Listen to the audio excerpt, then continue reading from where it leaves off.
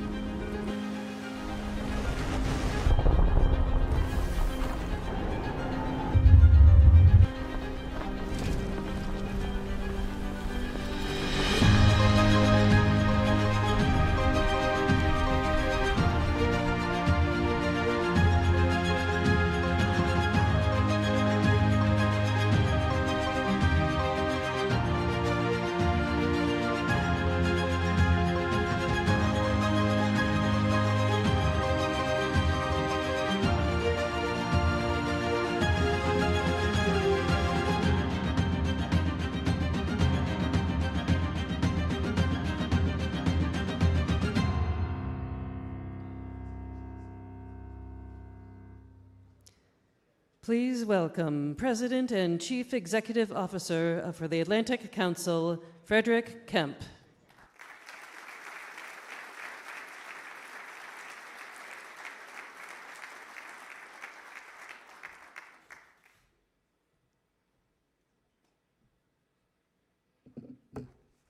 Wow, what a turnout. Thank you all for being here. And what an amazing opening clip. Your Excellencies, distinguished guests, ladies and gentlemen, and our virtual audience. And we have an audience from around the world, so good morning here in America, good afternoon in Europe, good evening in the Middle East, in the Far East. Welcome to the Atlantic Council Global Energy Forum. For those who joined before, thank you for returning. For those who are here for the first time, welcome. For those who are not familiar with this flagship Atlantic Council convening, for more than a decade we have sought to bring together leaders around the energy geopolitics, security, and technology transformations which are shaping our world. From Bucharest to Istanbul to Abu Dhabi, most recently Dubai, it is with excitement that we find ourselves this year in Washington, D.C. As I said, in the Atlantic Council's Global Energy Agenda report earlier this year, following a year when nearly half of the democratic world went to the polls, we saw a dramatic change in how constituents expect policymakers to manage energy affordability, economic competitiveness, and national security. There's a paradigm shift taking place across the globe, wherein new leaders from Washington to Berlin to Seoul to Abu Dhabi are shaping their national approach to the energy system with newfound enthusiasm for what it means to compete and to lead in the economy of the future. Energy affordability, industrial policy, innovation, supply chain management. These just sounded like words a few years ago, but now they're imperatives. They're increasingly the tools of choice to enable economic prosperity and national security. Our decision to bring the forum to Washington this year was reflective of how much this shift is reverberating in Washington, D.C. in the United States, and how the return of President Trump to the Oval Office has become a catalyst for change across the energy system as he implements a new strategy for energy, trade, and national security policy. What we are experiencing and what defines this moment in energy policy making around the world is the foundational role that energy and natural resources play in our economy. Whether that is energy's crucial contributions to industrial productivity and prosperity, the ambitions around the world to de-risk supply chains, to the surge of energy demand as a result of artificial intelligence, accessible, affordable, reliable, and sustainable energy flows are critical. AI in particular reflects the challenge of this moment in the energy system. Energy demand from data centers is reshaping the curve of how much energy we need to build the next generation economy. From molecules to electrons to photons, the resources and infrastructure needed to meet the AI moment is our defining challenge this year and in the years to come. At a gathering we had yesterday called ENACT, where we were partnering with ADNOC and XRG, Dr. Sultan, who I will introduce in a moment, said, "The AI energy nexus is not tomorrow's issue, it is today's imperative," and that's the urgency with which we all greet today. If we come together as leaders, however, AI can be the catalyst for a prosperous, secure, and sustainable energy system we've strived to build for so long. Yet even as we navigate new paradigms shaping our energy system, the issues which have defined the past 8 global energy forums still hold true. And this is the 9th. The geopolitics of an ever-transforming energy system, from the urgency of energy independence and diversification to the race to secure critical mineral supply chains, still define how we collaborate and how we compete. The opportunity of emerging technologies, from nuclear energy, to geothermal, to advanced carbon-based materials, to artificial intelligence, still offer solutions to transform how energy innovation contributes to our society. The role of finance and markets, from building the pools of capital for new energy infrastructure to addressing the impact of trade, protectionism, and sanctions on investment flows, still influence the manifestation of policy vision into energy action. That is why I'm thrilled to announce that this forum is a particularly important one, an opportunity to bring a community of the highest level business leaders, policymakers, and thought leaders to Washington for 2 days, an inflection point in the energy system. As you look around them yourself and see the quality of the people in this audience, a number of people in this audience, you understand how compelling these issues are and how urgent they are. New paradigms carry new uncertainties, but with the backdrop of an evolving energy system, those uncertainties can offer untold opportunities for new ideas, new leadership, and new solutions to craft a more stable, more secure, and a more sustainable future. It's our task over these next 2 days to identify those opportunities, build the partnerships, communities, and the pathways to seize them. And with that, it's time to get to work.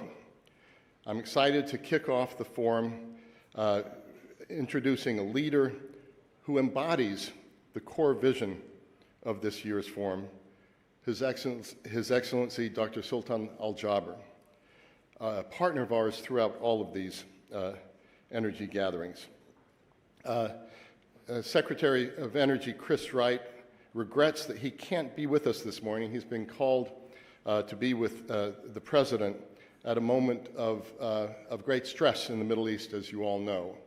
We'll be adding a panel at 10 o'clock to focus on the issues now swirling around Iran. And I think Secretary Wright's absence is a disappointment, of course. He did speak with Dr. Sultan yesterday at an ACT, but his absence is also underscores the importance of this moment and what's at stake. Dr. Sultan, you are one of the most significant thinkers and actors in the global energy space, and I would say now the global AI space as well. You're also a deal maker. Yesterday, it was announced that Australia's second largest gas producer, Santos, is intended to support an all-cash $18.7 billion takeover bid from an international consortium led by Abu Dhabi's national oil company and Dr. Sultan, which wants to grow a global gas business. And as I understand, though this company is Australian, this is also an Alaskan play as well. So congratulations. It looks like that's coming close to fruition.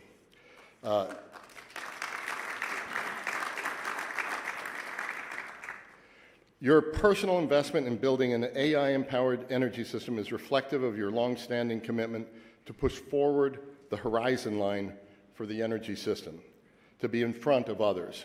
And I'm glad that you've made the trip to DC to help catalyze action for a secure and sustainable path forward to meet this challenge. Dr. Sultan, the podium is yours.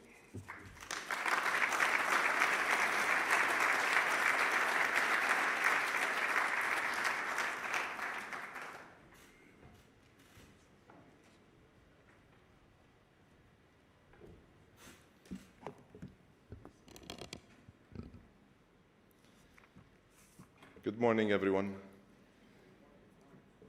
It is indeed a great pleasure to be back here in Washington, D.C., and it's a real pleasure to see so many friends, colleagues, and partners at this very important forum. Let me begin by thanking my dear friend and partner, Fred Kempe, for his commitment and his guidance and his support throughout the years. And allow me also to thank his team for working very closely with us and for hosting this very important and relevant forum. With your focus on energy security, economic competitiveness, and global prosperity, this forum could not be more on point. Colleagues, before I continue, allow me to address the evolving situation in our part of the world. The United Arab Emirates stands for dialogue, for de-escalation, and diplomacy. We call on all parties to show restraint, and we reaffirm our belief in peace over provocation, calm over confrontation, and progress through partnership and only partnership.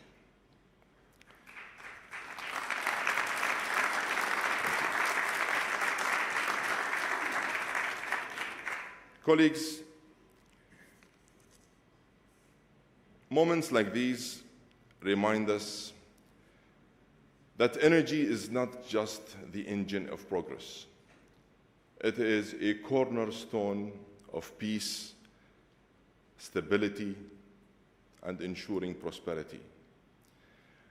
And as we stay committed to dialogue and diplomacy, we must also stay focused on the opportunities that lie ahead. Because while the world seeks calm, a new chapter in human progress is being written. And this chapter is defined by two simple truths. The first is that artificial intelligence is driving the next stage of evolution. And the second is that AI is driven by energy. In short, AI supremacy is essentially an energy play. And the race for AI is not just about code. In fact, it's about gigawatts.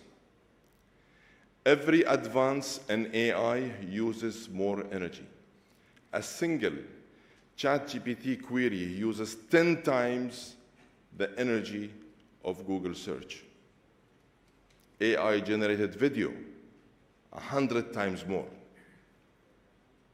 And we are now entering the era of the 1 gigawatt hyperscaler, where a single data center consumes as much electricity as a city of the size of Pittsburgh.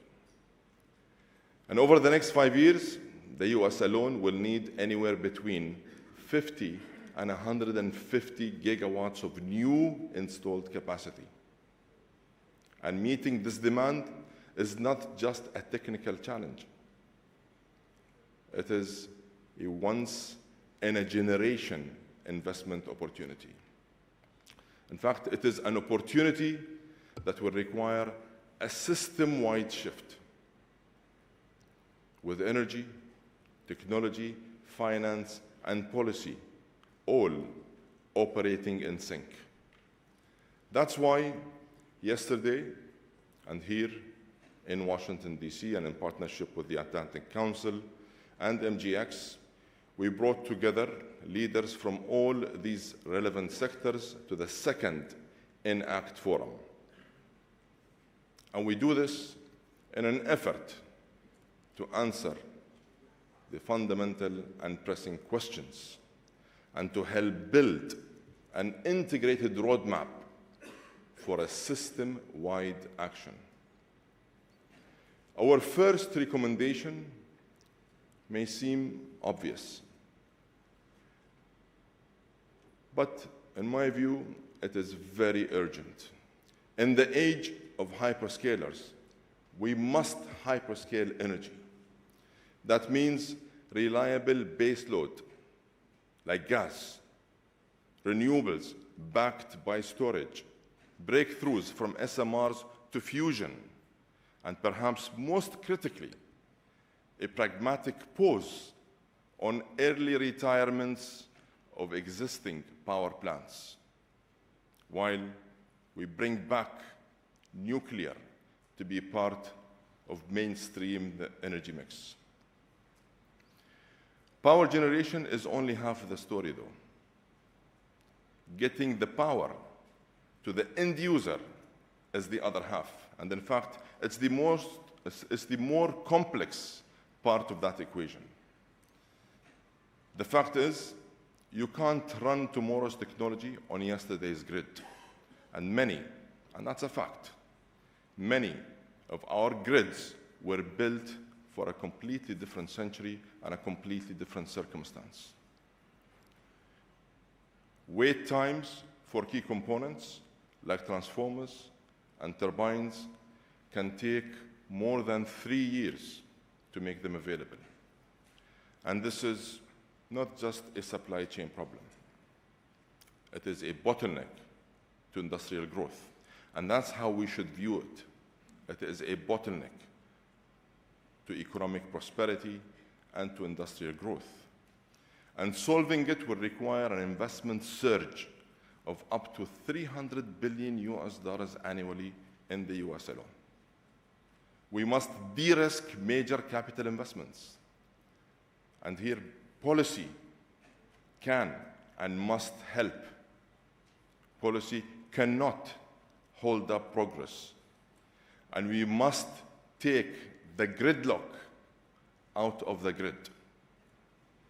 Currently, there are about 2,600 gigawatts of plant capacity around the world waiting for a proper grid connection.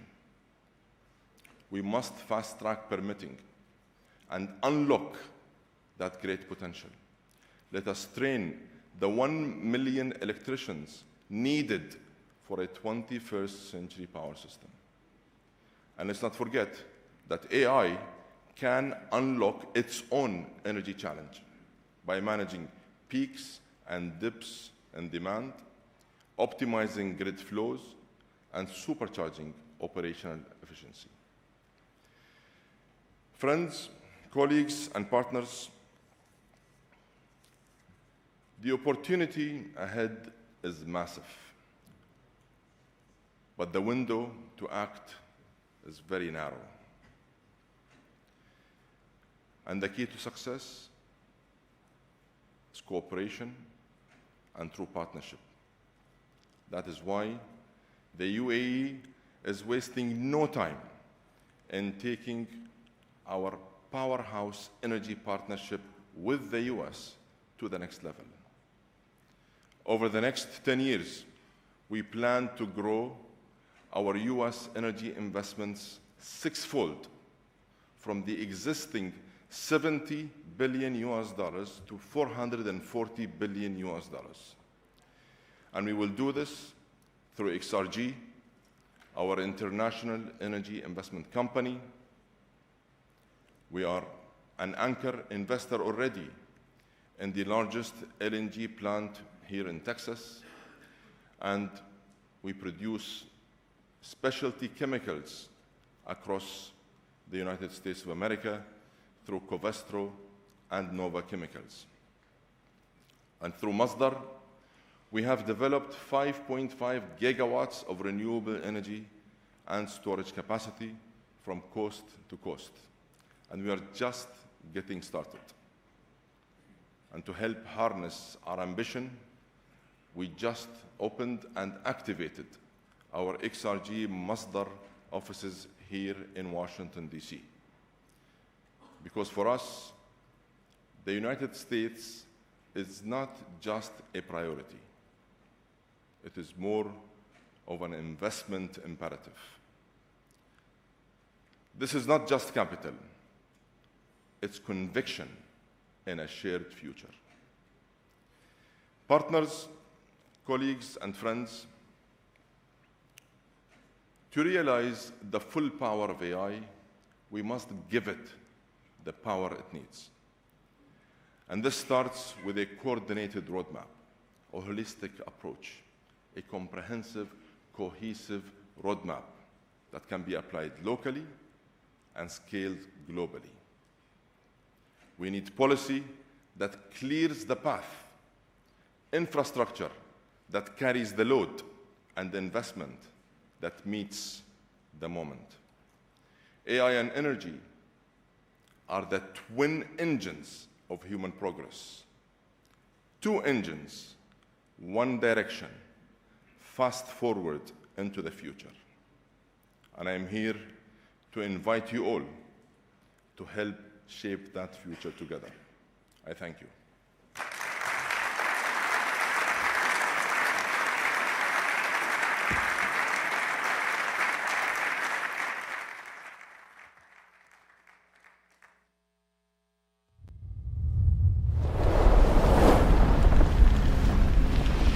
Well, you touched on a great point with energy. I think it's hard to overstate how important energy is to the future here.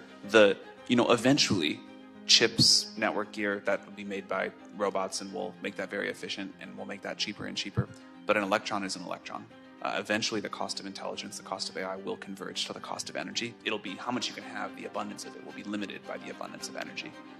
So in terms of long-term strategic investments for the US to make, I can't think of anything more important than energy.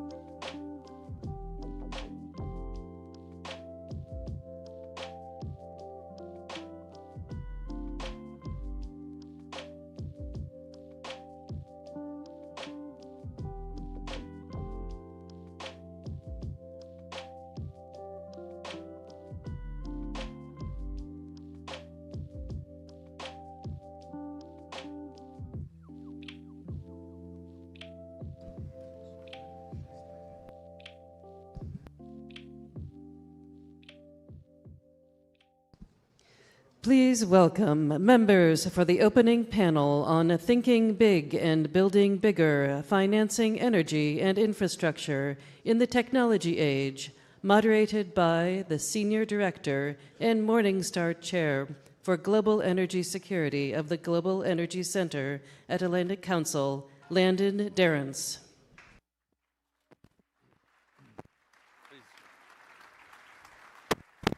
Well, good morning. I got to be careful with my step. Gentlemen. Thank you. Of course. Well, good morning and welcome to the, please have a seat, the 9th Atlantic Council Global Energy Forum and the first in Washington, D.C. Dr. Sultan, Fred, thank you for your wonderful opening remarks. We have a community here to talk about a critical issue, as you just saw on that clip. AI and energy are inextricably linked, and we have a community that can smash through the bottlenecks in the pursuit of progress.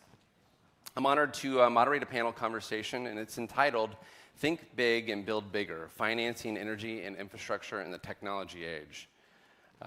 As Dr. Sultan said, AI is about gigawatts, and I'm joined by a remarkable group of leaders who are driving some of the most important shifts in how we think about energy, innovation, and infrastructure.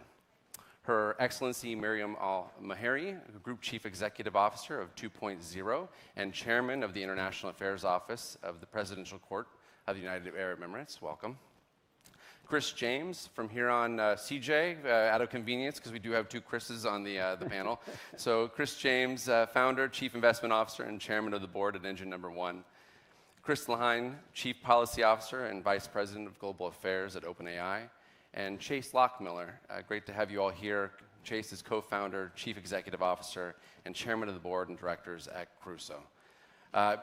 As we heard yesterday, Secretary Chris Wright and His Excellency Dr. Sultan hosted a community of executive leaders to discuss the global transformation being driven by artificial intelligence and the strategic choices that are required to align national security and competitiveness, starting with a reliable energy system.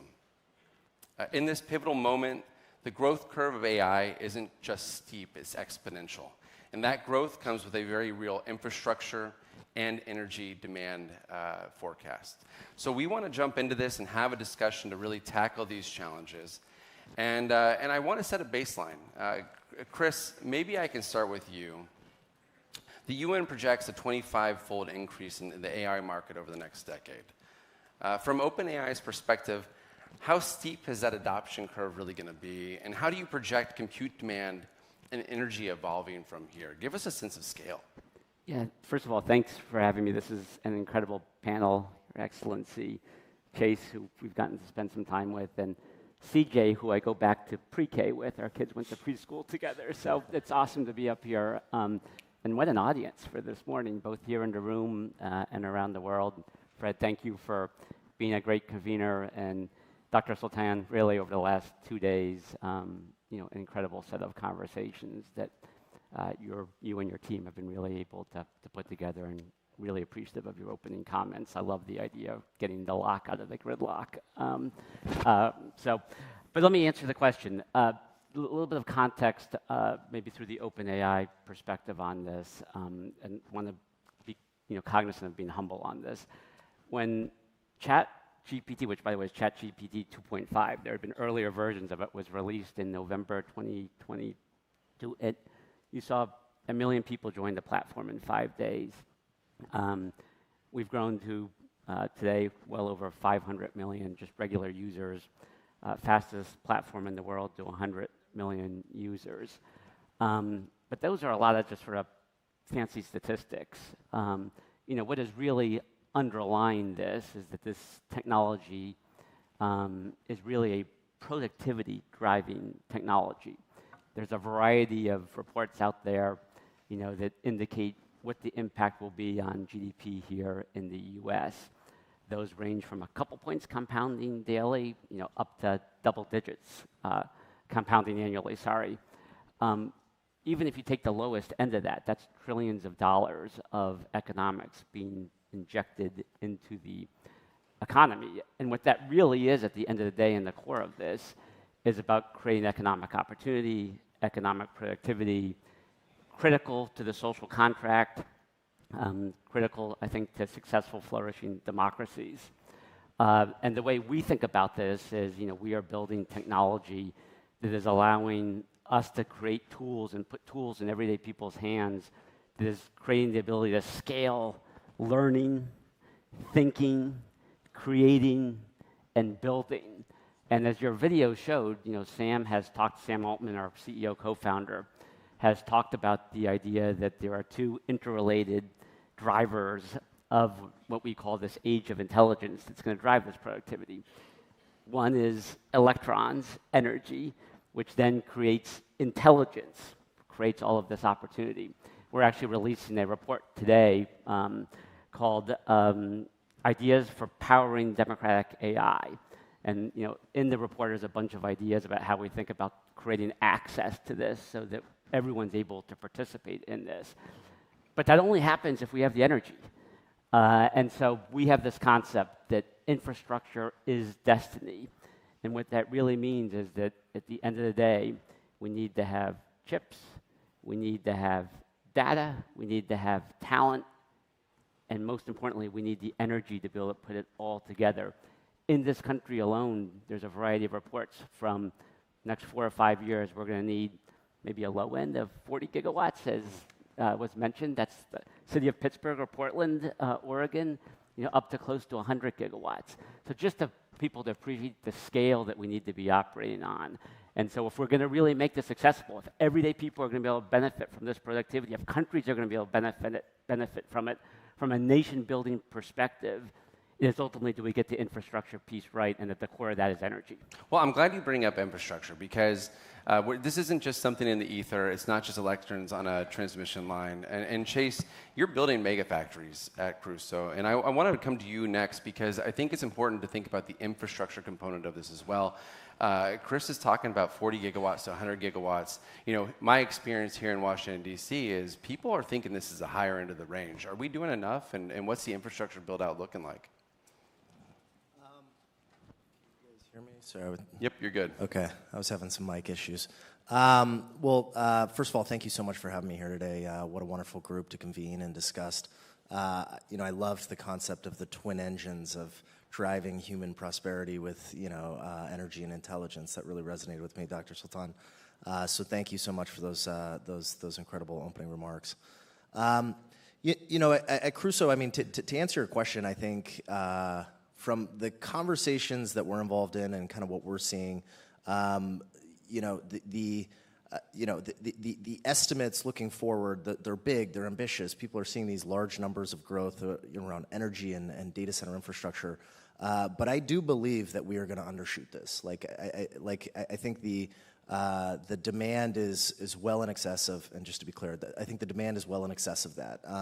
And the reason is we're at this incredibly pivotal moment in human history where for the first time in human history, we're effectively able to manufacture human intelligence, or we're able to manufacture intelligence. Prior to this, we had to do it kind of like the organic, farm grown, or whatever. You'd raise children and sort of teach them things and educate them over many decades, and then they could be intelligent beings that could contribute productively to society. But now we can manufacture intelligence and create and usher in this new era of abundance that's driven by energy and intelligence. And what's special about that, I think, is number one. I think just kind of in light of some of the conflicts going around the world today. I think it will usher in a new era of abundance but also of peace and prosperity. With abundant energy and abundant intelligence, I think it will just make geopolitical conflicts ease quite dramatically, just because folks will have access to enough. And I think from our perspective, what we're seeing at Crusoe and in great partnerships with folks like OpenAI is that there is a convexity to this overall demand. Where as the tools get more useful, people use them more, and as they become more cost-effective, the utility of them rises. And sort of while we're able to manufacture intelligence, the cost of it may be high today. That's going to come down over the course of time as silicon technology gets more efficient, as power becomes more abundant to enable this technology, and the marginal cost of intelligence will shrink dramatically. As that unfolds, demand is going to skyrocket. This is this whole notion of Jevons paradox, where as something becomes cheaper, demand for it, really skyrockets. So, I think we're at a very, very interesting moment of inflection, and Crusoe's excited to help support delivering this new era of abundance of both energy and intelligence. Well, I want to go to one last element here, CJ, with you before I go to Her Excellency, and that's about conversations we personally had, connecting some of the dots here about the strain that we're seeing with utilities and the power grid in the near term, and frankly even the medium term. You've talked about it being a heavily regulated industry, not set up to move at the pace we need it at, and so as a company founded on breaking down bottlenecks, I want to hear your thoughts on just how you're sizing up the current choke points and the consequences of moving the capital into the sector at pace and scale. Sure. And again, Atlantic Council, thank you very much for having us. Dr. Sultan, thank you for the idea of bringing excitement back to energy. So if we step back, the energy system is a very linear system. The demand for compute driven by AI is exponential. And the industry set up in the US, the regulated utilities, is set up to manage very linear growth. What we have today is something that the industry itself is just not set up for. For example, even if you want equipment, you have to put down huge amounts of dollars to reserve those slots. You have to get approval from the PUC first before you can actually go ahead with the project. So these little bitty things that exist are huge bottlenecks to us building out the infrastructure. So we're going to have to see some changes on the policy side in order to break those down. We also have issues like credit support. Credit is a huge issue when you're building in a single site. Imagine a gigawatt is roughly, say, 3 billion of power, 15 billion of powered shell, $43 billion of GPUs. You're talking about 60-something billion dollars in 1,000 acres. How do you ensure this? There are an enormous amount of bottlenecks that exist to growing at the pace we need to grow in the US. And first, we need to be able to have the ability to build and sell directly to data centers. Ohio is a state that passed this law a while ago, a few months ago, that allows you to do this, and this is why we're seeing such large-scale build happening in Ohio. We have the demand side of AI loads is unlike anything we've ever seen before. We have huge variance on this, and it causes all sorts of issues on the grid unless we design a purpose-built system to actually drive the electrons to these AI data centers, these AI factories. And so capital formation is going to actually happen, but we have to see some changes in order to allow that to actually take place. I think that this is an area very ripe for innovation across the entire power stack. We're going to use these AI factories to drive middle-class jobs across, Dr. Sultan mentioned electricians. If you've been to the Crusoe site where you have 3,000, soon to be 5,000 people pulling electricians from, what is it, 34 states? It's 28 states. 28 states. Yeah. This has the power to drive an enormous amount of reindustrialization in the US, driven by the digital infrastructure, but will proliferate across the rest of the country. But we have to change some of the regulations that exist in order for us to do that. Private capital will flow into this area, as we've seen from earlier comments, but we have to do a few bottlenecks. We have to break through those in order to allow that to actually happen. Well, before we deep dive some of those regulatory changes and actions that we can take, I want to go to Your Excellency, Mariam. When I think about the relationship between the U.S. and UAE, it's robust and vibrant, but I also think about our UAE partners having done this forum so many years in Abu Dhabi and Dubai, about the international nature that you're thinking about, that you're bringing investment to the United States, that you're investing in Australian companies. And so, contextualize some of the challenges that we're discussing here with that framing. Compare the international trends with the U.S. trends for us. Thank you so much. First of all, great to be here with Chase, Chris, and CJ. Thank you so much, Fred, Dr. Sultan, for convening us. So, Landon, when I think of creating these kind of AI clusters, and this is when you look about global partnerships and going cross borders, there's certain elements that regions have to combine. That is strategic investment in AI infrastructure. It is ensuring that that region has abundant energy resources. And also, you're looking at nations that have robust and ambitious national digital agendas.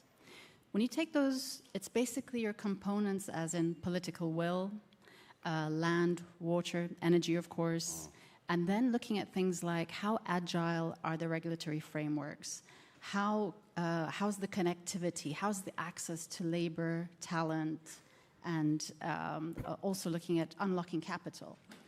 And so when you look at our country, I think if you look at all those ingredients, we tick the boxes everywhere. And that's why we're so happy with the partnership with the US, Microsoft injecting $1.5 billion in G42, our AI powerhouse, and now with the recent visit of President Trump to the UAE, announcing the AI cluster. And if you think about what that is, this is a 5 gigawatt or up to 5 gigawatt of AI-optimized data center power. And the first phase is going to be online in 2026. And if you just think of what that's going to do to take this transformation that we need, and as Dr. Sultan mentioned, for this mega transition, we need a transformation in the energy side as well. And what the UAE has done over the years, I mean, we have the Al Noor Abu Dhabi solar park at 1.2 gigawatts. We have the Mohammed bin Rashid Al Maktoum solar power at 3.6 gigawatts. We have the nuclear power plant Baraka at 5.6 gigawatts. So when you think about what we've built over the years and the partnerships that we have built, we have, again, built the bridges, built the right ingredients to help with this transformation. And we're extremely excited with this partnership because for us, again, to move the needle on any transformation when it comes to AI, to make AI a strategic utility, something like the internet, we need these partnerships and we need the ingredients that I mentioned. When we look at AI in the context of the US and UAE, all of that really makes sense to me. And I want to talk about pace, though, in terms of why do we have to have urgency around this? And you talked about a lot of the framing in terms of how there can be timeliness in getting these done by 2026. But Chris, if I could go back to you and think about, is there a need for competition? Is there a competitive urgency to this? And if so, why? This is ultimately a geopolitical forum. And as I think about it in conversations we've had, particularly between the US and China, what is propelling this sense of urgency, and why do we have to act quickly? Yeah, Landon, great question. Let me begin by, this is a really smart crowd, so I want to maybe do a quick pop quiz, if I could, which is how many folks in this room have read a book that came out mid to late 90s called Guns, Germs, and Steel? Let's see, a raising of hands. Okay, I sort of raised my hand halfway. It was a very thick book. So I will not acknowledge whether I actually finished the entire book. But the conceit of the book was this idea that countries that are able to harness their natural or national resources, are countries that get a competitive technological advantage, and then that plays out in geopolitics. And as we sit here today in this moment, regardless of your particular perspective, at the end of the day, there's really two countries that can build AI out at scale, and that is the United States and the People's Republic of China. And as we're here at the Atlantic Council. I think of, I sometimes play a technologist on television, but I was a history major in college, so I sort of go to history and references. But I think of something like Bretton Woods. 1944 sort of creates a framework for capitalism, pushing democracy, creating the financial pipes for the world. I think we're in a similar moment right now in terms of the pipes and pathways around AI. We've talked about that this is ultimately a productivity opportunity driving technology. And which of those two countries are going to end up building the pipes for this intelligence age? Because whichever one does is going to end up really informing the values of how AI looks going forward. And so we really think about this, in terms of small d democratic AI versus autocratic AI. And when I say democratic AI, that's really ultimately getting at the idea that you're putting this technology in people's hands, in governments' hands, in nations' hands to be able to drive that economic productivity and opportunity. And what stands behind that, right? That is a teacher using this to help educate a kid, so that kid will have more opportunities. That's a government worker saving time and doing a better job of actually serving their constituents. That's the national labs here in the United States using our technology to do research that would have taken 6 months or a year down to a couple weeks, if not days. And so, we do believe as we move forward that it's incredibly important that the U.S. be playing a significant role in trying to help support the building out of small d democratic AI. And we've done two things, really specific to that. The first is a project here in the U.S. This overlaps with Crusoe, which is a $500 billion project called Stargate, which is to ensure that our country has enough AI to make sure that we're creating that access, both economic competitiveness and national security perspective. But then also something called Open AI for Countries, which is an effort to work with different countries around the world. Could not be more excited than the announcement that we made a couple of weeks ago. We have friends here in the room who helped make it happen with the UAE, where, as you noted, Her Excellency, 200 megawatts coming on within the next year. Ultimately, the overall project is 5 gigawatts. We're going to hopefully do 1 gigawatt within that. But what that technology is going to do, and you all are thinking about this, help the transportation industry, healthcare industry, education industry, right? It is that nation-building technology and really help position country as we go forward. And I do think we need to, as a country, the United States needs to start thinking about that as a geopolitical holistic strategy. You know, I'm going to come to both Chase and then Her Excellency here on the same topic, which is, you know, Chase, you prescribe to this idea that there's an urgency, an economic imperative, a security imperative, governance imperative that the United States needs to win. You've already articulated the challenges that we're having in terms of building out the infrastructure, that we need to have greater urgency there. What do we do about it? And what happens if we lag in deployment? Yeah, so I think what's so special about this moment in time is that just the span across the economy of this effort required to achieve our goals, right? So we have researchers at OpenAI that are working on cutting-edge modeling techniques, but it spans so much deeper than that, right? From the blue-collar labor force, the electricians, the plumbers, the mechanics, the truck drivers, the construction workers that are making this happen. You know, as CJ mentioned earlier, we have over 3,000 workers on site in Abilene, Texas, building this 1.2 gigawatt AI factory for OpenAI. We're working 200,000 man-hours per week just on that site per week. So a lot of just blood, sweat, and tears is pouring into making this a reality. Beyond that, you have the whole silicon supply chain. Like EUVs and our partners at NVIDIA, and all of the incredible technology going into that, and continuing to push humanity forward across the entire silicon stack. You have the entire energy stack, right? Building new power plants. The U.S. has gotten into such a stagnant moment in terms of, as so many things got more efficient, we're sort of seeing the first really big acceleration of demand on the energy sector, which is we're having to dust off the old playbooks of sort of how do we actually scale the energy infrastructure needed to meet society's demands.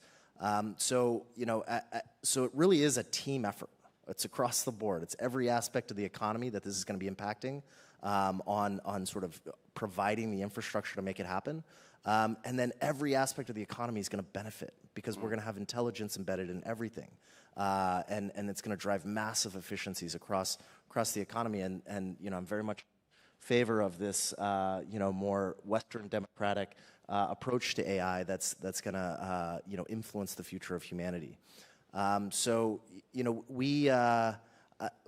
one thing I'll touch on just real quick, though, is sort of all of this requires capital, right? So when you look at what we're doing in Abilene, we announced a $15 billion project capital that we put together with private capital resources in partnership with Blue Owl, JP Morgan, Bank of America, a number of other syndicate banks that help support that. But when you have this really interesting moment in time where OpenAI is sort of helping lead humanity forward, and sort of the world forward in AI, and yet it's a privately held company that doesn't have an investment grade credit rating, right? And so how do we actually think about funding the capital needs and getting the capital support? I think it's going to require the support of governments. It's going to require support of a lot of different agencies and private capital resources to actually fund the capital investments needed that are needed for this big infrastructure build out, because these are decades-long infrastructure that's needed to support this future era of intelligence. And I think it's a very interesting opportunity for this public-private partnership. Your Excellency, these gentlemen just articulated a competitive environment. I mean, you don't think about this in the context of U.S.-China if this isn't about competition and winning. And this puts UAE squarely in the middle of some of these conversations. You talked about the successful visit by President Trump to Abu Dhabi. How are you balancing these partnerships, and how do you see the AI race playing out when you have to discuss the impact of chips and access to some of these technologies to be both a leader here as you invest in the United States, but also a leader back at home? So we've clearly made it clear to everyone that we're partnering with the U.S. on this AI era and this AI transformation that we're going into, and that we really need to hyperscale everything around it. This is an ecosystem approach. And if you look back home, I mean, 2.0, the company that I'm heading, is really about being an AI enabler. So we are in the cable manufacturing, much like what you're doing, Chase, here in the US. So cable manufacturing, transformers. The beauty about 2.0 is that we're across the supply chain, and everything from mining, critical metals and minerals, all the way up to power generation. So being a global investment platform headquartered in Abu Dhabi, we're working globally. Now, when you look at the partnerships that we've built, and particularly now with the US, the whole idea, again, is scale. And it's so important to understand that time is not on our side. We need to scale, and we need to scale fast. And this is why Dr. Sultan, for example, and Fred have convened everybody here. We had the Enact yesterday. This is about discussing where are the bottlenecks so that we can basically unlock them, get capital flowing into hyperscaling energy so that we can hyperscale AI. Private sector, public sector, consumers all have a role to play. Again, the essence of time and urgency is really critical here. It's so important that we work together to ensure that we're building AI to standards that are important for humanity. And this is why we're always emphasizing partnership. And of course, the AI cluster in the UAE, and we've got partners such as OpenAI, NVIDIA, Oracle, Cisco, SoftBank. I mean, just think about the essence of everybody convening to really do good for humanity. And that's why we keep emphasizing these partnerships and keep saying we need to talk and we need to action quickly. Is it safe to say then that the UAE is going to build those standards and those partnerships with the United States? And do you feel that that is at tension with other global opportunities, or is there a balance there? We are, and the whole idea is bringing everyone to the room and discussing it together. Right. So this is going to be more dialogues, again, more enact. Dialogues and more enact, and of course, again, I emphasize the essence of time as well. It's really important that hopefully in the next enact, there will be clear indications of things that have happened. I mean, I'm feeling just from yesterday, just sitting with the folks here, there's a lot of regulatory bottlenecks here in the US. And the UAE is coming in and saying, we want to partner with you. We want to scale everything up. But of course, there's certain things that have to be unlocked here first so that we can quickly go at scale. But of course, we're coming in to make sure that you also know that you've got a partner in the UAE to say, we're here to support you in this journey. Let's pivot to that in action. And CJ, for you, how do we turn technology imperatives into progress? You know, what mix of private sector innovation and nimble policy do we need? I don't want us just to identify a problem and talk about the urgency. I want us to really think about solutions, and I'd love your insights on that. Sure.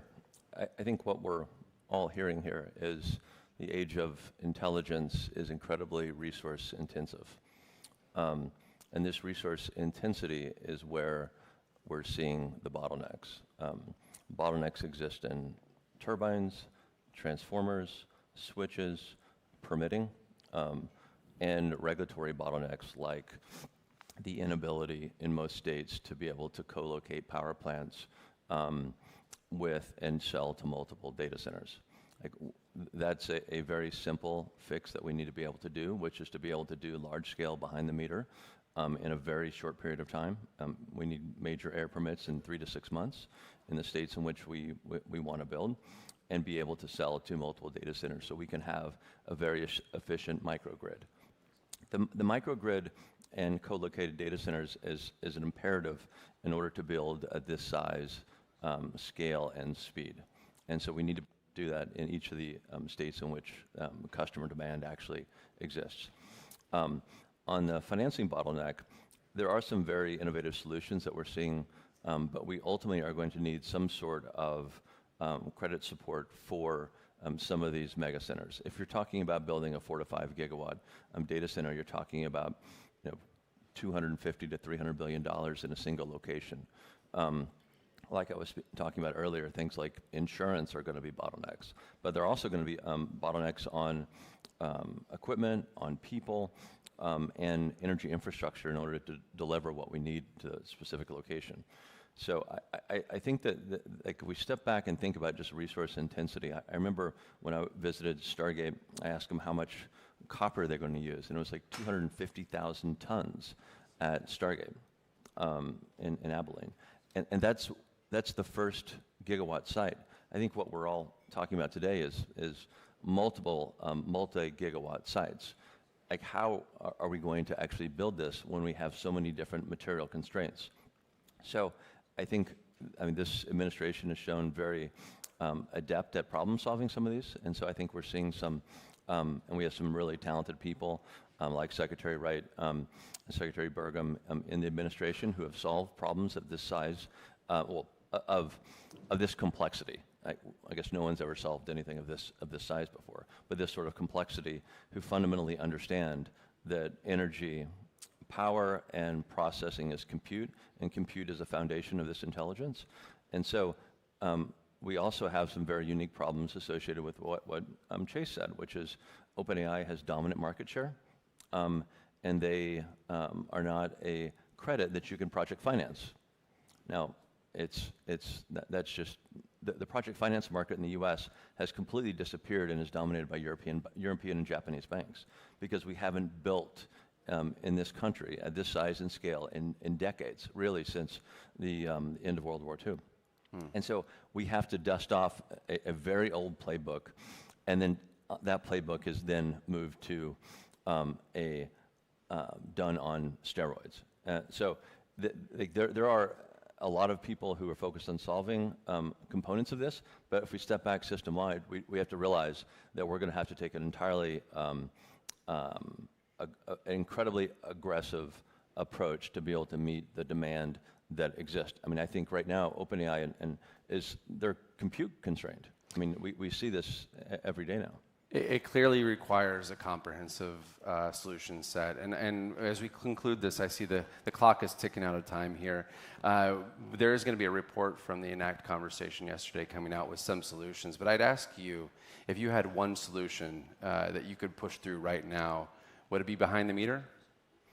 It would be the ability to build a power plant behind the meter and build a private microgrid that does not need have to go through regulatory approval with each of the PUCs. Chris? I'm going to take it up a level. It is a mindset. You were doing a little bit of the history lesson. By the way, every time I spend time with CJ, I learn things. He gave me a whole tutorial once on nickel and where nickel is sourced from. But look, you were touching on the history of this country. I'll try to be brief, but I'll tell a quick little story if I could, which is late 1800s. I know we're short on time. England develops the combustion engine, first cars. They pass a law called the Red Flag Law, right? Red Flag Law basically required that there had to be two people in the car, right, in case something happened with the car, and someone walking out front with a red flag that pulled the car over so that the horses could continue to go past the car, right? You move forward 20 years, the United States, Detroit, takes the combustion engine, works with the federal government, state government, private sector, stands up the U.S. auto industry, a straight through line from there to the arsenal of democracy, 20th century becoming the American century. This country is at its best when it thinks big, acts big, and builds big. And we need to get back to that. You go to Abilene, 3,500 people working on that, hard hats, sometimes scaling up to 5,000. It's horizon to horizon. It is mind-boggling to see. This country can do that. The UAE is thinking about it this way and moving in that direction. Like, it's really a mindset. Do we have the ethos to get back to building big? If we do, we can do it. All right, Chase, we got to go quick. For me, it's the financial side of this. I think there's two major opportunities, which is one, the credit support to help. I think the private sector is really good at moving quickly and building quickly. Like, we know how to do these things. We know the goal. We can do it. We have the technology. We have the people. We have the ambition. We even have the capital, but we just need the credit support on the offtake. And then And then the other piece is the insurance. Like, we're insuring these projects that, I mean, when we put a shovel on the ground in Abilene, there was never a data center in Abilene. We created a gigawatt scale data center market in Abilene. Going to the global insurance market and saying, hey, we need full replacement cost on, this tens of billions of dollars of invested capital here. There just wasn't necessarily an insurance market for that. So we had to think creatively about doing it on this first project. But I think there's a major opportunity for public-private partnership just on the backstop, not even on the actually asking for handouts of capital. It's just in the tail risk scenarios. So, Your Excellency, Miriam, we have streamlined policy and ethos and financial capital flows. What's in your 100-day plan? Urgency. So think big, think fast, and we need to do this together. Well, I thank each of you, and I would ask the audience to join me in thanking them for these insights on such a critical issue. Thank you so much.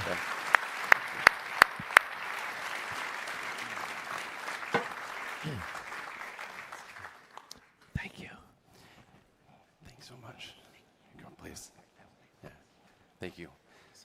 Thank you. We'll go this way. CJ, thank you. Yeah, thanks a lot. Appreciate it. Okay, as we go from one of the major issues of the day and thinking about the technology era that comes with energy and AI, we now take it to the current time frame.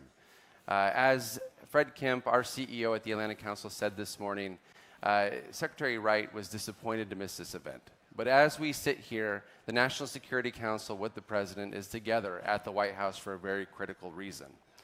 For that purpose, we thought it would be appropriate today to pull together a few experts on Middle East policy.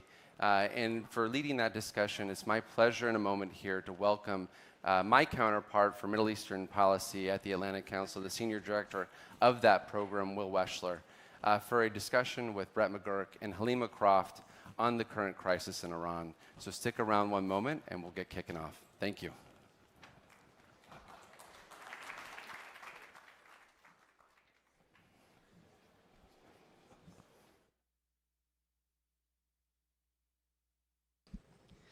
Please welcome the members for the Fireside Chat on the conflict in the Middle East, moderated by the Senior Director of the Atlantic Council's Rafiq Hariri Center and Middle East Programs, William F. Wechsler.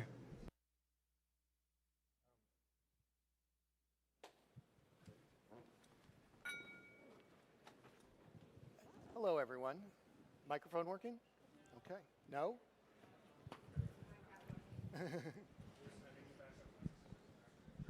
Is this better? Yes. Okay. Thank you for, once again, for everyone being here, being part of this discussion. It's quite important, and it comes at, of course, an absolutely critical moment for those of us who spend our lives caring about the geopolitics and stability, security of the Middle East. So we're going to have a 30-minute discussion here with two of the most well-positioned people to give us their views on what's going on now and what we should expect. From my own point of view, I just want to lead off by saying I see 4 real scenarios going forward. A great scenario, a good scenario, a bad scenario, and a terrible scenario.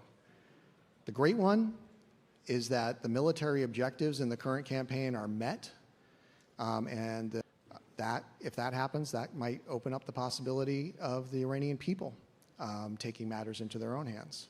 The good scenario is that the Iranian regime comes back to the Trump administration and wants to do a deal on eliminating their enrichment of their nuclear program. A bad scenario is the military objectives are not met and Iran goes nuclear. And a terrible one is that the region is in war, which could involve the United States. So the 2 people that I have here to discuss are Brett McGurk, who has joined the Atlantic Council recently as a distinguished fellow working on our Middle East programs and our N7 initiative, a joint partnership of the Atlantic Council and Jeffrey M. Taupin's Foundation. And Helima Croft, the head of commodities at RBC Global and the head of the Middle East there as well. We're going to talk about security and energy issues here today. Let me start with you, Brett. Tell us what as we sit here, the people in the Trump administration are gathering at some point today in the Situation Room to talk about what the options are for the United States to advance the good scenarios I talked about and minimize the risk of the lower scenarios. You've spent more time in that Situation Room than anybody I know talking about these issues. What would you be telling the president today? Well, is this working? No. Okay. Well, thank you, and congratulations, Atlantic Council, Landon, and everyone setting this up. And it's great to hear from Dr. Sultan this morning, and Fred, great to see you. I caveat comments on what's happening to say, if anyone tells you they know exactly where this is heading or making kind of bold predictions, they don't know what they're talking about. This is truly a completely unprecedented situation. It flows out of the events of October 7th. I'm happy to kind of talk about the broader strategic context, but you asked a specific question, so let me get to it. If I was in the Situation Room right now, I think from the White House perspective, we have three immediate objectives. Number one, obviously you want to protect Americans, and we want to help defend Israel. That is like first priority. So making sure we're surging defense, interceptors, everything. I've dealt with that an awful lot in the last year when I was in the White House. That's number one. Number two, try to contain this to Israel and Iran. Avoid a broader regional escalation. I think that's actually a very achievable objective. So far, I think that's going fairly well. Something we dealt with every day, every hour from October 7th on. I don't know how many predictions of uncontrollable regional war there have been since October 7th. There has not been an uncontrollable regional war because of what the United States has done, frankly, consistently, day by day, hour by hour, month by month. Number three, I think you want to be working with the Israelis to ensure a focus on their declared objectives and avoid a mission creep scenario. Their declared objectives are dismantlement of the nuclear program and the missile program. So those are kind of the three immediate objectives. But on the third one, it's very important because we know an awful lot about this. The Iran nuclear program has been a vexing challenge across administrations, and the Rubicon here has been crossed, and I think we'll mention this. One of the worst outcomes would be this kind of ends with the main enrichment facility in Fordo intact. And let me say a little bit about that, because there's a lot of focus about what is Israel doing, why, but Iran has made a series of fateful strategic miscalculations from October 7th on. It decided after October 7th to basically support a multi-front war against Israel. And I lived through this and watched the whole thing. They turned on Hezbollah to open a northern front. They turned on the Houthis to open a southern front. They supplied the militias in Iraq and Syria to open additional fronts.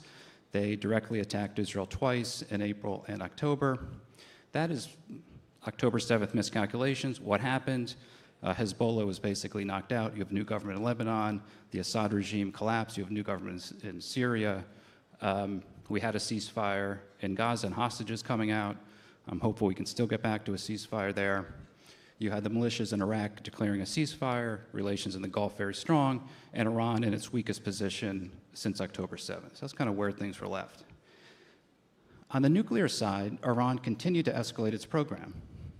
And just last week, the IAEA came out with this comprehensive report that was asked for last year and found a flagrant, what was the word, egregious failure of Iran to live up to its nuclear commitments, and focused a lot on Fordo. In Fordo right now, buried into a mountain, there are 10 cascades of very advanced IR-6 centrifuges. That cannot be left intact. And I think the way the White House sees this, and the policy right now as I read it, is the White House offered a deal to Iran about 6 weeks ago. I don't know every detail. It's described as a very fair deal, but that would basically give the world confidence that Iran is not and will not ever move towards a nuclear weapon. And Iran not only did not really respond to that, it actually escalated its nuclear program in the face of this, including just last week saying they're going to feed fuel into the Cascades in Fordo and actually open a new underground enrichment facility. So Iran has just made these series of miscalculations. And I used to lead this channel in Oman with the Iranians and told them repeatedly, if you keep this up, it's inevitable, somebody will take care of this problem. And that's kind of where we are. So right now, Iran has a choice. I mean, Abbas Araghchi, the foreign minister of Iran, can call Steve Witkoff, President Trump's envoy, and say, you know, I looked at the offer you put down 6 weeks ago. Actually, it's pretty good. I think we're going to take it. And I think this crisis would be over.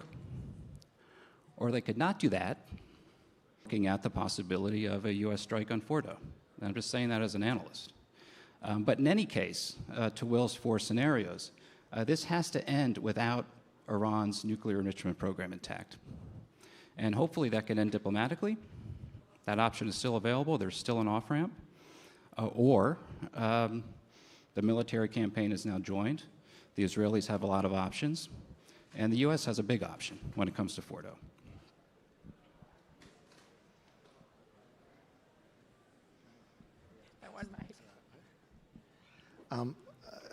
Thank you very much for that, Brett. Helima, I want to turn to the energy markets. The energy markets don't seem to have built in the risk that of some of the scenarios that I and Brett were talking about.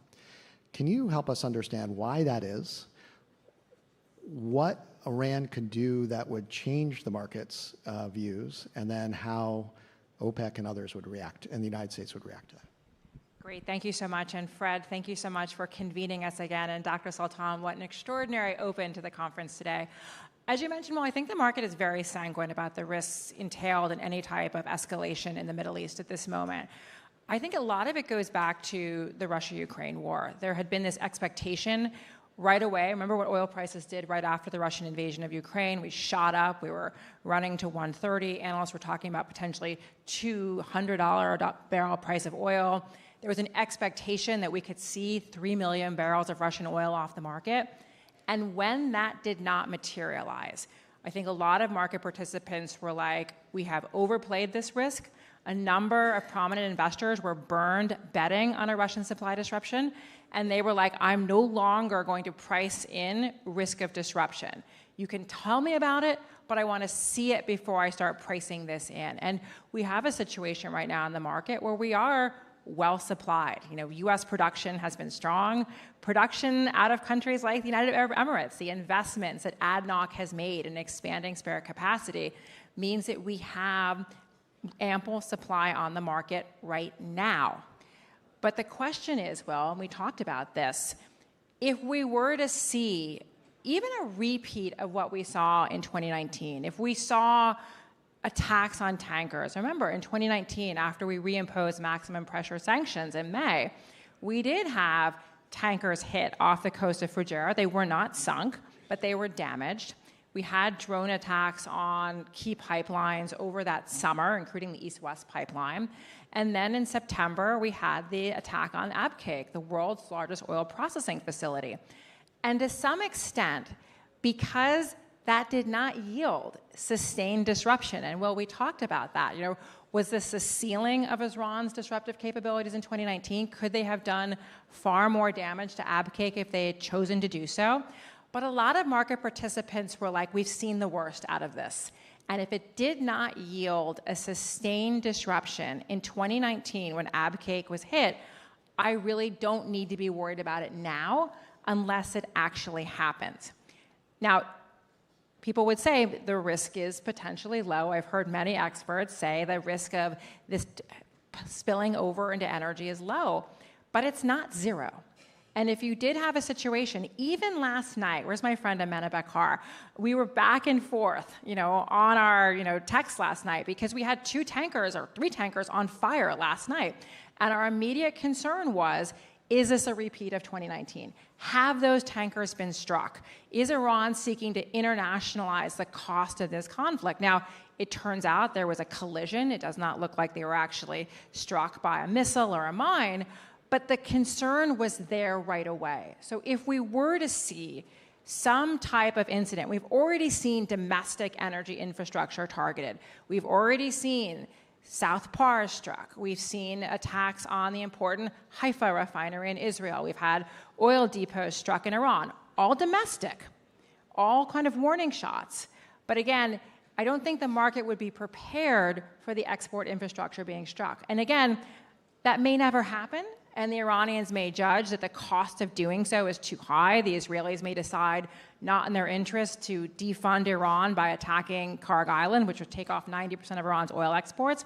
But again, the risk isn't zero. And if you were to have something, even though we're sitting at $75 today, if you were to have just a repeat of anything we saw in 2019, we would move materially higher. Now, the question about OPEC, I don't think OPEC is looking to add barrels to the market this time because of this situation.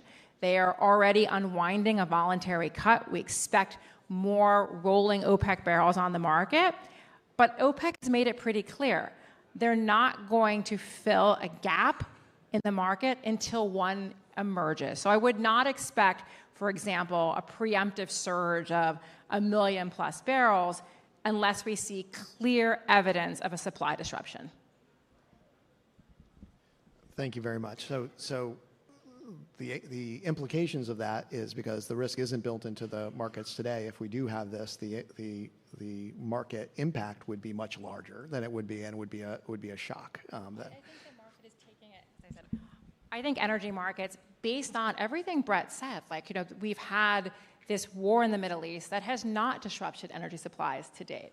Again, the clearest one was what happened with Russia-Ukraine, where people were really thinking, are we going to do to Russia what we did to Iran in terms of secondary sanctions? I mean, we did a lot of work, though, to prevent a Russian disruption. Again, massive releases from the SPR, carve-outs in terms of energy sanctions.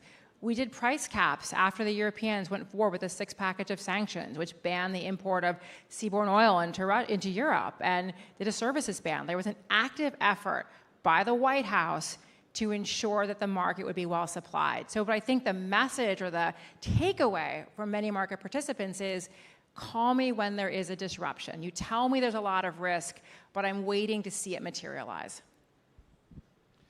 No, thank you very much for that. Brett, I want to come back to you. The issue, as you alert to, is Fordo. That's the question. That's what's going to be on the mind of President Trump. You served President Trump in his first term. You've been in the Oval Office with him. He's made absolutely clear over a long period of time that he doesn't want a war with Iran. What's different now? What would cause him, in your mind, to make that decision? And what are ways that that events could unfold that would make it more likely?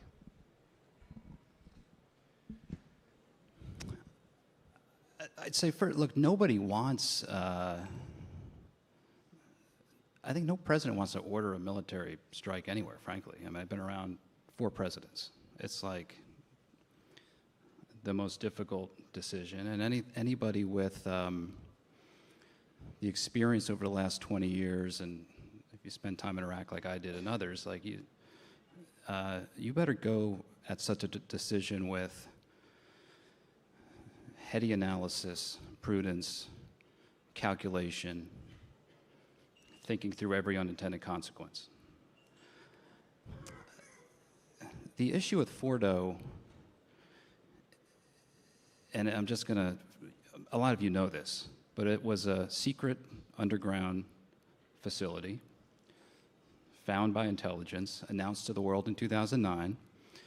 The JCPOA had a lot of problems. It did say no enrichment in Fordo till 2030. After the JCPOA, the U.S. left the JCPOA.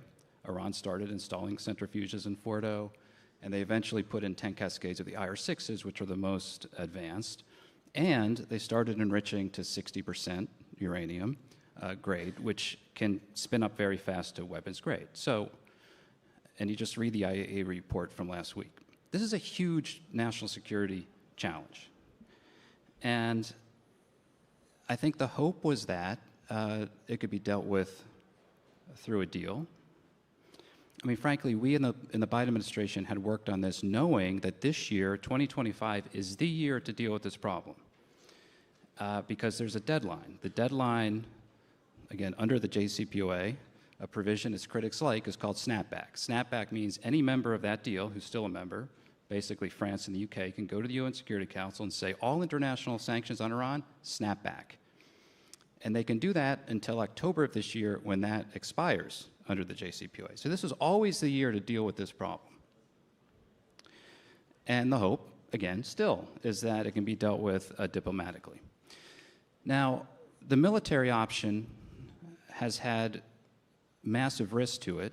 Some of them, and being around this issue over the years, I'm not revealing anything that's not known. Hezbollah had 150,000, 200,000 missiles and rockets hanging over Israel. Any military strike into Iran, you risk Hezbollah unleashing those missiles on Israel. No longer a threat, very significant. Hezbollah, even after the start of Israel's military operation, said we want nothing to do with this. Second, air defense. Iran has pretty good air defense. Russian air defense systems, S-300s. There's the risk of a pilot being taken down. That's a big risk. That's no longer there. Israel has complete air supremacy over Iran, which is an extraordinary thing. And that changes the entire calculation. Third, Iran has what it has. It has proxies, it has terrorism, it has missiles and rockets, and we know all that. So the window of availability for a military option is now very open. And then how do you use that? Do you use that to try to get a deal, which I can actually see the administration doing? And if you say if that negotiation fails, then we have to be prepared to actually do the strike. And I think you do have to back it up. And around town, if you say that, it's like, well, that means you're going to lead, look what happened in the Iraq War. This is not an Iraq War scenario. We invaded Iraq in 2003 with 130,000 troops, very small force, to overthrow a government and install an entirely new system. I mean, talk about ends and means, gap, and unintended consequences. This is, and I'm not discounting the seriousness of this, but this is a military operation that has been planned, trained on for like going back 10 or 15 years. And so it is available to the president. And the Pentagon's job is to make it available and discuss it if the president chooses to do it. And right now it's available as a backstop to diplomacy. And again, anyone talking to Abbas Arachi, he should call Steve Witkoff tomorrow or right now and say, you know what, I relooked at the deal you put down, it's pretty good. Let's actually get together and do it. That's the way out of this. And being through the crisis since October 7th, I mean, sometimes I can get frustrated is not the right word, but there are ways out of these problems. And right now, there could be we want a ceasefire in Gaza. Ceasefire in Gaza, if Hamas releases 10 hostages, you have a 60-day ceasefire in Gaza. Israel signed up to that. U.S. has signed up to it. It's there. Iran, right now, this crisis can end if Iran accepts the deal on the table. Or, I think, the military option becomes very viable. And given where we are, the worst case here would be to leave Iran with that Fordo and 10 Cascades intact. So it's a deal or it's a military strike. I mean, I think that is where we're heading. And the events of the last 24 hours, I think, made that pretty clear. And that's probably being discussed right down the street right now. You know, I've been briefed that we got about that Iran at the current op tempo and the current projections of Israeli taking launchers off the battlefield, that there's about a week at least more runway of these current level of operations continue. Of course, Iran also has, by my count, about 3,000 short-range weapons that don't threaten Israel but threaten our friends in the Gulf if things get a lot worse. My question to you, Helena, is in the scenario that Brett was just talking about the United States taking a strike on the nuclear facility in Fordo, what's that implication to the energy markets? And then what does the U.S. do if the energy markets go a little haywire? Well, I mean, certainly I think that, U.S. action against Fordo, you would see, a little pop in prices. But again, I think given the sort of bias of the market, I would say the recency bias of the market to say it's not an energy facility, let's take a pause. I think the real question would be in an end game scenario for the Iranian government. Again, what would come after? If we talk about regime change, but who's going to emerge to run that country? But the concern would be, I think, from the people who watch energy markets, who spend time in the Middle East, who've been to places right after attacks have happened, is would you see proxy groups? Like, would you see potentially risks to, we've talked about Straits of Hormuz, but I always think about like risk to Basra. I think about the risk to Iraq's 4 million plus of production because of Iranian-backed militias that operate very close to those facilities. So we would be watching, what would happen in terms of obviously tankers. We would look to what would happen to, where is the sort of soft security underbelly in terms of the energy system in the Middle East. And again, I would be concerned about risk to Iraq. I'd be concerned about risk to other countries' energy facilities where they may not have taken the necessary steps to fortify those facilities. So I don't think the risk is, I do not think it is tail risk in a regime that feels its days are numbered, that they are not going to at least try to impose economic cost on the West and the rest of the world. Well, thank you very much. That's in just the brief amount of time that we have left. Let me ask each of you to leave us with a thought that we haven't talked about, and frankly, if it's possible, that you think most people aren't talking about enough. Like, what should we be thinking about that most people aren't? Let me start with you, Brett.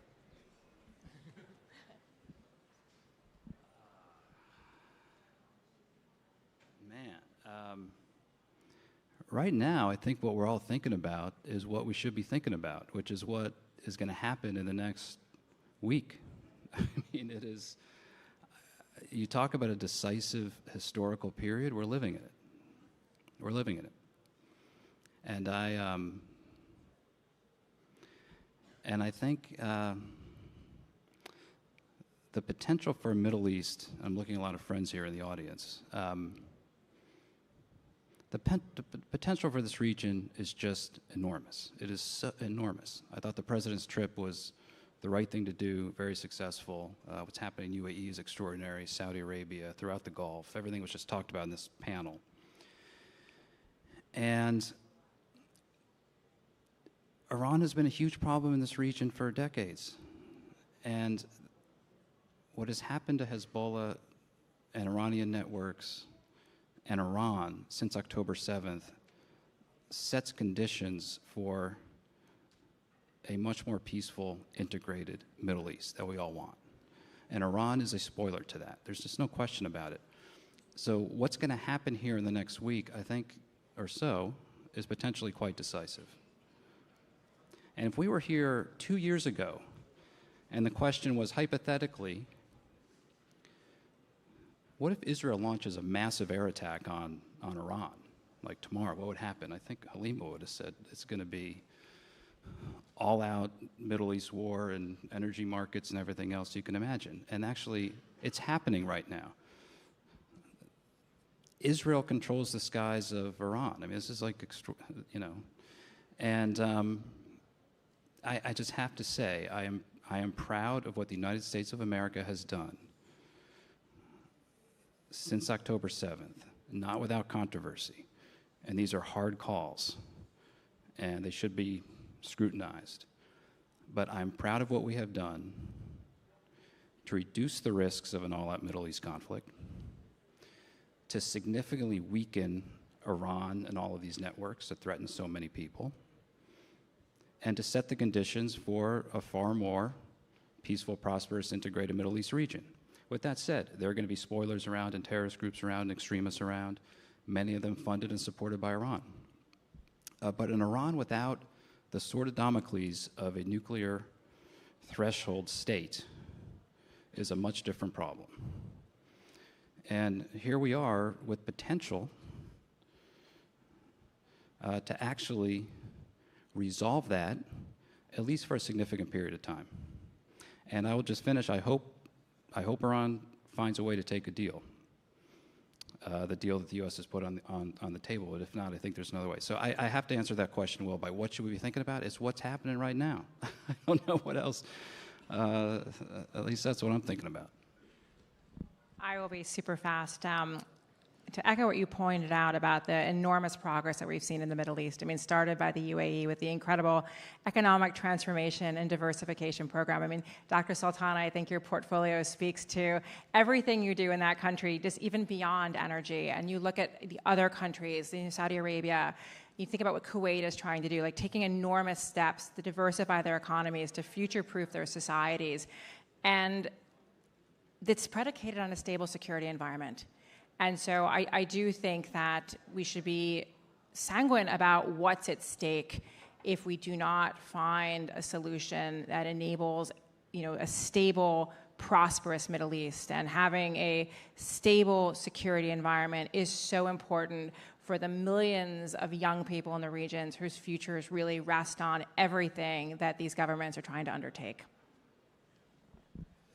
No, thank you very much. I think you actually hit on what I was hoping you would hit on, which is not only the risks of the region, but the potential of the region is what we also need to be thinking about deeply right now. With that, I want to say thank you very much to our panelists here for a really fascinating discussion on the issues of the day. Thank you all for listening to us, and I've been asked to say that the coffee break is beginning right now. So thank you very much. Let's give a hand.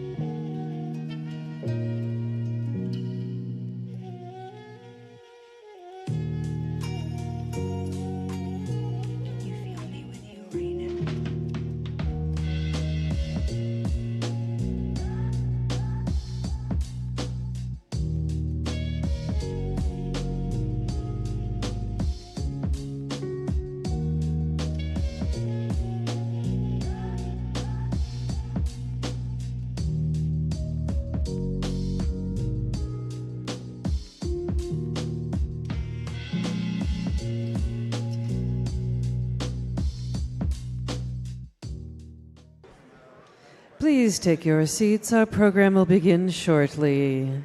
Please take your seats. Our program will begin shortly. Thank you.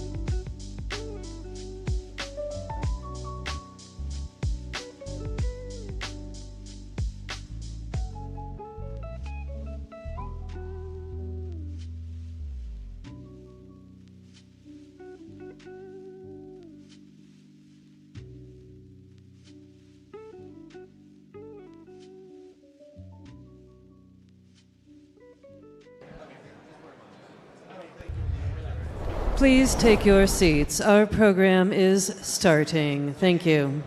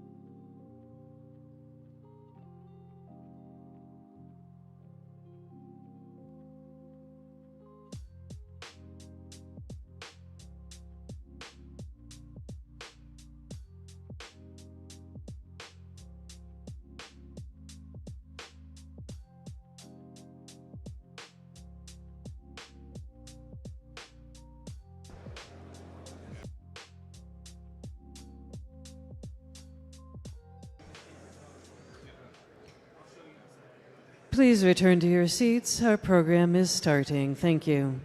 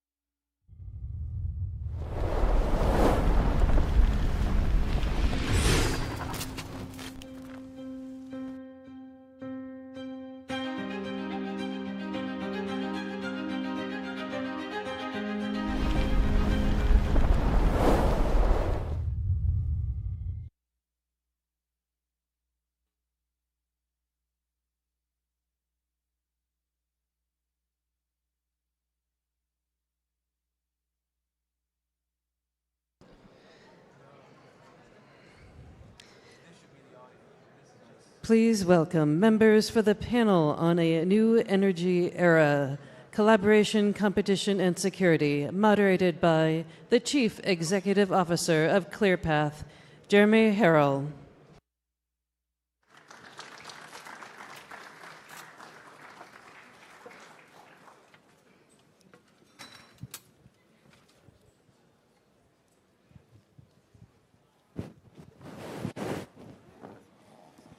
Good morning, everybody.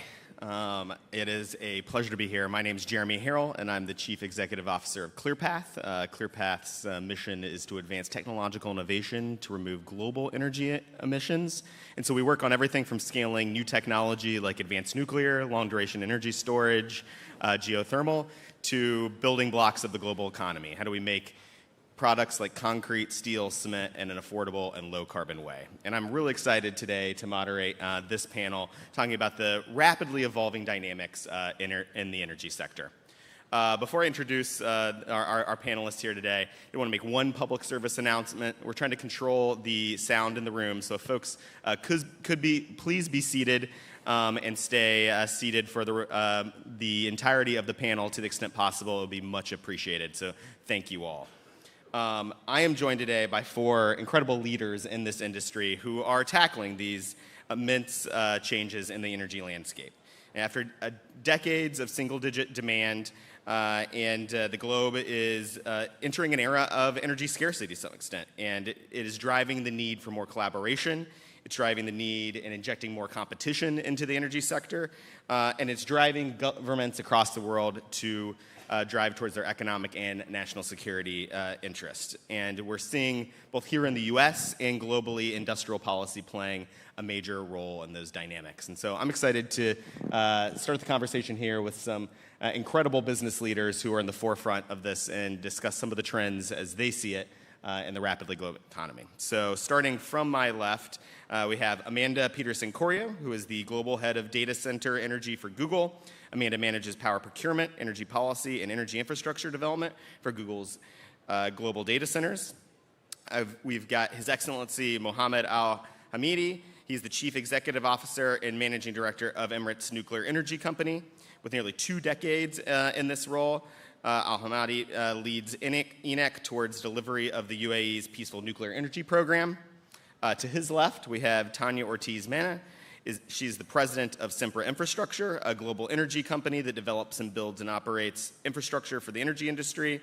She leads the company's 3 business lines in the US and Mexico, LNG, low carbon solutions, and energy networks.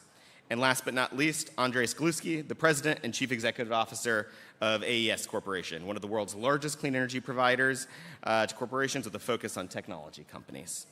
And I'd like to get the conversation kick-started with Mr. Gluski. Andres, AES is one of the world's leading power companies generating and distributing electricity in 10 countries across the globe. And you're seeing significant growth because of that approach, because of the global demand that we were previously referencing, and your all's approach to advanced technologies. How have these recent trends accelerated your business expansion strategies and fueled AES's growth? Well, thank you very much for the invitation of being here. What we're seeing is, what's really changed, I'd say, is demand growth in the US, which had been growing very slowly. So we're seeing much more rapid demand, especially coming from AI data centers. It's been a big driver of that. So AES is the biggest provider of clean energy to corporations, and specifically to data centers in the world, measured by power purchase agreements. So we're seeing a tremendous growth, and it's really what they're interested in is time to power. But I think that what's distinguished us is really working together with those clients. So rather than the cookie-cutter solution is really sitting together and seeing what you can do together. So, for example, with Google, we did the first 24/7 hourly matched long-term PPA. But that was only possible working together. So what I think has to be brought here is really intelligence to it, because we have to make better use out of our existing assets, transmission lines, power. Lithium-ion batteries are going to play a very important role.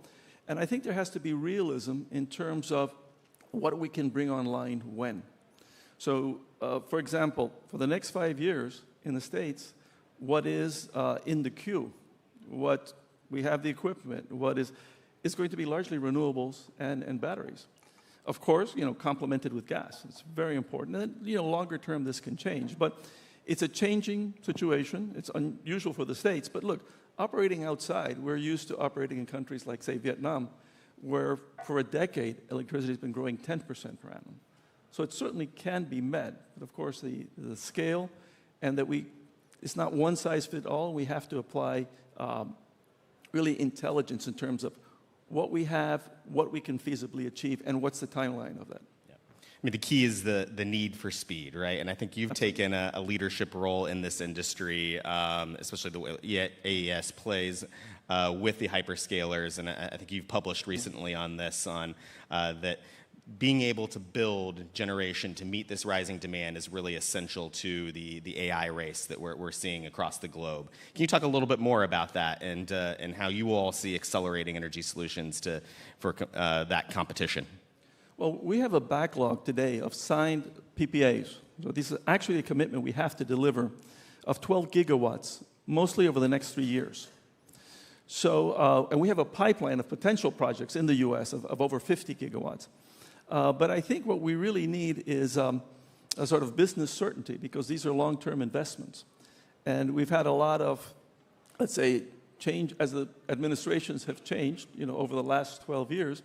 We've seen, different incentives and when these come on. So what we need is business certainty to be able to accelerate this and quite frankly, get the capital for these projects.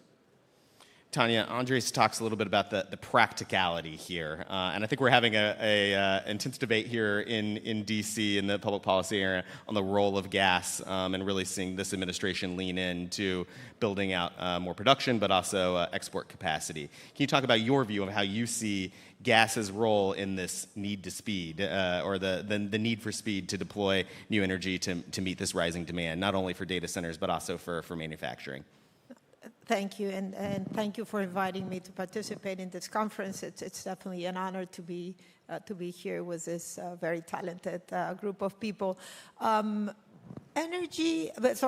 gas is going to be a critical component of the energy value chain, and very particular of the power value chain in the long run. I think we've been speaking about gas as a transition fuel. A few years ago, we rarely spoke about gas. We were focusing much more on transition technologies and transition fuels. But the fact is that natural gas continues to be a fundamental component of the energy value chain. It continues to be a fundamental component of the power value chain. And I think the focus needs to be, and we're fortunately, as a North America region, sitting on very abundant, reliable, and low-cost resources that we need to use to the region's advantage. No other economic region as a whole, particularly if you compare North America to either the Asian economic bloc or the European community, has a capability of developing economic growth based on this availability of natural gas. So the question is, how do we develop that infrastructure? The challenges around building and developing linear infrastructure, whether it's transmission lines or pipelines, which we're seeing increasing challenge. There was a debate, or there's still a debate underway as to what extent North America should continue to be an exporter of LNG. I very strongly believe, and the data shows, that North America can continue long-term to be a key supplier of global gas demand. So natural gas has a critical role to play. I think we as an industry do have a responsibility to find ways to continue to lower the methane intensity of natural gas. But I think natural gas is here for the long run, and I think North America is very fortunate to have abundant resources, and we must continue to develop this industry hand in hand with the power industry and hand in hand with AI and the largest consumers. I think it's a perfect segue to bring Amanda into the conversation, who's wrestling with this. Obviously, Google making significant investments to scale their data centers and other operations, and playing a really instrumental role in procuring clean energy. Google has played a leadership role in the procurement of firm clean assets and clean energy as a whole. Could you talk a little bit about Google's strategy there and your view on nascent technologies that could play a significant role in meeting that demand? Sure, thank you so much. So, as Andreas mentioned, and it was mentioned at the opening of the panel, I mean, this is a step change moment in time. AI has the opportunity to unlock trillions of dollars of economic growth here in the US and around the world. And the one thing standing in the way is, can we build the infrastructure to power that, to be able to unlock that, to learn from that? So our role in the company is really to figure out, how do we do something different? How do we meet this scale at this time? You spoke about new or nascent technology. We've announced over the years a few things that we have done. Fervo is an advanced geothermal company. We've been working with them for, I believe, 5 years.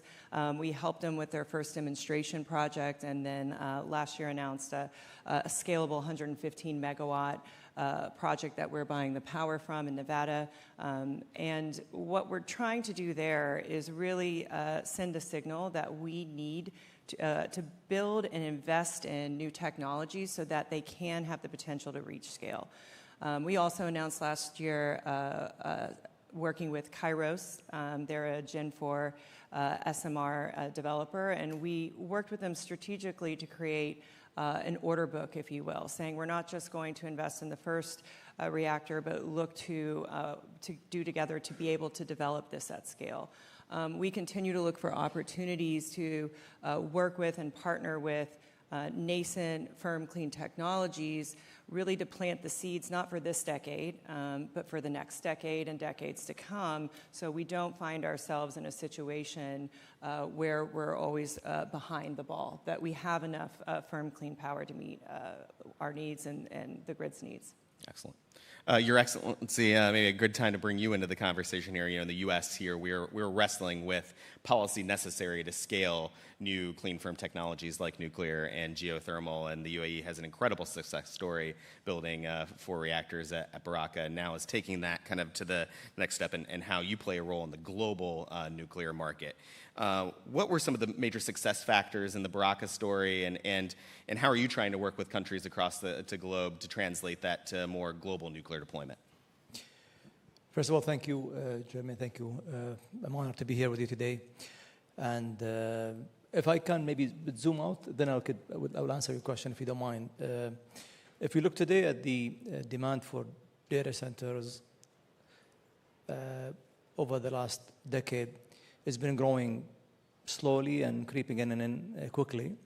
With the AI demand now, is also exponential growth is happening. So if we look at the data centers demand today, by next year, the collective data centers demand will be equivalent to the electricity consumed by Japan.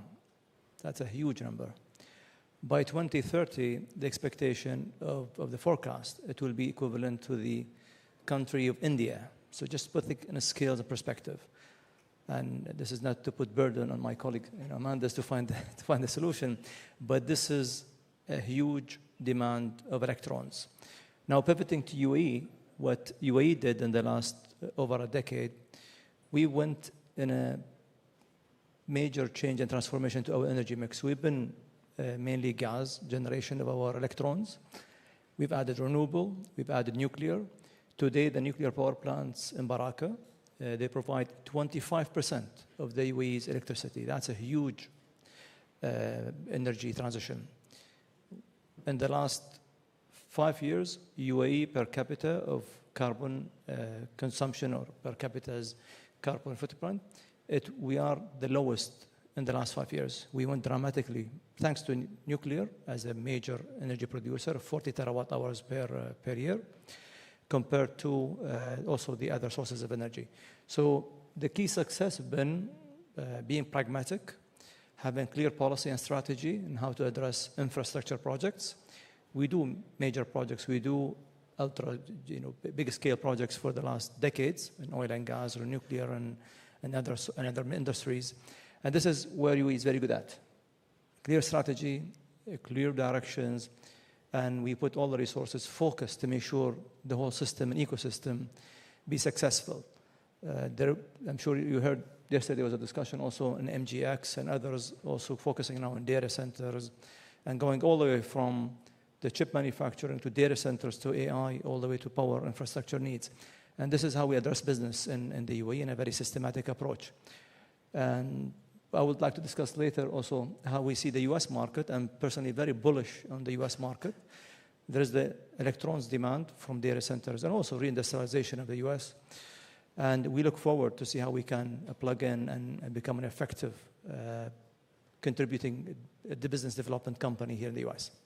Let's talk more about the U.S. market. Obviously, we've seen the Trump administration make some announcements on the nuclear side, a goal of building at least new big reactors by 2030, an ambitious goal, 2050 to build here in the U.S. That complements the significant global goal that was set when the UAE hosted COP28 in Dubai, with now over 30 countries committing to a global 3X. What are some of the market signals you're seeing here in the U.S.? Obviously, we've been having a robust debate about policy. Why do you see such an exciting opportunity here in the U.S. and the market dynamics to deploy? So today, U.S.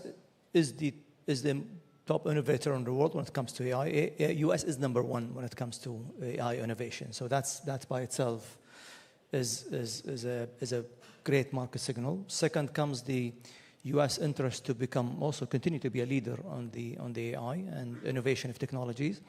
We've only seen the tip of the iceberg, by the way, when it comes to AI use, and everybody talks about it, but we did not unleash the potential use of AI. So we are seeing only the tip of the iceberg. So once the AI tools becomes much more use at scale, once AI becomes profitable, and companies start making money out of it, you will see there's much more serious demand will be lined up. There's some skeptics, there are some utilities who are still kind of in the fence, but it's coming, and it's coming very, very fast.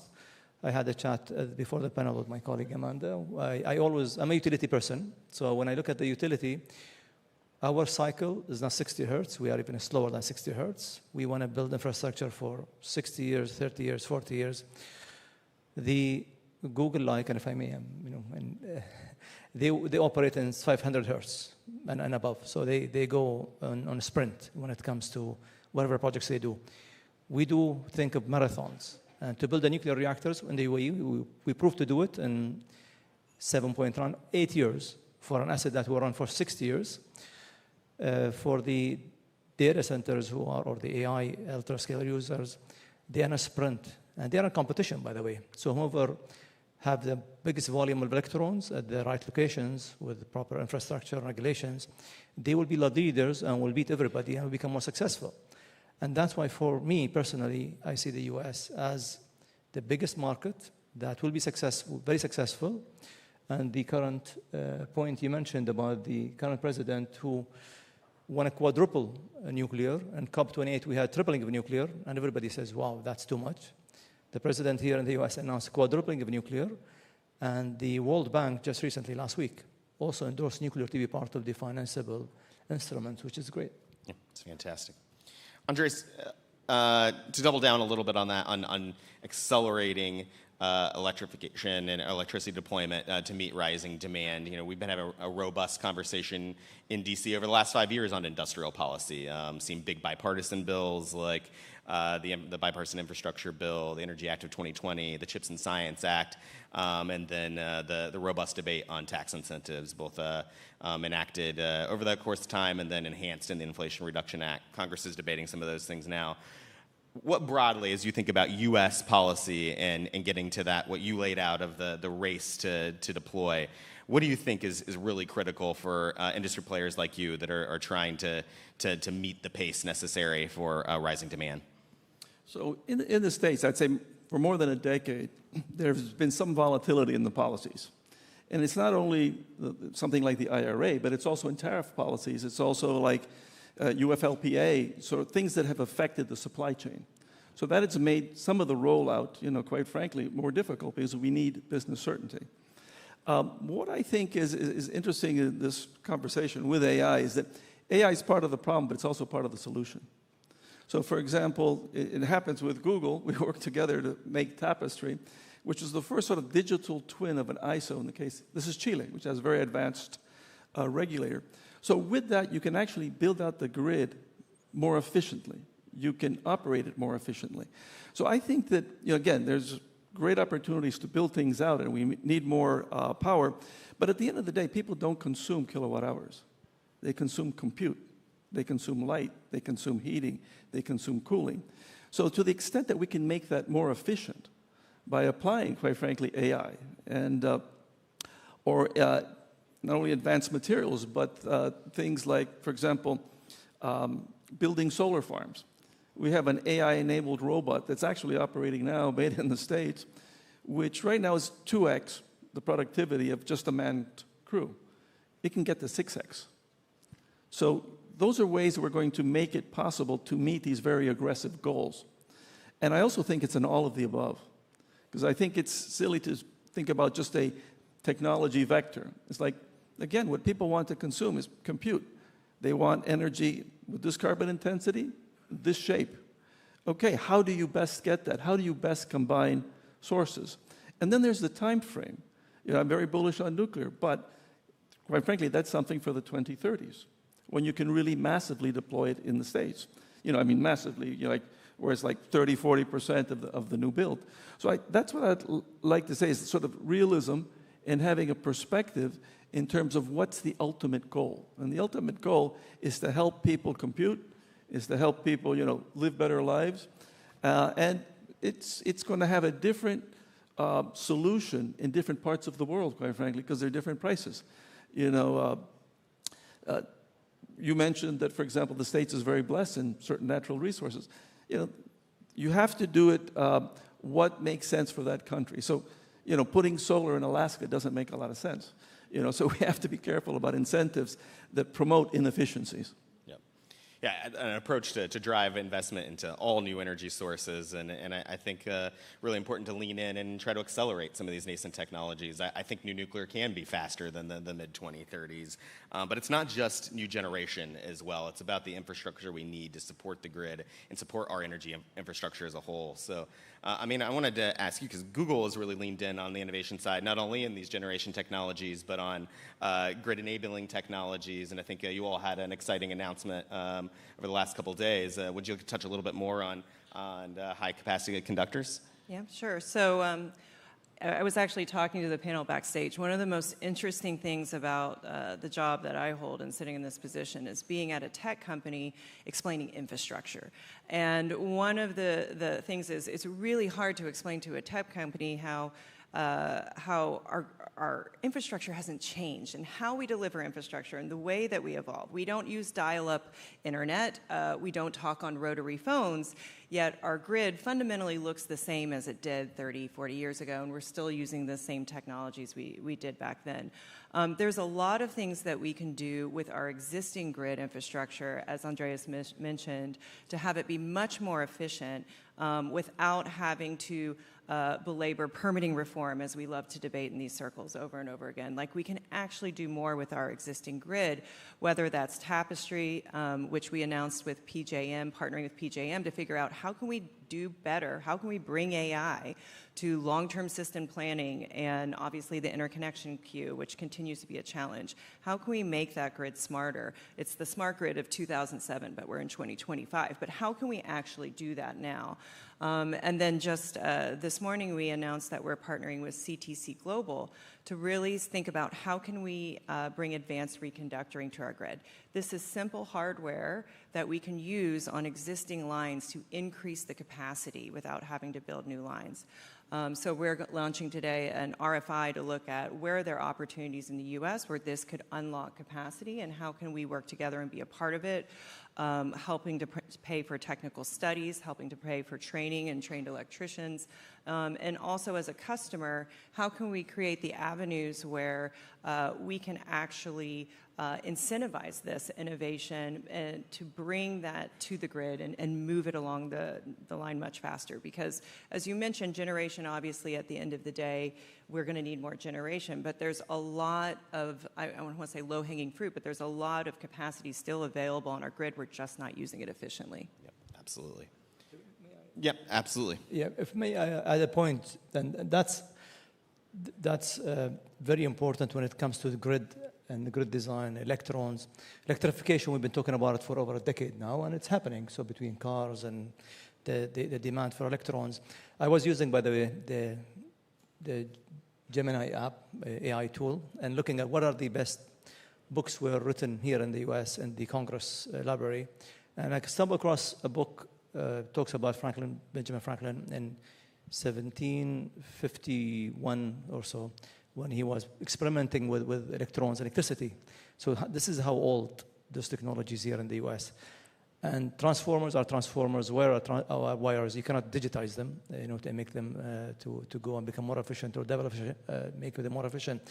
And this is a bottleneck and a challenge we'll have to address through regulations, through some kind of innovation of technology, but we have to physically build the assets. You have to put the cables, you have to put the wires, you have to put the transformers, you have to put the generators. There's no magic silver bullet to make it happen. And it takes a lot of effort, a lot of coordination, a lot of hard work to make those assets happen. And recently, there's innovation of technologies, by the way, recent technologies, where the same wire, you could strengthen them and they could take more power through one single corridor. But 25%, by the way, operating of those transmission lines. This needs to happen, and money is required, regulation is required, and also the will to make it happen. The good news on the US market today is the companies like Google and others who are very seriously in need of those electrons, and those guys won't wait. They will hire staff from utilities, and they're already hiring. That's Google and specific other companies that I'm aware of. So they're moving fast, and if the utilities doesn't move, they will move. And that's why we are here in the US to see how we can plug in as a developer, as a project integrator from the UAE who've done the nuclear projects in the UAE and be able to repeat the success we've done in the US market, because frankly, the opportunities are there, and we are happy to be here.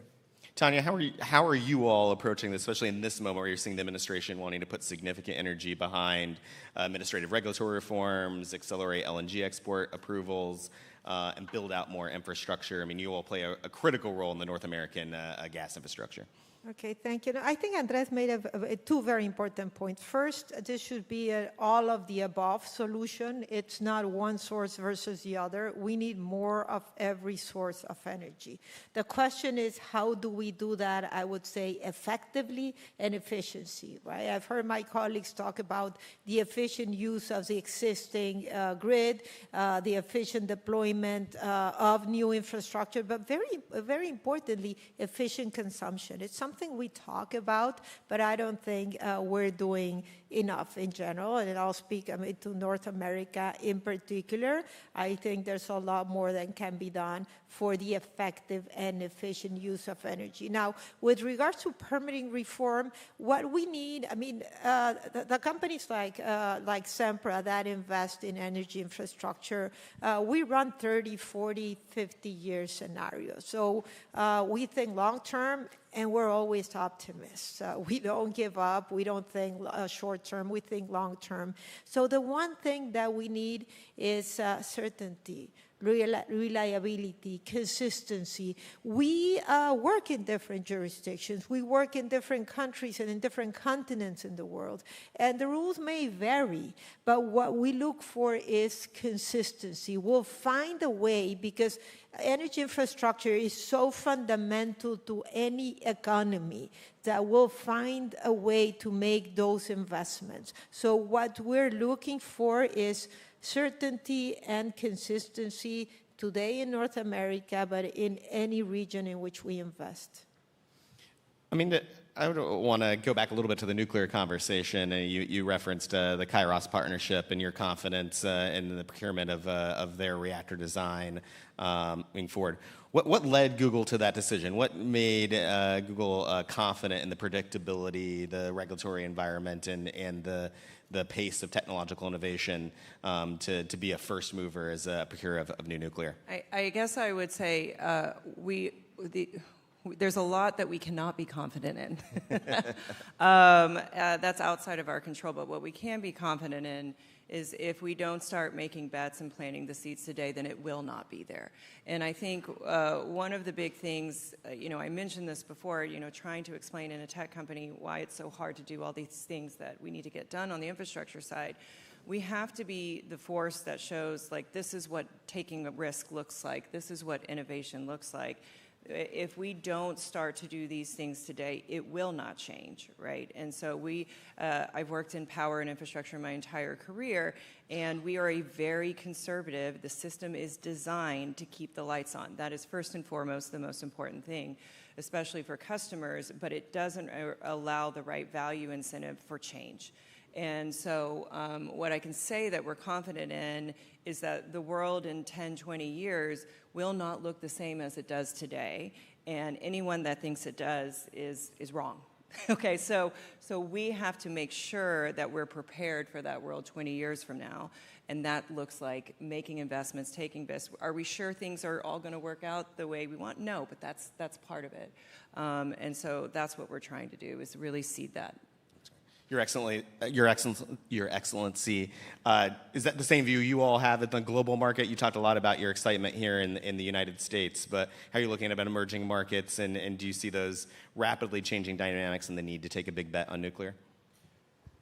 Yeah, the demand for electrons and electrification started way back, and this is something won't stop, and we've seen the growth globally happening. There's countries with almost double-digit cost per kilowatt hour, like 20 cents per kilowatt hour. That's very, very expensive.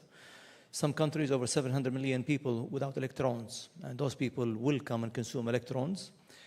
And that's an opportunity also to help those countries and help those societies to grow and prosper. And also at the same time, it's also business opportunities with those high costs of electrons in those countries. So for us, we see huge potential in Europe, in eastern part of Europe, also, and the western part of Europe. U.S. is a great market, and again, I'm very, very bullish that we will have business opportunities here in the U.S., and we will invest, and we will partner, and in the next 5 years, we will hopefully generate electrons with partners who are serious to capitalize on those business opportunities. And if I may pick up what my colleague Amanda mentioned, the difference between the digital companies and the infrastructure companies, the pace of requirements is different. But when you have, I would call them golden assets, once you invest and you have electrons that be generated, I guarantee if it's in the right place, will be definitely consumed, and that will be a golden asset that everybody will go after and be able to capitalize on. So again, I'm very, very bullish and look forward to doing business. Tanya, how about you on the export markets? And I know you all just signed a recent agreement with JERA on LNG exports. So you're playing an instrumental role, and there's a lot of attention here in the U.S. Can you talk a little bit about the export opportunity? No, we're very bullish about the export opportunity on LNG. I mean, North America has proven to be a reliable supporter of global LNG. We're very competitive with regards to price. We can fund the projects, and I'm not talking about Sempra in particular, but the North America LNG players have been able to fund.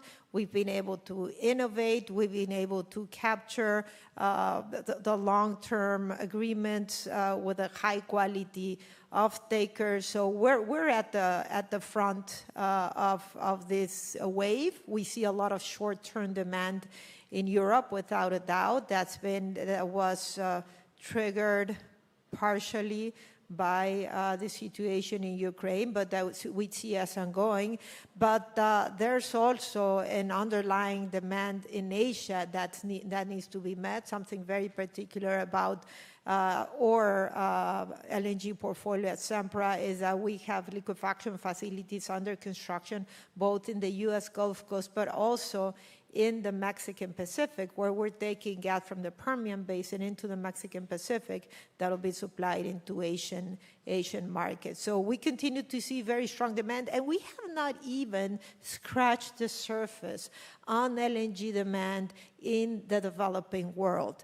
Those economies, if you look at their demographics, if you look at economies that are increasingly becoming industrialized, there's a pent-up demand for natural gas in those regions, which have to convert from coal, they have to convert from wood in some cases, and have the opportunity to transition to natural gas. So I think, the demand, again, today, it is Europe and Asia, but I think there's pent-up demand, in the developing world and I'm sure will be obviously coupled with very interesting opportunities for power generation.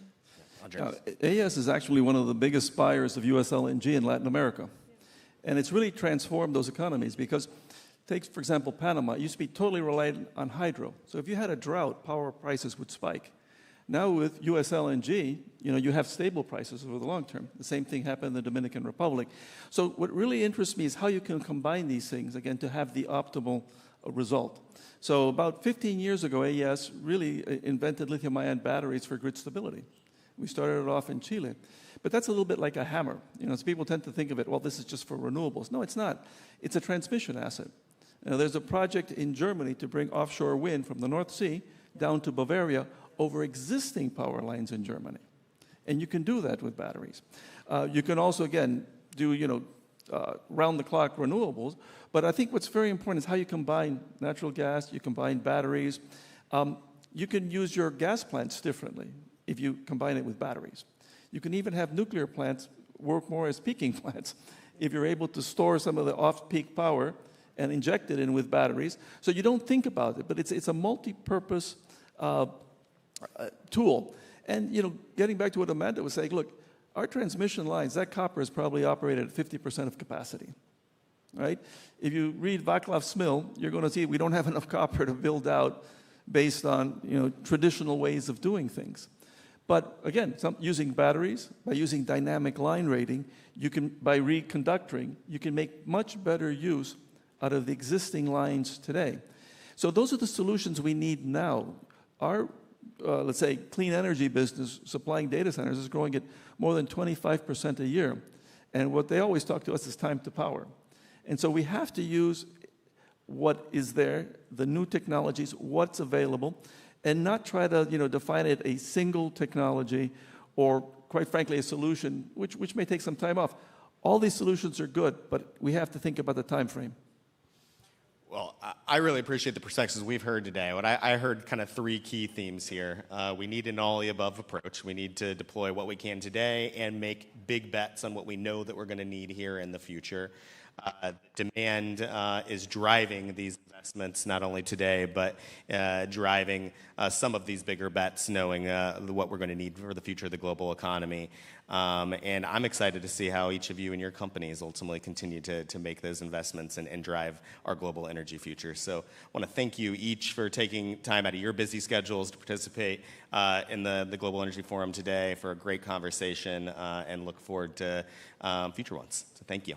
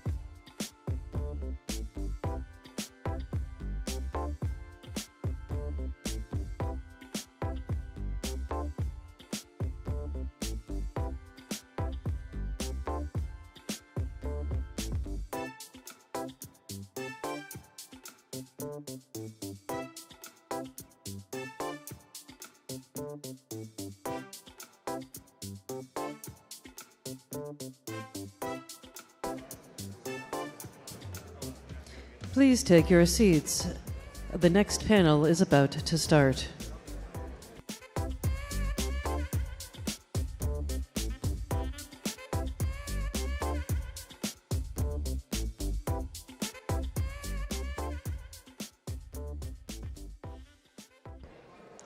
Please welcome members of the panel on new paradigms for energy leadership, net zero to net growth, moderated by entrepreneur and executive producer Lauren Selig.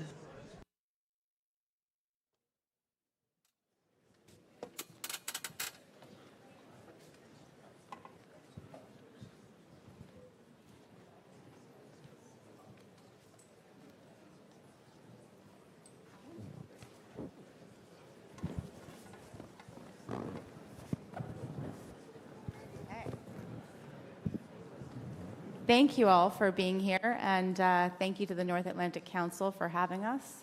I'm very excited to get a chance to moderate this panel, and I'm lucky enough to sit on the board of the X Prize, where we have some very interesting ways of using gamification to solve some of the world's biggest problems. And in this industry, that would be a $100 million prize that we have for carbon renewal. So this is a passion of mine, and I'm thrilled to have these lovely panelists here to join me to speak about their endeavors and what they are doing in this space. So with me, we have Roger Martella, who's the Chief Corporate Officer of GE Vernova, Clay Gaspar, the President and Chief Executive Officer of Devon Energy, Kara Mangone, who is the Head of Sustainable Finance Group for Goldman Sachs, as well as Fahad Al-Dubaib, who's the Senior Vice President for Strategy and Market Analysis for Aramco.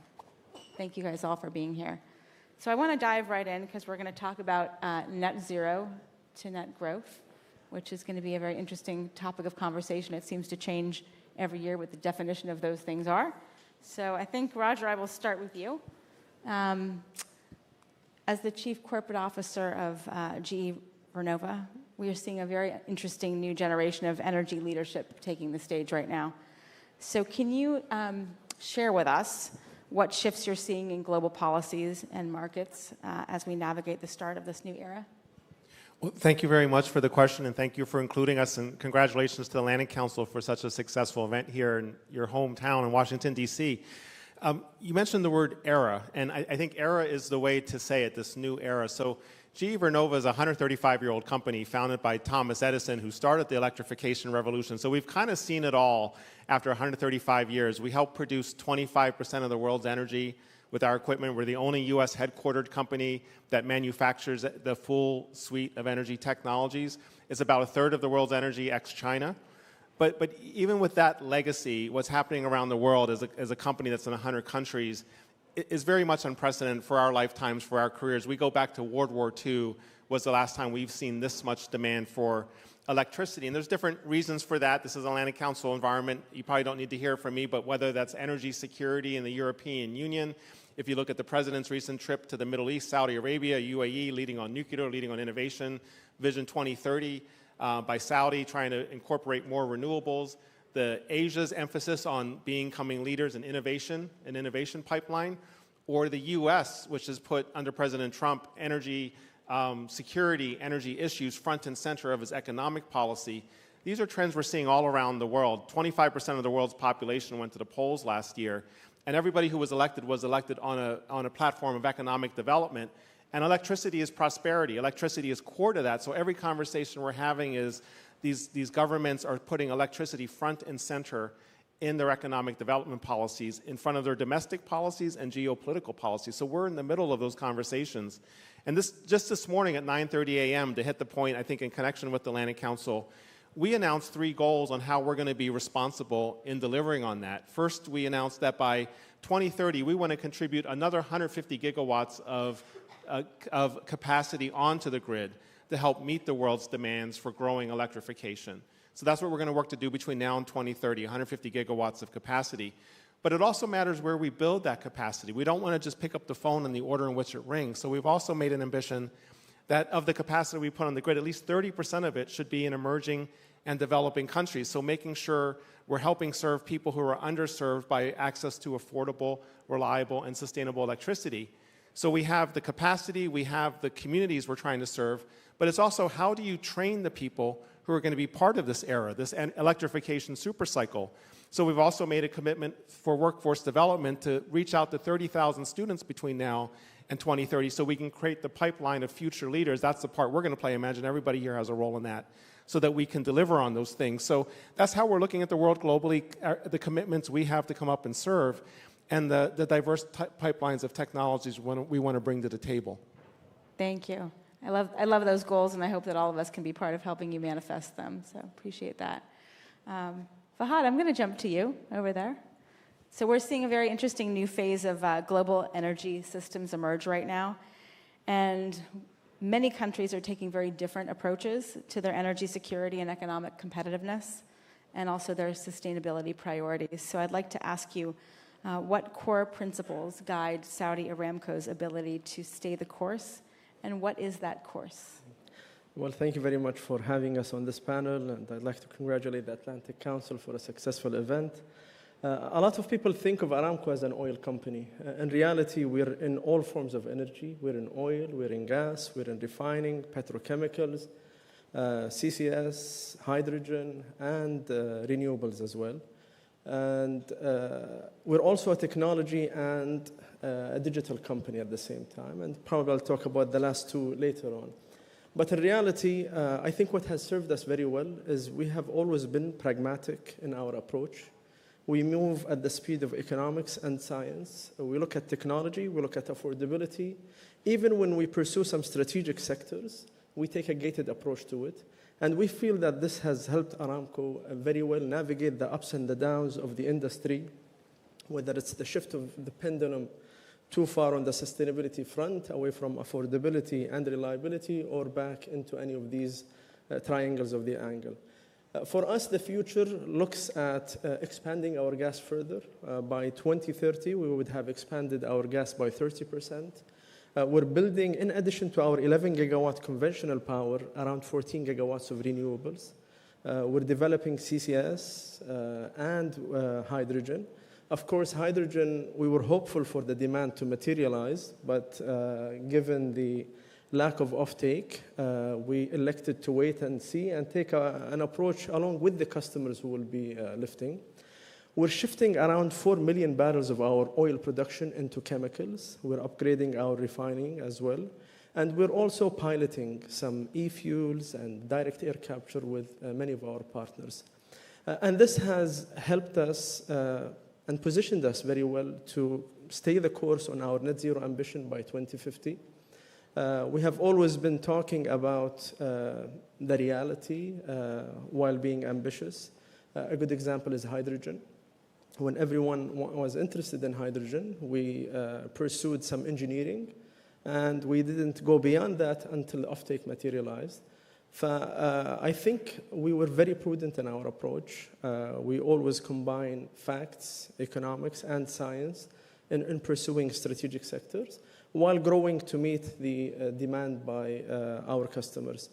Our obsession is two things. Number one, how do we continuously meet the upside in energy demand in all of its forms?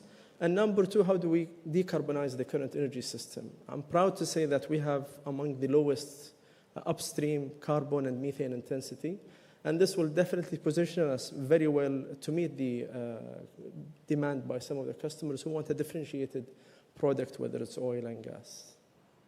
Thank you very much. Kara, I'm going to jump to you. As the Global Financial Institution panelist here, you have a very unique perspective into business activity across sectors of the economy.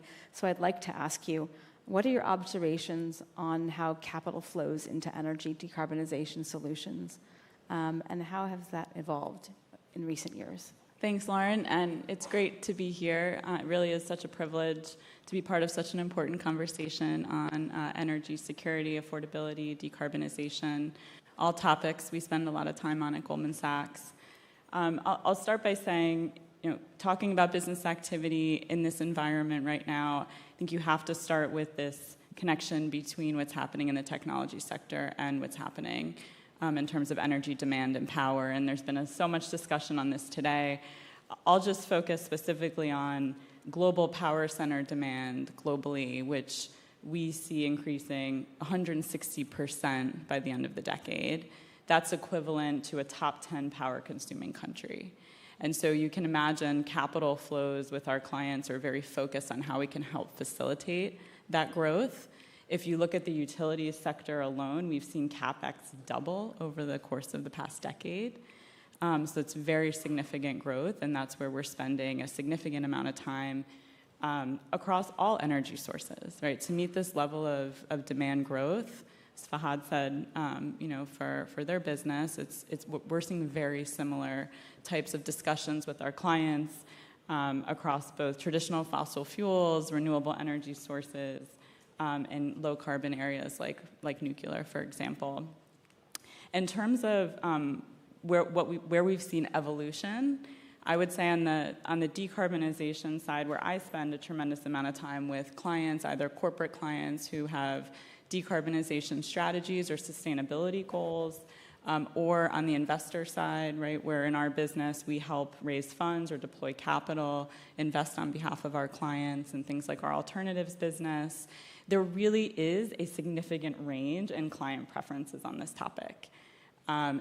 I do think we've also seen an evolution over time. So I would describe the kind of early days of climate exposure, climate-focused investing, or decarbonization-focused investing to be a bit more focused on public sustainability commitments and really tracking emissions profiles. So especially in the public markets context, you tended to see a lot of over-underweighting based on emissions factors.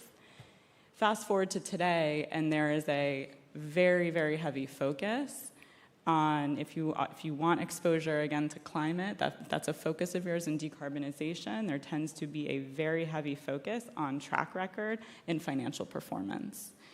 And what we see are investors asking questions like, which companies that I can hold are focused on decarbonization and getting their emissions profile over time, but are also poised for growth, either because they're able to increase operating efficiency in their operations, manage risk, or they're poised to meet a growing area of demand. So that's something that we see. We have seen quite an evolution. On the corporate side, I think similarly, they're asking similar questions, which is where is the area of opportunity here? And if I have a public goal that's not linked to an area of opportunity or growth, I'm less focused on that. So I think that's been a big evolution. I'll just give one very good example of this is the hyperscalers, right? The hyperscalers want very fast deployment of energy, zero intermittency, and in general, low or zero carbon, if possible. And so I think we're spending a lot of time on answering what can often be a very hard question, and then looking at financing opportunities on the back of that. I was going to give you a quick follow-up question, which is sort of which themes would you say are the most active for your clients, and what are the challenges that you see in them hitting those interests? So I would say a couple just really quick ones.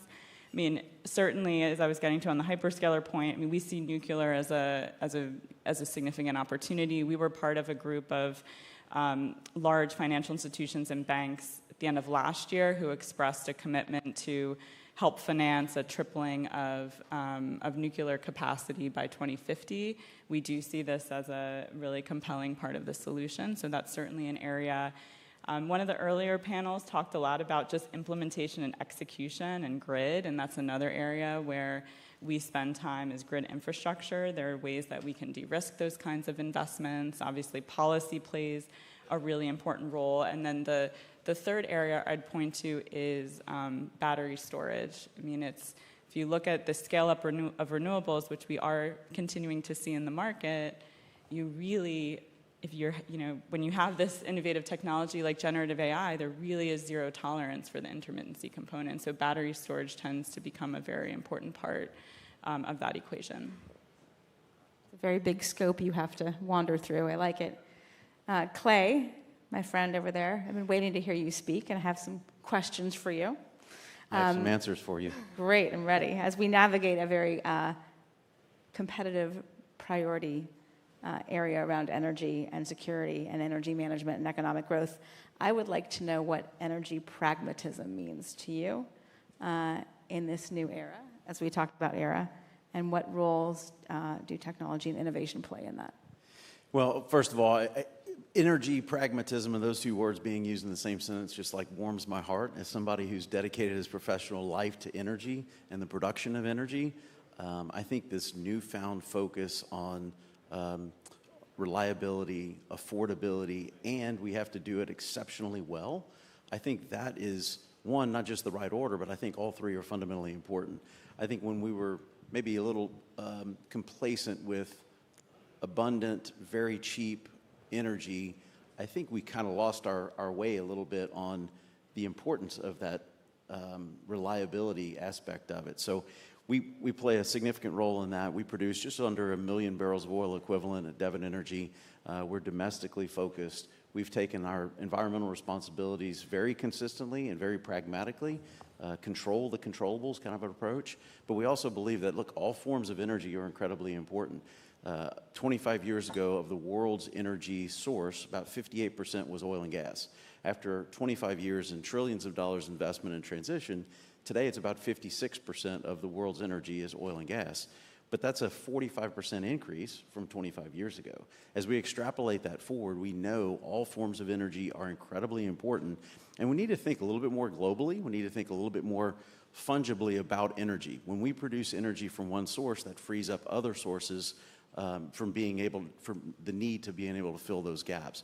Sometimes energy is very transportation intensive. Sometimes it's available in one area or another. So I think thinking globally, thinking fungibly about energy overall, I think is the right approach, and we're happy to play a significant role in that. That's great, thank you. So Fahad, Aramco is really on the forefront of some very interesting innovations in technology, so I'd like to know, do you believe that there is a world where we can balance net growth and net zero strategies, and what role does technology play in doing that? I'd like to talk about two of our companies. One is the VC fund, Aramco Ventures. It's a $7 billion venture capital fund, and the other is Aramco Digital. At Aramco Venture, we have been not only investing in promising technologies for the energy system, but we're also looking at disruptive technologies elsewhere.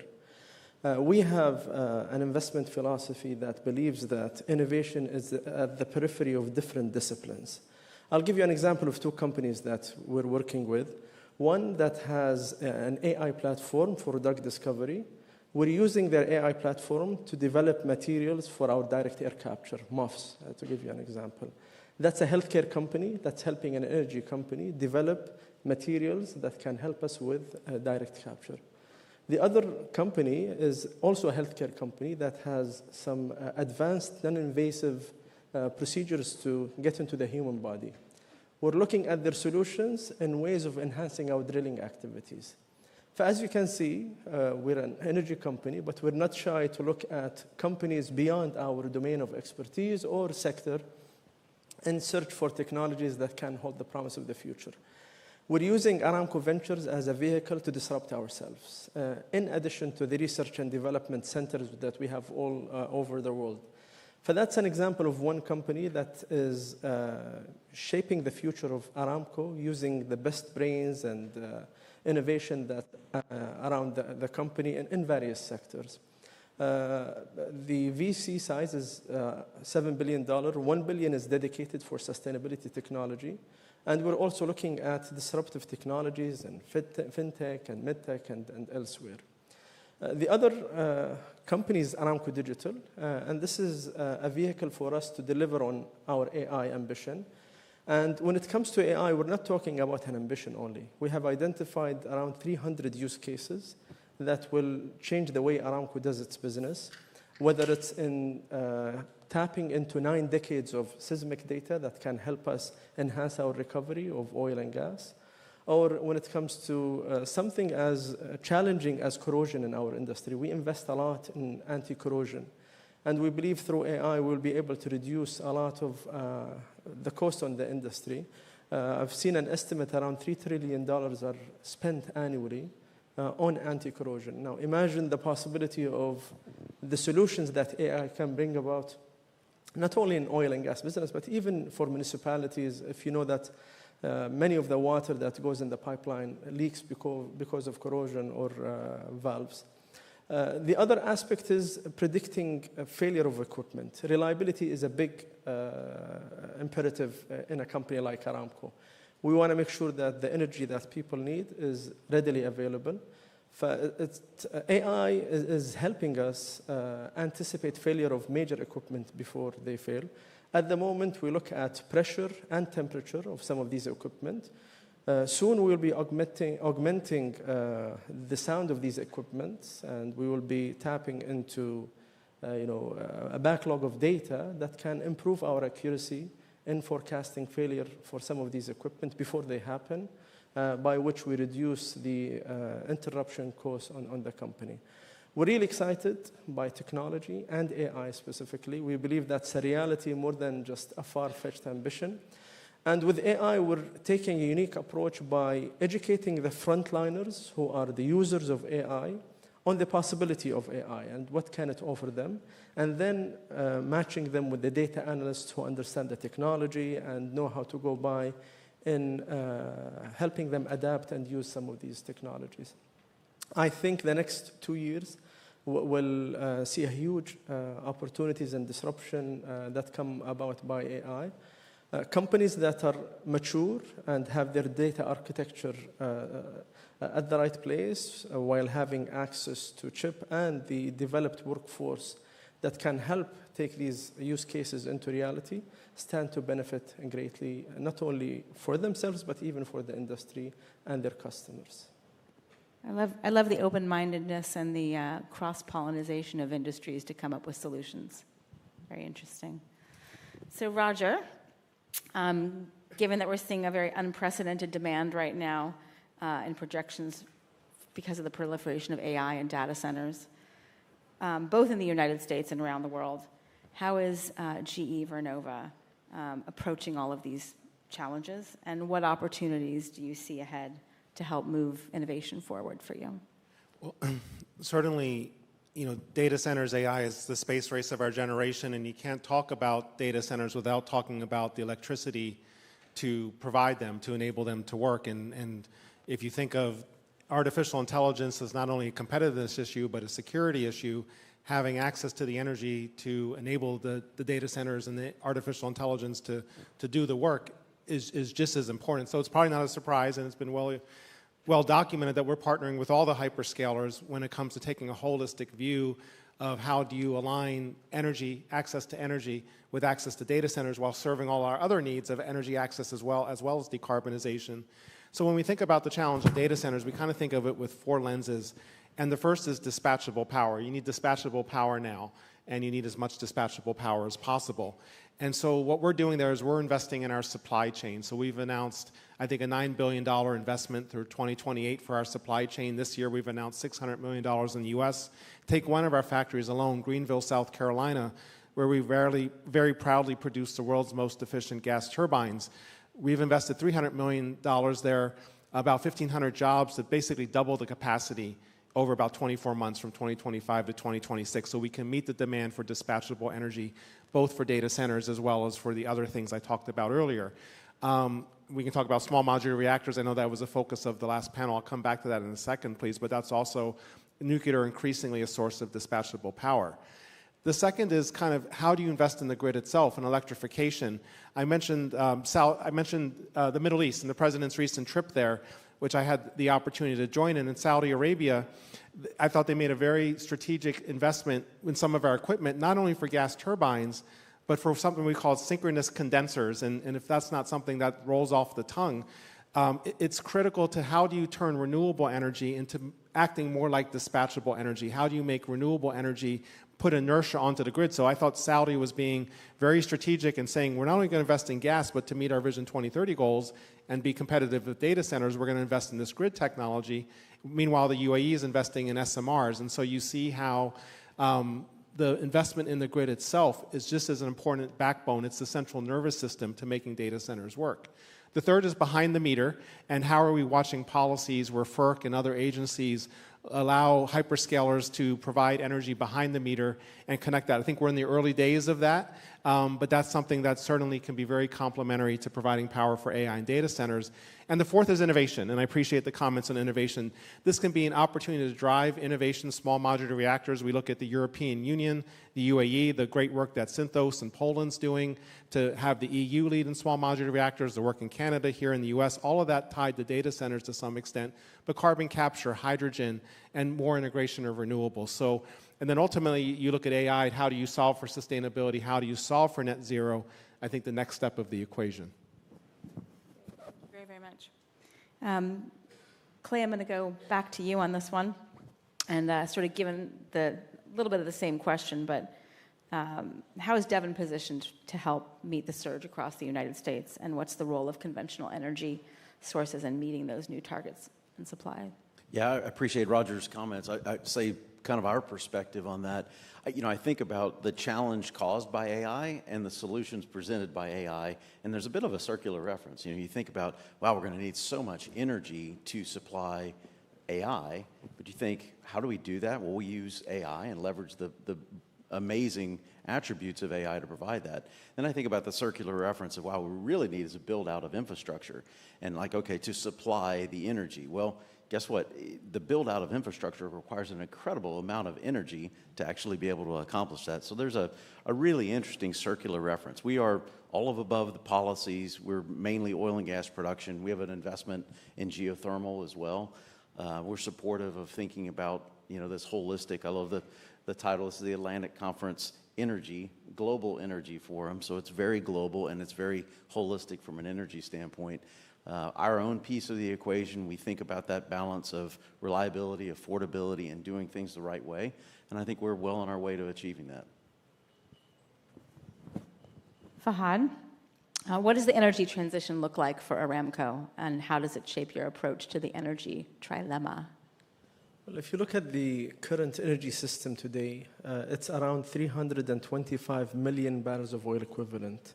This is comprised of coal, oil, gas, nuclear, and renewables.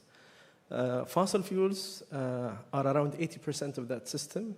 And if you go back to 1990, the same percentage was 80%, despite the growth we have seen in that energy system. We believe that much of the growth and the energy transition going forward will be coming and driven by the Global South. And the true understanding of demand and the importance of affordability is key. If you look at the per capita consumption of the Global South versus the Global North today, you will see the disparity between that, and you'll see the opportunity for much more demand for energy. A lot of people think oil and gas is limited to mobility, but petrochemicals and materials is a huge demand center for oil and gas, and at the moment, there are hardly any feedstock that can replace the role of oil and gas and petrochemicals. And if you look at the per capita consumption of materials or petrochemicals, the gap between the Global South and North is even bigger. Emissions are borderless, and it is important for us to look at the growth centers, the demand centers, and try to address the sources of some of these emissions. The other aspect of this is just to show you how people sometimes underappreciate the demand in energy. I remember in 1987, people were expecting coal to peak. And since then, we have had 5 estimates or more of peaking coal. And up until today, coal seems to be growing despite the alternative fuels to it. This gives you a sense of magnitude of how important is energy security and affordability for many nations and customers. For us, given how big we are when it comes to oil, we produce 1 in every 8 barrels of oil globally. We always look at the reliability of the energy system very closely. And to us, as this global system evolves from being a predominantly molecule system into an electron system, the stability of that system is important, whether it's the grid or the interplay between different fuel mixes. And I believe that the world will have to evolve from a governance point of view to ensure that what we have to oversee the current energy system today adapts to evolving energy system as the world transition into their energy system. There's going to be a lot of evolution very quickly, quicker than most of us ever thought possible during our lifetimes, which is very exciting, I think. Clay, as a US-based independent producer, how is Devon approaching production in light of the emerging energy dominance priorities? And what does this mean for energy supply in the United States?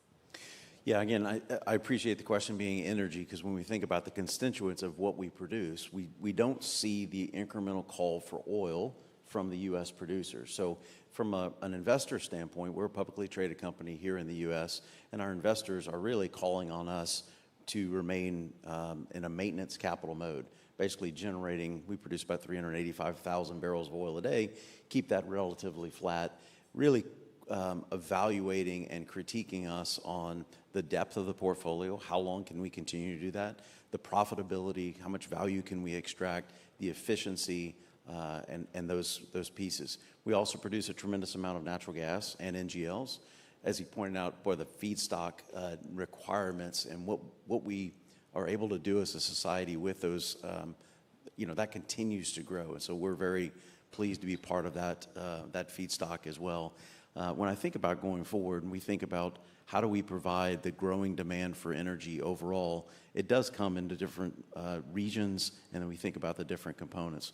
I think overall, our plans forward remain to hold the line on oil production. We will continue to grow a little bit on the gas and the NGLs because we see an increased demand for it. Kira, what do you see as the connection between net zero and net growth?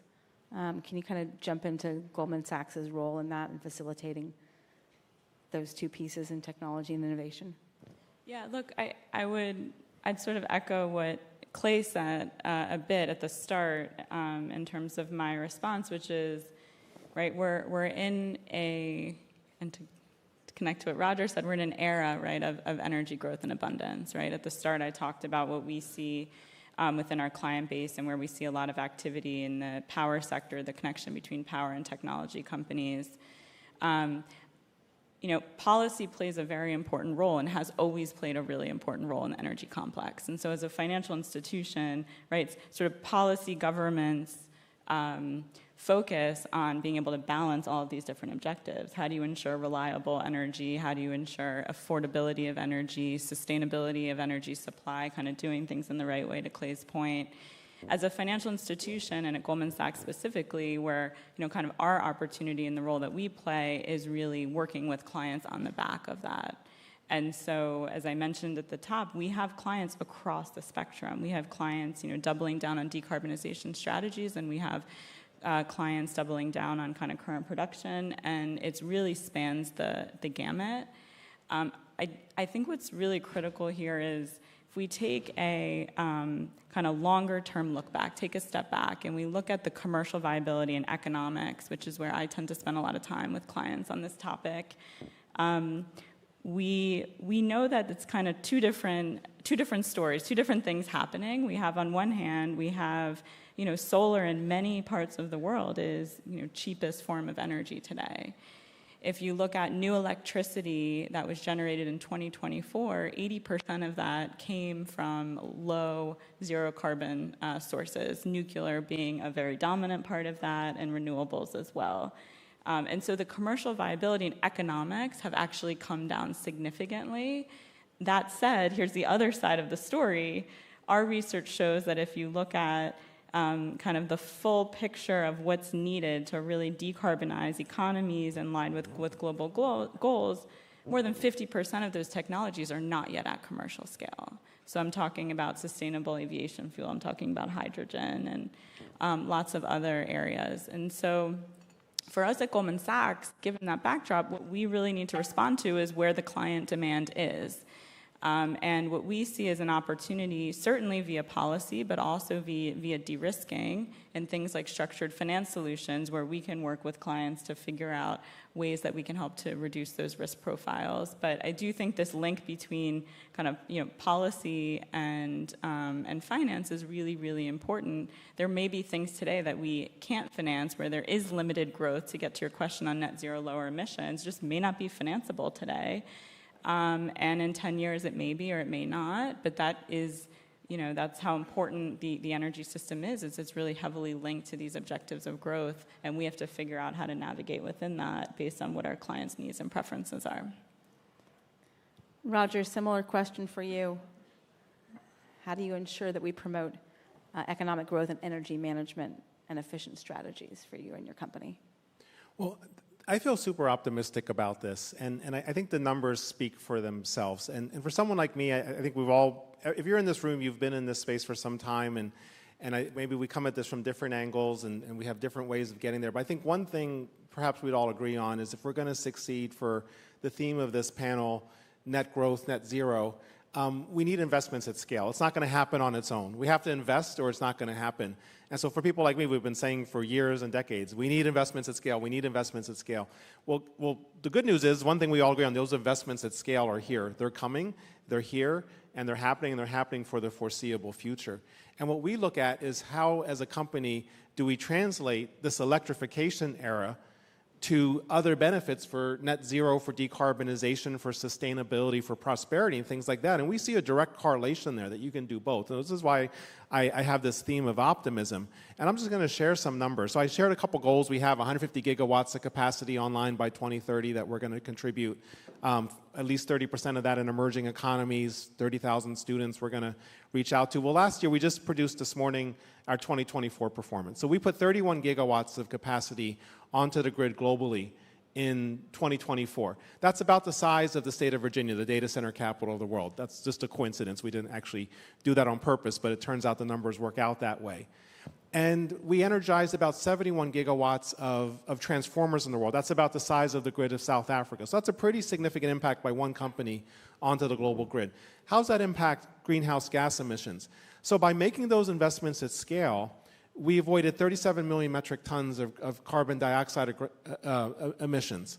The carbon intensity of that 37 gigawatts of capacity the size of Virginia, that carbon intensity is 20% below the carbon intensity of the grid as a whole. So the more we're making these investments at scale, the more we're improving the trajectory of greenhouse gas emissions, climate change emissions. Plus we're creating workforce development, we're creating jobs, we're increasing prosperity, access. Our 30% goal, emerging and developing economies, we beat that in our first year, around 43%. Now, we may not do that well next year, but you get the point. So we're helping deliver access to people who are underserved by affordable, reliable, sustainable electricity. So that's why we feel really optimistic about the future, because these investments at scale we've been needed are coming. They're being led by electrification, they're being led by energy security, data centers, competitiveness, but they're being aligned to these other benefits that are just as important. And so we're trying to connect those dots very intentionally. So one last quick question for each of you, just rapid fire, because I have children. If my children were going to go into the global energy sector in 30 years, what should they be reading about, learning, or becoming familiar with today? Who wants to take this first? Should I go? And I think your children, our children, like most of what leaders face today, they'll have to be able to connect different sectors together. I think the days of going into super specialization or limited verticals are gone. A lot of the knowledge today is getting intertwined, and the ability of young kids and executives to be able to jump from one knowledge domain to the other and connect different dots between different domains will differentiate individuals and leaders alike. We're living in a world that is getting much more complex, and the ability to see through that complexity and break it down into something that's chewable and understandable will pay off greatly for us today and for our future generations. Thank you. Yeah, I have two boys. I talk to them quite a bit about thinking of their futures. They're kind of college age, young adults, and what I press on them is, being well grounded in the fundamental laws of physics, the fundamental laws of economics, capitalism's virtues, and what it can really become. I think they have a better than most understanding of energy because they live in the same house as me, so they've gotten that beat into their head over the years. But I am an incredible optimist when it comes to AI, and I think it's such an equalizer to the great society, the planet that we live in. And I think the beautiful thing, unlike so many other technologies, the best teacher of AI is AI. The best onboarder is AI. And so the barrier to entry of really making the most of this incredible new technologies, the industrial revolution that we're living today, there is a conveyor belt leading you right to it. You just have to step on. So that'd be my advice to them and to others trying to think about the next 30, 40 years. Kara? So I have 4 kids, ages 9 to baby. So I don't talk to them about physics yet. Hopefully that comes in the future. I just try to make things really tangible for them. And actually, as someone who, leads a team focused on sustainable finance at Goldman Sachs, I find it super important to talk about things in really plain English terms. Sometimes with kids, but even with adults. For example, if I'm talking to, an investor who's very focused on this topic, I'll say, what about soccer balls, right? Soccer balls, we need a ton of energy to be able to make a soccer ball. And I say this to my son. So just kind of understanding. And they see the sun, they understand solar energy really clearly, but actually understanding what it takes to produce all these things that you tangible, I think is really important. So we have a lot of books about how things are made. I do think, energy, this connection between energy and economic growth is only going to become stronger for them as time goes on. And so helping them to really understand what that means, I think is critical. I have four children too, and thank you for asking the question. And so my 21-year-old's interning in Washington this summer on electrification software to make the grid stronger. And so about half an hour before I walked over here, I'm like, you need to come over to Land Council. I yanked him away, and Land Council's been very generous, and I think found a chair for him in the back to kind of learn from this group. But I'd say 2 things. One is, I'll repeat the word optimism. We do worry, and this is why we're unapologetically optimistic, unrelentlessly optimistic, is we don't think the youth are exposed to a lot of optimistic messages about the future, and that weighs on us because we do think there's an opportunity to define your entire career the next decades to come in being part of the solution. This is such an exciting time for all the reasons we talked about. We're at the cusp of a new era from your first question.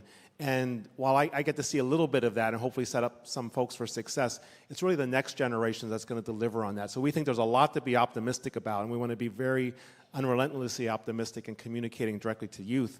And the second to that point is I ask the youth to challenge us to do better and how we can better serve your success. And one of the things we did, I'm going to go back to the last reference to our sustainability report we came out with 9:30 this morning.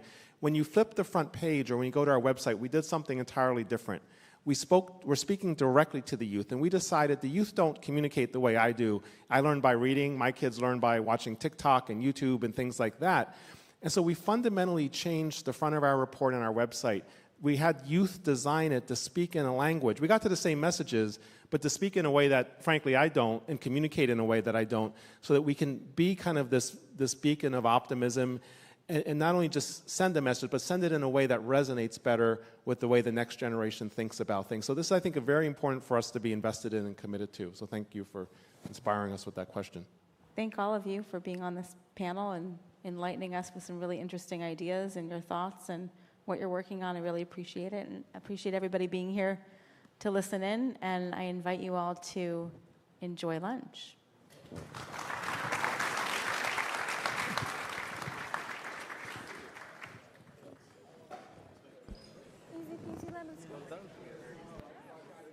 Yeah, absolutely. I want to follow up with you.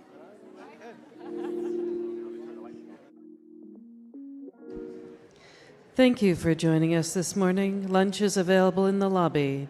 These sessions will resume at 2 p.m. Thank you.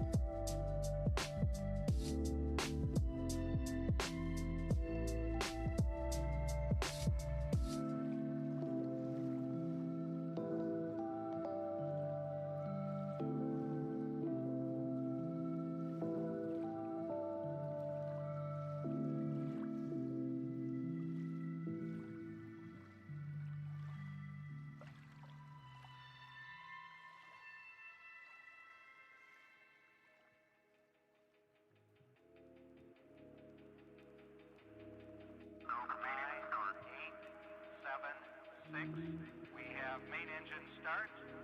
4, 3, 2, 1, and liftoff. Liftoff of the 25th Space Shuttle mission, and it has cleared the tower.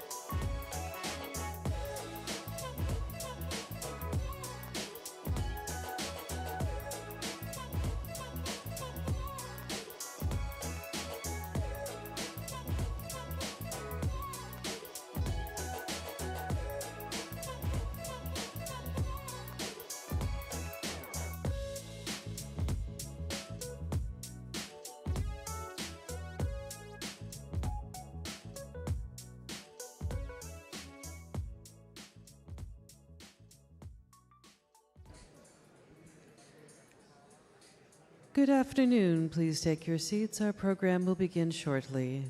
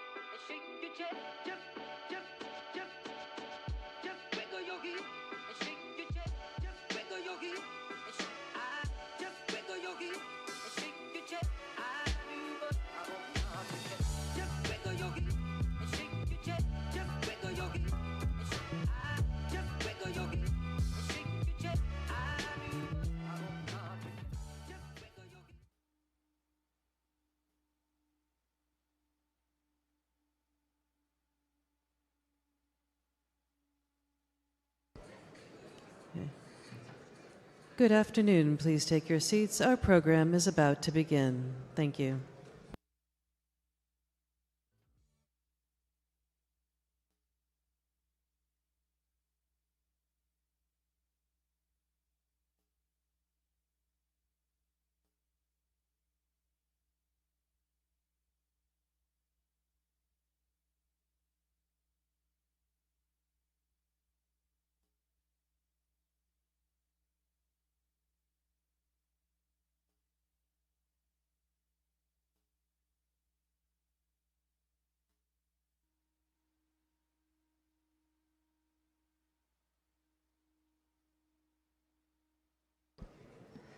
Please welcome members of the panel on Pathways, Industrial Competitiveness in Emissions and Trade, moderated by the Director of Stakeholder Engagement and Communication from the Oil and Gas Decarbonization Charter, Safina Binamanu Waters.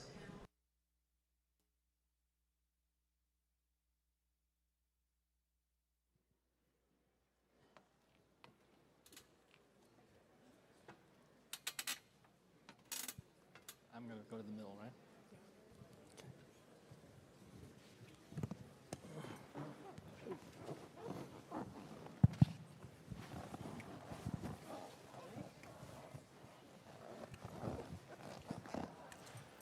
Good afternoon, everyone. Thanks so much for joining us. I'm Safina Waters from the Oil and Gas Decarbonization Charter, and I'm really excited to present this topic today. We often talk about climate ambition in terms of targets and timelines, but increasingly the real currency is data and verifiable data and the carbon intensity of what we produce and trade. And that's where global momentum is shifting.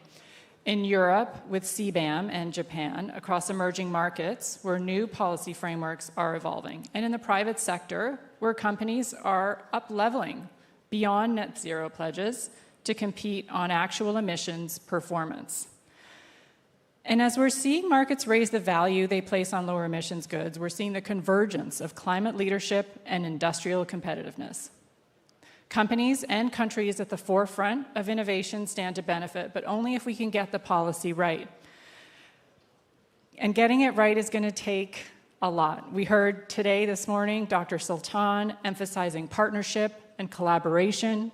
We heard Chris Lehane talking about the mindset to building big. So today's discussion is how we can make that happen and how smarter emissions policies can become a true engine of competitiveness.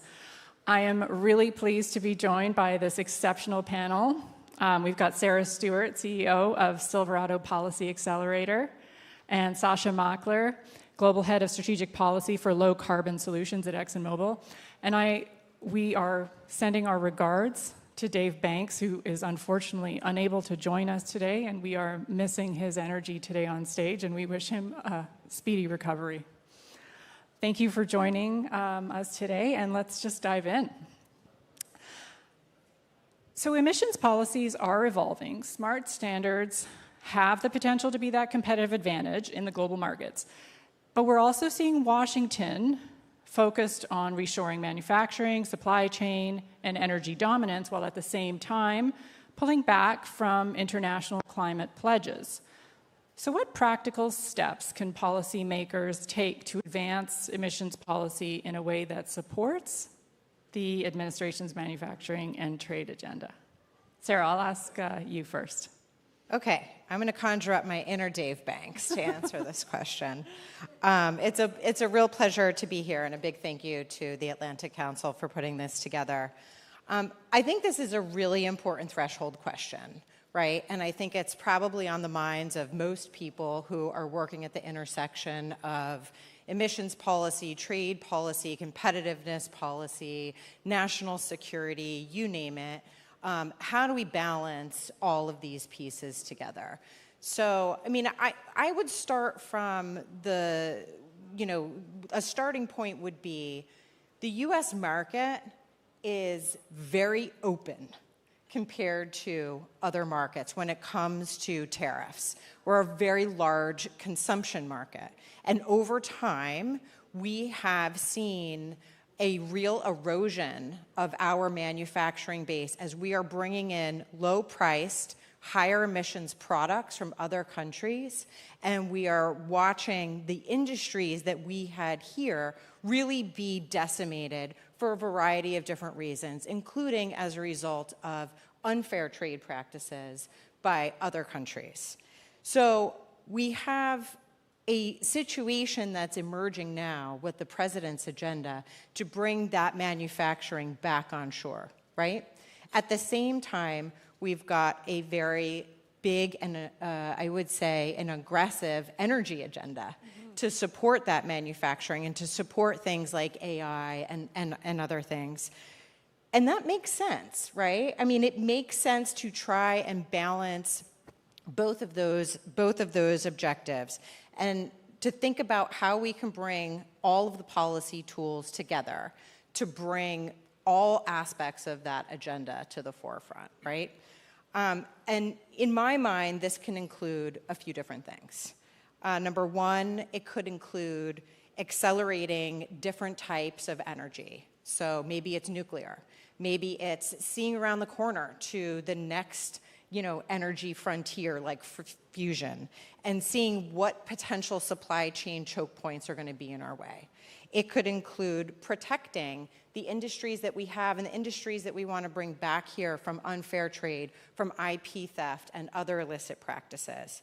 And it would also include promoting U.S. exports, not just of energy, but also of the manufacturing products that we're making here.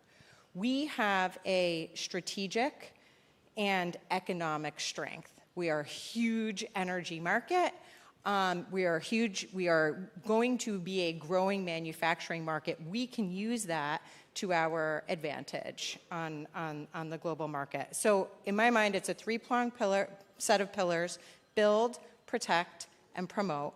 And that way you can kind of merge all of these different pieces of the administration's agenda together to promote low emissions, but also promote manufacturing at the same time. And internationally, there's a gap to fill. So yeah, absolutely. Right? Absolutely.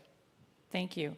Sasha, you've articulated a need to move away from project-based incentives to market-forming incentives that drive demand. What types of policies are going to support that? Yeah, thanks. And it's great to be here, everybody. And I'll just reinforce what Sarah said and send my thanks to the Atlantic Council for the event today, and really pleased to be here. So, maybe to step back a little bit and say a bit about ExxonMobil and, how we're thinking about these issues in general, to build on the thoughts that Sarah shared. The current set of priorities put forward by the administration have really focused on, as you said, onshoring manufacturing and exporting energy. And at ExxonMobil, that's right in our sweet spot, right? We have three global businesses that you're probably familiar with: our upstream business, our product solutions business, and our low carbon solutions business. And when it comes to all three, we have a global view and a global footprint, and we're looking around markets all over the world and trying to figure out the best ways that we can compete and deliver our products into those markets as affordably, as reliably, as safely as possible.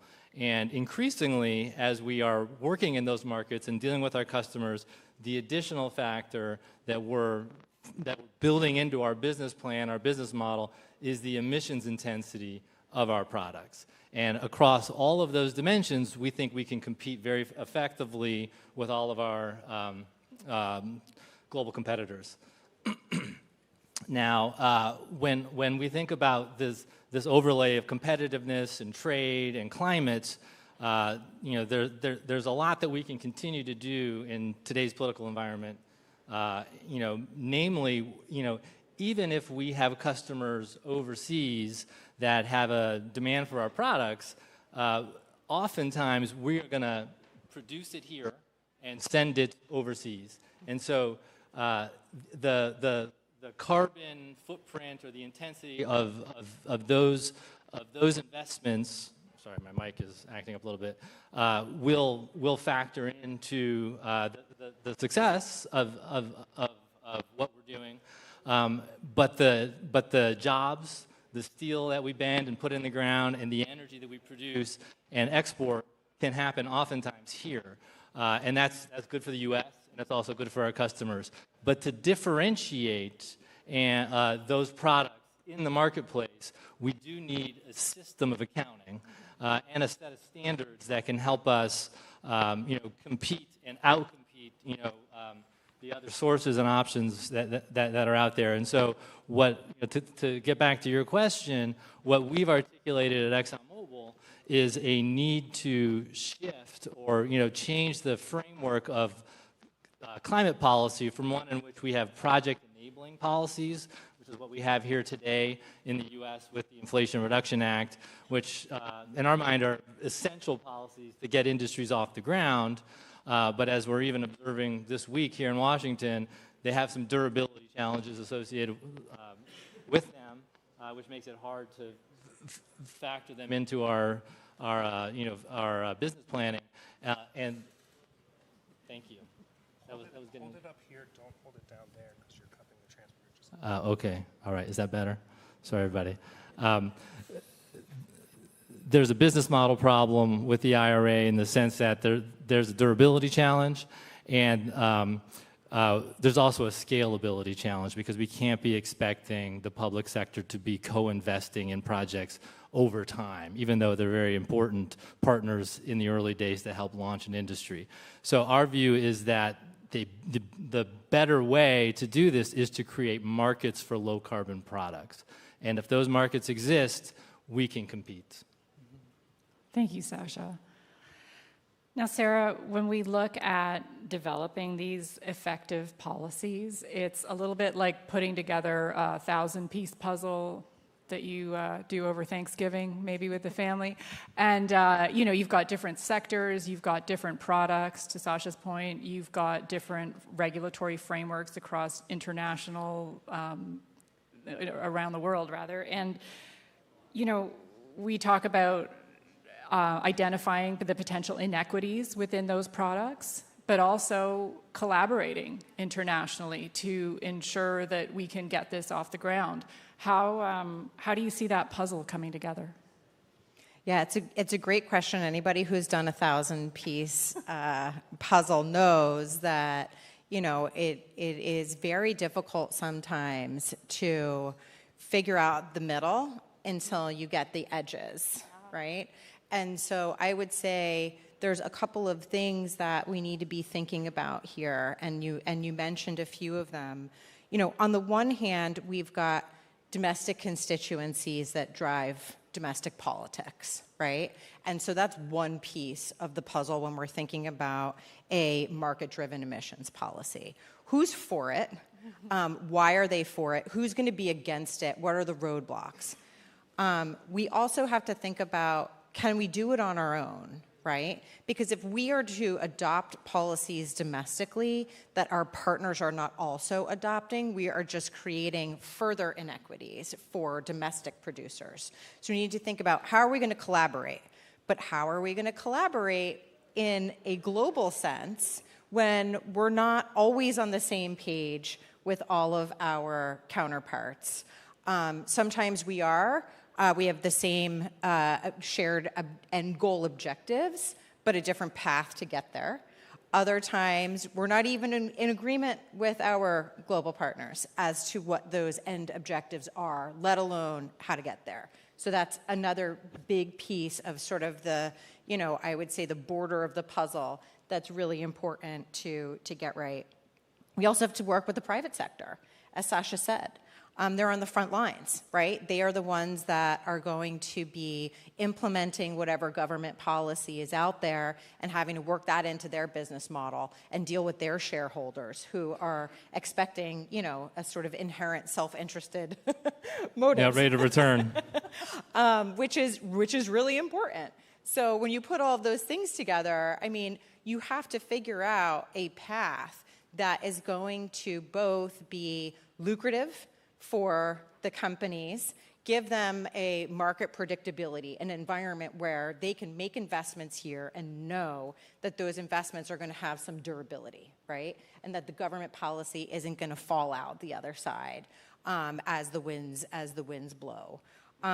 You also need some predictability in the global market that you're going to have competitive products, whether that means, you know, imposing some sort of offsetting measure like a tariff at the border to, you know, compensate for different emissions intensities, or that means making sure that, you know, U.S. exports aren't subject to discriminatory emissions-based policies in other markets. That's a lot that needs to be navigated. So the 1,000-piece puzzle reference, I think, is a really important one because it shows the complexity. Now, here's the good news. While there is complexity in all of this, there is also a path.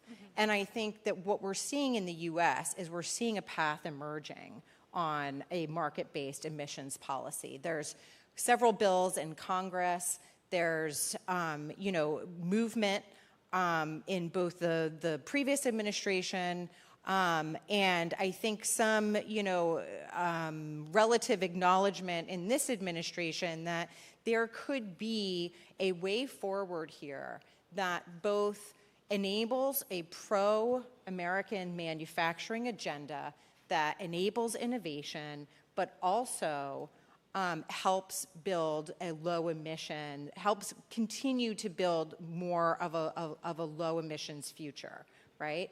And that path is to essentially give credit to U.S. producers for what they are doing already, while offsetting the competitive disadvantage of like products coming into the U.S. market with a much higher emissions profile, which means that they have a lower cost point because they don't have to comply with the same regulations that we have, or they're not investing in new technology that is going to be good for business too. So I think that there's a lot of complexity, but I also think that there is a path forward. Sasha. Yeah, that's great. The first thing I would say, to build on what Sarah just laid out, is that American companies are the most efficient in the world, and we can compete, very effectively in all the global markets, and should be rewarded for that efficiency if we're in the context of a carbon conversation. But we currently don't have the full set of sort of frameworks in place from an accounting perspective to really capture those rewards. And so that's something that's missing today. And if it were put in place, it would enhance the competitiveness of American companies, full stop. When we think about the 1,000 puzzle pieces that we were just talking about, the way I look at it is there's thousands of climate policies out there, and it's a very complicated business environment to operate in.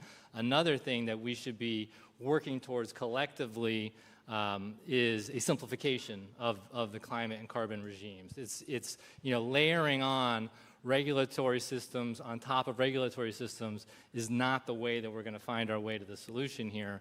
And in our view, the establishment of clear, concise carbon accounting that is universally shared by all the actors in the economy, domestically and internationally, and then combining that with intensity standards, which we're already starting to really be focused on because of the CBAM and other policies that are put in place that will depend on carbon accounting. If we have those two things in place, then all of a sudden the climate frameworks that we're dealing with can be simplified, can be pragmatic, and can reveal the natural competitiveness already that we're seeing in U.S. companies, which would be good for the whole domestic agenda here, and I think fits nicely with the political dynamic that we're in here today. Can I jump in on one thing? Sorry to interrupt, but I think you raise a couple of really important points, Sasha, that I think would be worth underscoring for this group. So, when we talk about carbon accounting, there is not yet a universally recognized carbon accounting system. That's correct. We know that, right? There's a lot of movement that's been made by private companies to do that. There's different protocols out there. There's an emerging patchwork of different countries that are looking at sort of border adjustment systems like the EU and Canada and others. But one interesting thing that we did at Silverado this year is we used publicly available information to do an economic model that looked at the relative carbon intensity of the steel and aluminum sector here in the US versus in other countries. Was it perfect? No, but it was based on publicly available information, and when compared to a similar study done by the US government that did collect, more proprietary information, the results were not far off, right? And that model looked at the emissions associated with steel and aluminum from the most upstream point all the way to the factory gate, right? So this is not just possible. I think it's very much on the horizon that this is something that could be done to support these policies. Now, the other piece of it is, okay, so we could do it here, But again, we've got the issue of what are our trading partners doing? And how are they looking at carbon accounting? Are they looking at it in the same way as we are? Because if they're not, it's going to make for a regulatory nightmare and a trading headache, and nobody's going to want to pursue these policies. But here's also optimism there. We can have interoperable systems of carbon accounting. It is 100% possible. We've looked at it. I encourage anybody who's interested to follow up. We've got a lot of this written on our website. But you can create an interoperable global system that uses verifiable data to measure these emissions so that you don't end up in a sort of catastrophe for businesses, but rather in a system that works for everybody. Yeah, I mean, I couldn't agree more. It would be an enormous unlock for business to have such a system in place that was technically grounded, scientifically principled, that didn't have a bias for one technology over another. What we would find, I think, quite quickly in a world that had a framework like that is that there's an enormous amount of emissions reductions that could take place quickly and cost effectively, and that in our view the American manufacturing base, the American energy industry would fare very well in such a system, and you could use it to design policies globally that could be a real simplification versus what we are facing today in the business environment, and much more effective. Yep. So that's really the rationale for what we're talking about here. And such accounting frameworks do not currently exist. I completely agree with that. We don't have a system in place today, but the ideas and the opportunity to create it are here. And so it's really now is the time to do this. And if we do it, it'll be an enormous unlock for U.S. business. And how are businesses leading the way, would you say, in the U.S. today? Well, there's a lot of thinking going on right now, not just in the business community. I mean, certainly within the business community, but also, in places like Sarah's organization. There's an organization you may not know much about, but I predict you will shortly, called the E-Liabilities or E-Ledger Institute, and Karthik Ramana is here, and he's been doing some very important thinking on these issues. Former Secretary of Energy Ernest Moniz and his group, the Energy Futures Initiative, just put out a paper today on this topic of carbon accounting. So there's a lot of really important thinking happening now that I think will build towards some action. And on behalf of ExxonMobil, I'll say we're speaking with a lot of our peer companies, not just in the oil and gas industry, but across industry, on how we can start to build a more collective voice to bring these ideas forward, because we do feel like there's an opportunity here. There's some white space, and there's a really strong rationale for moving ahead in this direction to really foster investment in new energy products, because, as I think you're all aware, we're a company that's been around for more than a century. We plan to be around for a lot longer. We've managed through time to stay on top of the industry because we're looking ahead and we're providing those products that our customers want. And that's really what's behind our low carbon solutions business. We see the world is moving in this direction, and we're willing to put the capital into it to provide these products, but it does require frameworks in place that recognize what we're doing and what others in this space are doing, and that's what we're talking about here. Thanks, Sasha. Sarah, I'm going to ask you, how do you see CBAM and similar moves abroad influencing the U.S., and what kind of coordination is there potential for? I think it's, for most people, I'm guessing, in the audience know what the CBAM is, but it's a carbon border adjustment mechanism that was adopted by the European Union, and there's a number of other countries that are looking at similar types of mechanisms, with the idea being that you want to sort of have a level playing field for your domestic producers as well as for importers. Now, in the EU, they have a different system than we have here because they have an emissions trading scheme domestically. So, their motivations were slightly different. I would say I don't love the structure of the EU CBAM, and there's things about it that will create, I think, discriminatory end result. And I think it's not really interoperable because it's trying to look at how to create analogs among only countries that also have domestic carbon price. And I don't think that that is the right way to approach it. Doesn't connect everyone. Right. It doesn't apply to everybody. It doesn't apply in the U.S. and probably won't for the foreseeable future. And so I think a different system is necessary. One, again, that is interoperable but not identical, right?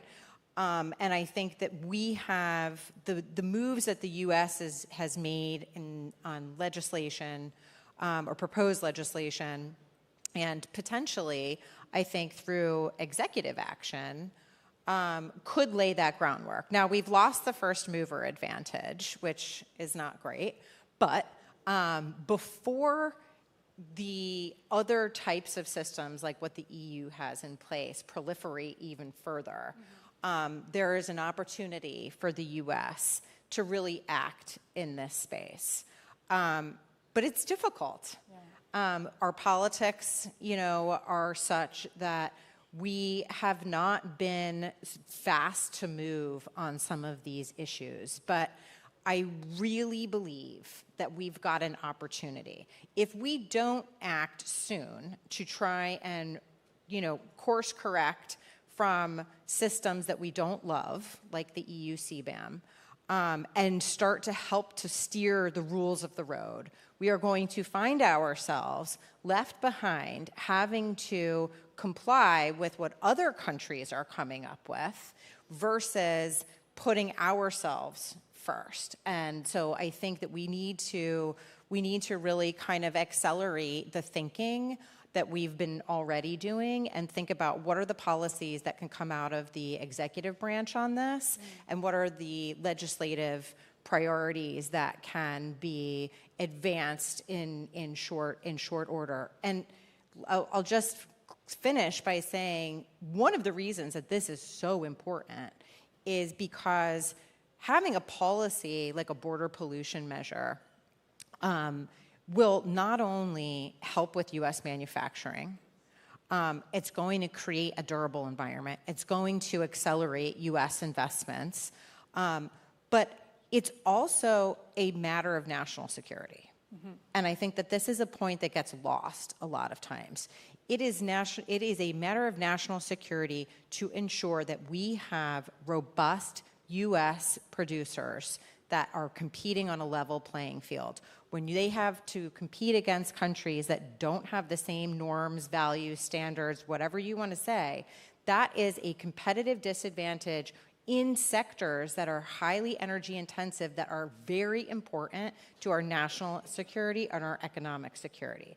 So if you can't get behind it from an emissions perspective, get behind it from the fact that this is a national and economic security imperative. Yeah, I think you've highlighted another theme, which is urgency. We've heard that a lot this morning as well. So I'm going to start to wrap it up here, unless, Sasha, you have any other comments. No, go for it. Yeah. Well, I'm hearing urgency, and technology, as we were discussing earlier, is agnostic. So hopefully, in that sense, helps to usher in the change needed in a faster, more efficient way, and also simplification and reaping rewards rather than penalization, I think, is coming through loud and clear. So with that, I think we're going to close, and I want to thank the Atlantic Council for hosting this fabulous panel. Lots of great insights here today, so thank you very, very much, Sasha and Sarah. Thank you. Thank you.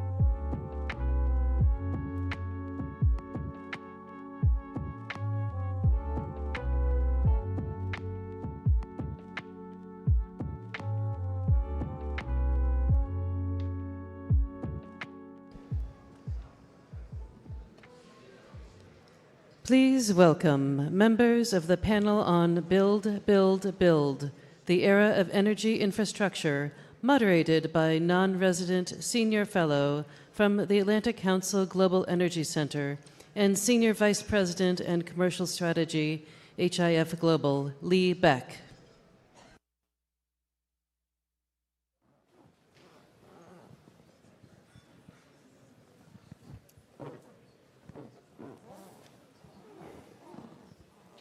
Well, hello. Good afternoon, everyone. Good to see you. Thank you so much for joining us here at the Global Energy Forum. Build, build, build. The era of energy infrastructure, what a title. I actually can't wait for this discussion. This is really, really timely and really exciting. And when we got ready for our panel here, we had already a lot of discussions around the bottlenecks, the challenges, and the opportunities in terms of infrastructure build out in this era here in the United States, in Turkey, and in the UK and Europe. So I really can't wait for this conversation. And actually, we were joking, infrastructure build out might be a little bit like rolling the dice in this era. So before we get started, I have to do some housekeeping. So this session is on the record and it will be live streamed. And we also encourage you to follow us on social media, tweet at us at hashtag AC Energy Forum and at AC Global Energy. And before I get started, I really just want to thank the whole team behind the scenes here at the Atlantic Council for their support. In particular, Frank Welly has really been helpful. I can't see him now, but without him, I wouldn't be able to moderate here. So I just want to thank him. And yeah, let's get right in it. Before I want to introduce my panel, I want to actually pose a question to all of you. It's a hand-raised question, so don't worry, you don't have to talk. But who here is optimistic about the infrastructure build-out until 2030? Raise your hand. So I don't know if you're being shy or, well, there's a hand over there. Okay, couple hands. Who is not optimistic? Okay, well, that gives us some data to start the conversation. Well, I'm so honored to welcome Pablo Koziner, Chief Commercial Officer at GE Vernova, here to my left, then Fuad Savas, who is the co-head of Infrastructure Finance and Advisory at JP Morgan, Ben Wilson, who's the president at National Grid Ventures, and Lane Wilson, not related to Ben, who's the senior vice president and general counsel at Williams. So let's dive right in. And I'm actually going to start with you, Ben. We had a really important conversation about that demand is outpacing supply here in the United States, but also other places in the world, and the importance of transmission. So talk to us a little bit about how you're experiencing this at National Grid Ventures and what you think are the biggest opportunities and challenges in the future. Yeah, sure. Thanks, Lee. And it's fantastic to be here, and thank you to the Atlantic Council. We've been involved with the Council for a fair few years now, and the convening power is just incredible. So a real pleasure to be here. It's interesting to see the response from the audience around optimism around 2030. And I think probably people answered the question specifically because in transmission terms, 5 years is not a long time, right? So National Grid, we operate both sides of the Atlantic. We operate in the UK and in the Northeast US. We're more or less a 50-50 business. And we're a very large transmission company. We will spend $75 billion on building out our networks over the next 5 years, which makes us one of the largest investors in transmission in the world. So this is front and center for us. And I often say that the fact that transmission is on the critical path for building out the energy systems is not a bug, it is a feature. Because the whole system has been designed for a world where we've had low growth. And so in a low growth world, the exam question is, how do you stop utilities overbuilding? How do you stop utilities gold plating, over forecasting demand or over forecasting asset condition issues? How do you slow us down, right? How do you stop us building the stuff that doesn't need to be built? We're in a completely different world now. We're a relatively small part of the bill in most cases, but everything depends on us. So we're in a world now where the risk of not building is much more significant than the risk of building. So we need a paradigm shift. in how we approach this stuff. And we're starting, I think we see a strong realization of this issue now, and AI has been a catalyst for that, right? I think collectively we're all realizing the name of the game now is load growth, is demand growth for AI, for other data centers, for reshoring, chip fabs, everything that's happening, this sort of new industrial revolution that we're going for, we need to be able to build. So there's a few things in that. System planning. It needn't be too much of a problem that it takes longer to build the transmission line than it does to build the thing you're connecting it to if we're planning in advance. And things like FERC Order 1920 and the way the different states are responding to that, I think, is good. The UK actually has showed leadership in this area. We do have long-term system planning now. But if you've got a plan, you then need a regulatory system, economic regulation, that allows you to get on and invest with certainty. So we need investment regimes to respond to that. We need to deal with permitting. This is hard, and we have to balance the impact on local communities in a fair way. But you can still get to a fair outcome just more quickly. So we just need to speed this thing up. So there's a bunch of things there that I've mentioned, Lee. I could go on, and I'm sure we'll come back to some of them. But the key point is we need a paradigm shift. Yeah, thank you for outlining your theory of change for this paradigm shift and what needs to happen. And I think that's what we're going to drill into. So maybe, Lane, I will go right over to you. One of the core bottlenecks are supply chains and long lead time equipment issues that I think all of us who are in the business of building infrastructure are experiencing right now, along with geopolitical tensions. So maybe you can talk to us a little bit about your perspective. Yeah, so on the supply chain, we actually haven't seen that much of an impact at Williams on us, but look, companies are reshoring. They learned during COVID that the supply chains are relatively fragile. They want to have more control over that, and fortunately for us and the country as a whole, technology is providing a means to do that. Labor costs in countries that were historically extremely cheap are not as cheap as they used to be. So the sort of macroeconomic environment is not a bad one for reshoring. But as we do that, we've got to have more energy. And I think the main bottleneck that we're going to find out is going to be infrastructure to get that energy from the supply sources to the demand centers, no matter what that is. I mean, that could be wind or solar in Oklahoma that needs to be used somewhere else. But in the next 4, 5, 6, 7 years, that's got to be natural gas. We're not going to build out nuclear quickly enough. We're not going to build out transmission lines quickly enough. But we can build out pipelines relatively quickly. And as Ben mentioned, the sort of key obstacle there is permitting reform. And so we've got to have permitting reform that allows us to build responsibly, and we've been doing that for decades and decades. But allows us to build very quickly. Something more akin to build and verify compliance as opposed to spending 3, 4, 5 years in sort of a nonsensical circular loop about whether or not we're creating an issue for the environment, because we can build pipeline infrastructure and other infrastructure very safely, in an environmentally friendly way, but we can also do that very quickly. So thank you. Just making sure I heard you correctly. So what you're saying is we should be building out both pipeline and transmission infrastructure, so fuels and electricity, but what we can do faster is pipeline and fuels rather than electricity and nuclear, much longer lead times, including transmission? Yeah, I mean, the reality is the only thing harder to build than a pipeline is an above-ground transmission line. Because people see it, they don't like it, they don't want it there, and to the extent we deal with NIMBYism, transmission power lines deal with it in spades. And I think we're going to learn that about the nuclear industry as well. There's a lot of momentum behind nuclear. We're supportive of an all-of-the-above approach. I'm personally supportive of nuclear. But when somebody finds out that nuclear is going to be built 5 or 6 miles down the road, we're going to encounter a lot of obstacles.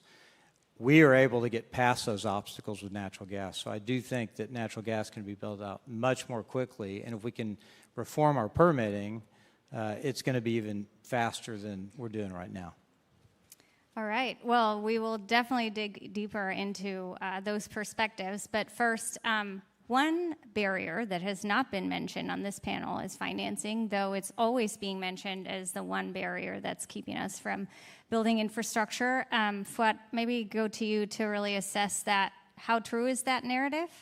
And you hear this complaint, especially in emerging markets, where people look at the vast sums that are needed. They look at a calculation. They say, oh, we need to mobilize, you name, 2 trillion, 3 trillion, however much. And they say, we must have a money problem. And this is not the case. And I cannot emphasize enough how untrue this is. In many emerging markets, in Thailand, in Malaysia, in South Africa, in India, in Brazil, it is cheaper to finance energy than it is in the United States. So to me, that is a great opportunity for these countries to really take advantage of the abundant liquidity, the desire of pools of savings to invest in infrastructure, to invest in energy infrastructure, the growing capital formation around infrastructure. And I think there's no money problem, but there's a human capital problem. So there's a planning problem, there is a political willpower problem, sometimes around permitting, around expropriation, and this is really pronounced in emerging markets. In the US, the world's largest importer of money, $1.2 trillion current account deficit, I think just goes to show everybody wants to be here. Everybody wants to invest in the US, and we, again, don't see signs of a shortage of funds. What we do see in the utility space, which I think is temporary, is some stress on ratings. Because when you think about utility ratings, it is how much debt do I have versus how much money I'm making, or any corporate rating. And we're going through a period of investment in the economy. This isn't just in energy. It's also in digital. It's also around onshoring and this sort of theme of deglobalization. And as people invest, they're spending the money today, but the EBITDA comes 3, 4, 5 years down the line. So one of the challenges, I guess, particular to the US in this phase of growth, in this phase of investment, is how do I bridge that investment period without getting downgraded and without scaring away the bondholders? I think that's a temporary problem. Everybody's trying to come up with solutions to it, but I don't see money, I don't see financing as a bottleneck. Okay, well, I want to go to you, Pablo. You told me that you're optimistic, not unlike the majority of our audience, about the infrastructure build-out. So take us home for this opening round. Why are you optimistic about the pace of infrastructure build-out? Well, I am optimistic, and thank you for the opportunity to be here. And the reason I'm optimistic, first of all, is that we're talking about energy in ways that, in my career, I haven't seen before. I mean, it's front and center. The importance of energy infrastructure is being discussed, and I think it's more widely appreciated. The second thing that makes me very optimistic is I'm starting to see an industry that has been very transactional move to more strategic. And just the people that I'm on the panel with here, Lane, Ben, and Folk, we're in active discussions between our companies about how we can come together and solve for a lot of the challenges related to growth. And that's just, some discussions involving a broader piece of the ecosystem, because we know that we're in an environment that is high growth, there's high demand, and there's a lot of constraint. And the best way to address that is to come together. And so I'm seeing partnerships between the private and public sector, between those that build and engineer, construct, that manage grids, and then we're talking about all the right things. The constraints are the ones that that Lane and Ben very adequately described, is that we need more regulatory reform. We need to accelerate permitting time so that these partnerships that are being established and these strategies can actually be executed in time periods that the markets need. And just, Lane, to your comments, I would just add litigation reform in this country, in the US. Part of our concerns, and it applies more to Ben and Lane, is that when they build stuff, frequently they get bogged down in having to argue about it. And that doesn't help either. So there really needs to be policy reform to enable the work that is being done by the private sector to come together and address the grid infrastructure that we need, the capacity additions that we need. I won't get into the numbers because we all know them. They're astronomical in terms of what we need.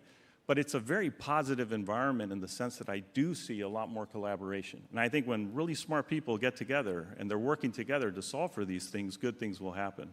And the last thing I'll say is just from an order perspective at GE Vernova, Our electrification business, which is mostly there to support the grid, and in terms of controls and HVDC and software, it's our fastest growing business, faster than even our gas power business, which is also seen a massive ramp. We have $123 billion worth of backlog. We did $35 billion in revenue last year. Think of the many years of work that we have to go out and execute.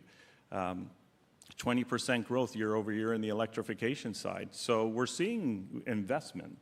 Now we need to see the execution.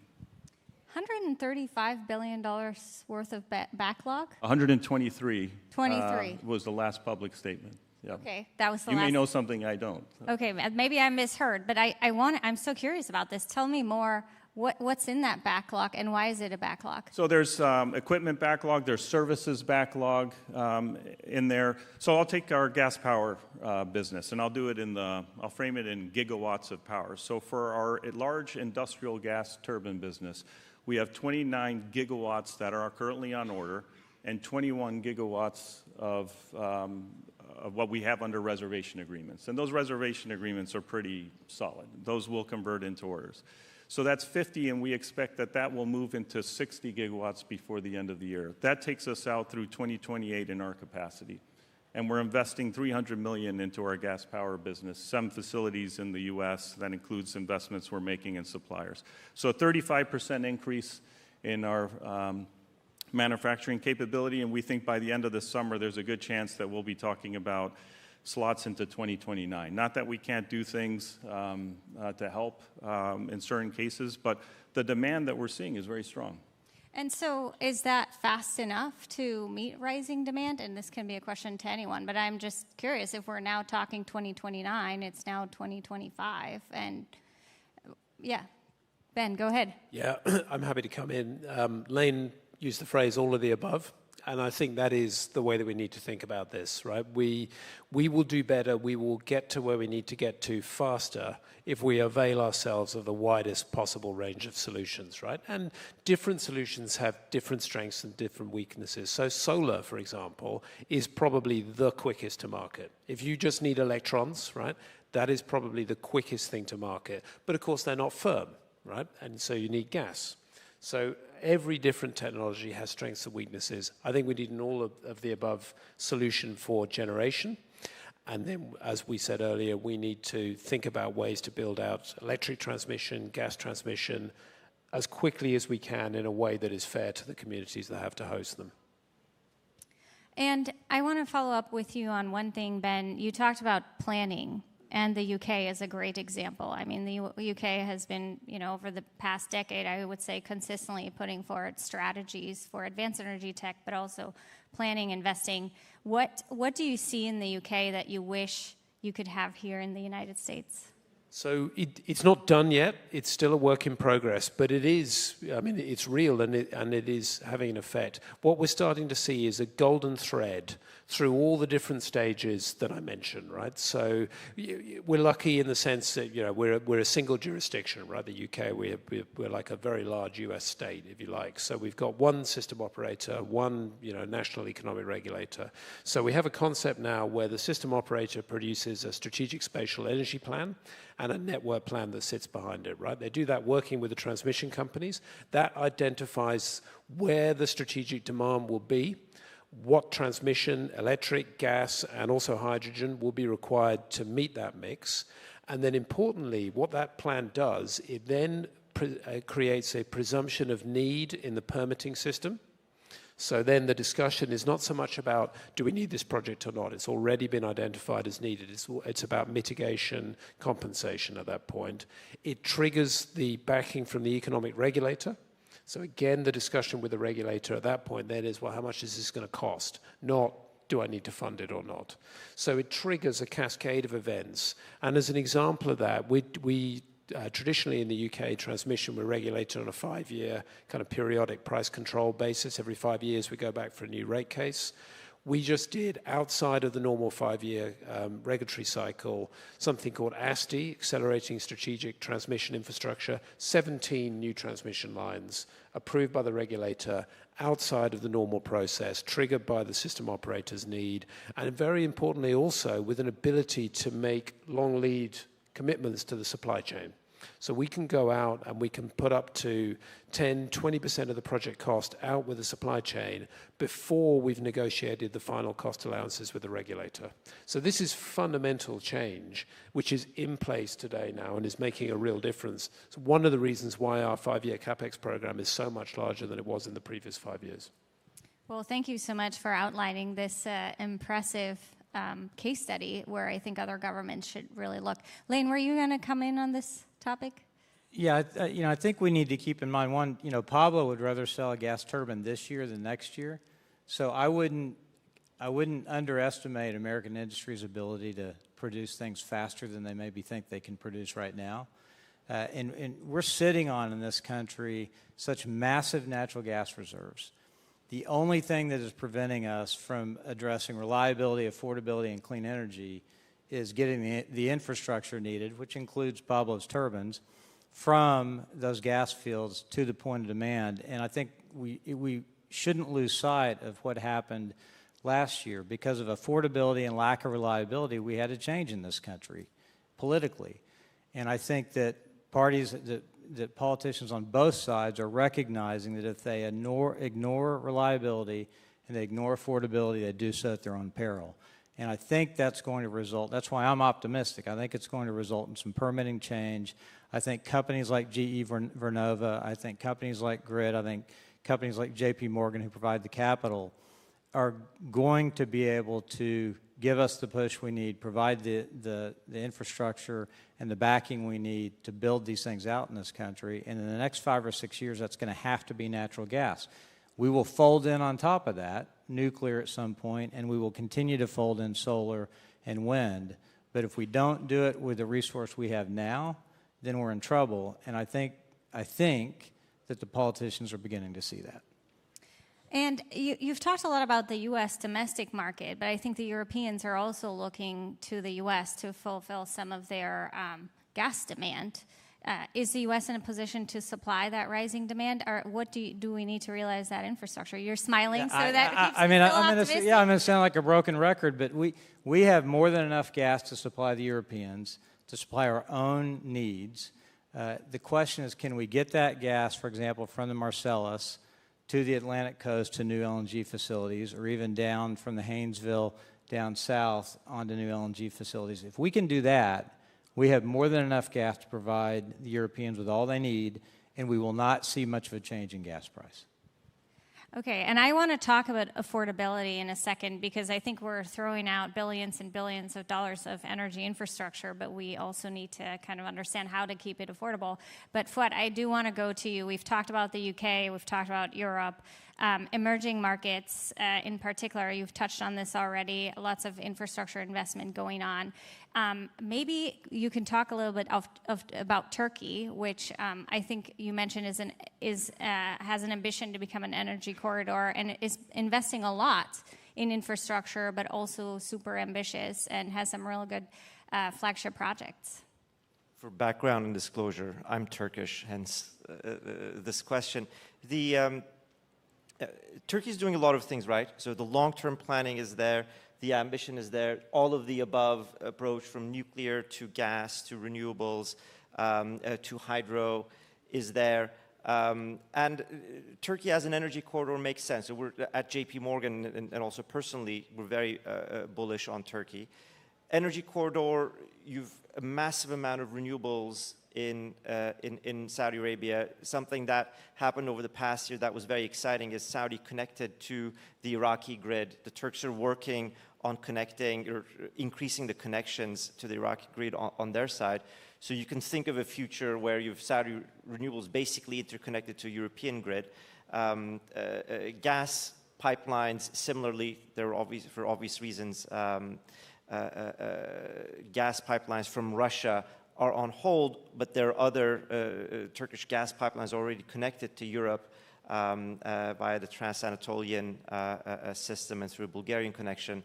And there's also talk about Trans-Caspian now energy corridor with, how do you get the stranded gas in Turkmenistan or turn it into power, turn it into electrons and get it to Europe. So it's a country that I think is a little bit of an exception to what I started off with. In a lot of the world, there's too much money chasing too few projects. In Turkey, it's usually the other way around. There are too many projects, not enough money. And we see that potential. One thing I hear from investors, from equity investors, especially foreigners, is that it is not a level playing field. So the Turkish government can do a little bit of work making the rules apply evenly to everyone. And so there's room for improvement there. But from our perspective, we're very bullish. We're investing in Turkey, and there's a lot more to do. And overall, the Mediterranean, what other opportunities do you see there as well? I'm asking because we have a conversation about this actually later. Well, the Mediterranean, the Eastern Mediterranean is a very complicated spot. So you can say, well, you know, people have spoken about getting pipelines and transmission lines from Egypt via Greece to Europe, and Turkey would say, actually, those two countries don't share a naval border, so I don't know how you would do that without going through our territory. People have spoken a lot about the opportunities for Europe, and Mediterranean and trans-Mediterranean is really a part of that, not just in the Eastern Mediterranean where there have been these large gas finds, but also with Northern Africa, with grid connections, with renewables connections. And it's been disappointing to me not to see those projects come online and progress at the rate that, you know, a master planner would push them. But there's immense opportunity there for sure. Yeah, thank you so much for this perspective. And I think that's one aspect we need to keep in mind. We're seeing a lot of project announcements or giant, huge interconnection queues, but not all of these projects are actually going to be built, right? So we have to keep that in mind, and I think that's what actually keeps me up at night. But I want to go back to our topic before, energy affordability, right? You mentioned this may actually determine the political destiny in the United States. So I'd love to hear from all of you. We're talking a lot about enormous numbers. We're also seeing the price of key inputs such as steel go up as a result of geopolitical tensions and trade barriers. So how do we navigate really keeping energy infrastructure at an affordable cost so we can pass affordable costs on to the consumers? Maybe Pablo, we'll start with you. Big question. Yeah, look, I think if you're in an environment where things are surging, your costs are going to go up. And so it emphasizes the need for, and this is a key word, I'm sure everybody has heard it or is using it, as certainty.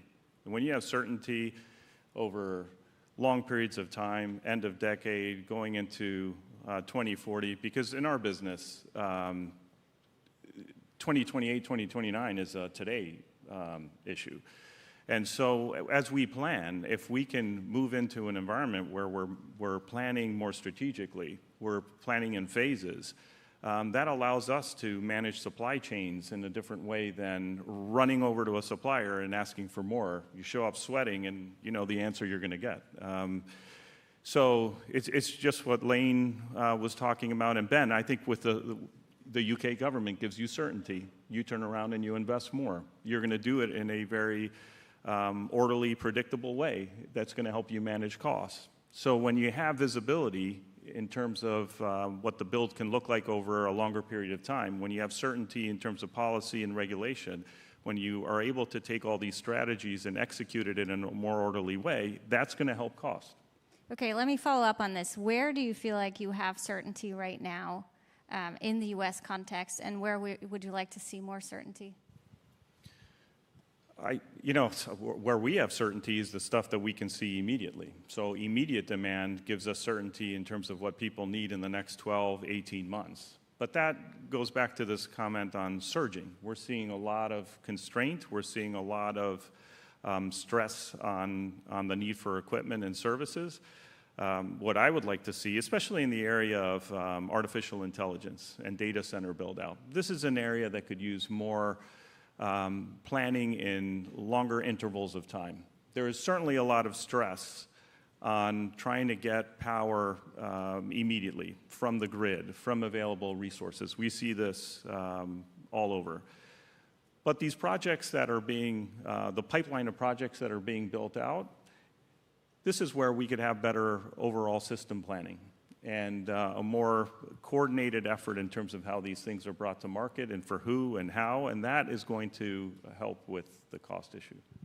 Yeah, thank you so much. And I'm hearing that we're asking for more planning and kind of more line of sight into timelines. So that's very helpful.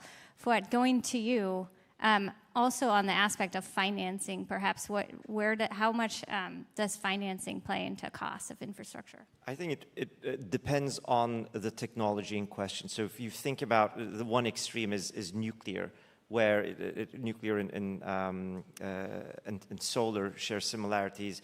You have some upfront costs, you have basically free fuel, very low O&M, and so the upfront financing cost and the period over which that is amortized is extremely, extremely important.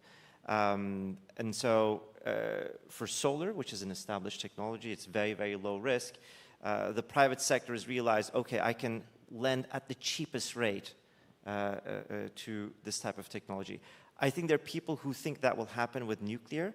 I'm not one of them. So I think as there is a nuclear renaissance in this country and around the world, it is important for planners and the governments to do the math and understand that if the private sector were to finance large-scale nuclear, it would be unaffordable. So around affordability, large-scale nuclear is something that will need very long-dated, very cheap government money. That is one extreme. On the other end, with technologies with more of an ongoing fuel cost, like natural gas, financing is important, but it's not critical. And very frequently, you see people choose the expensive but more expedient financing over something that might take a little bit of time to put together, but is ultimately cheaper. And why would they choose the more expensive financing in the near term? I'm sorry? And why is that choice being made? And then because also it's more expedient. So they might say, look, this is going to be a peaker. I need this in place before the summer. And so let me put my financing together in an expedient way, even though it's more expensive. It's not a massive factor as it is with solar or with nuclear. Understood. And Ben, over to you. I think you've been waiting to yeah, chime in. I mean, I think on affordability, I'll probably add 3 points to the points that have already been made.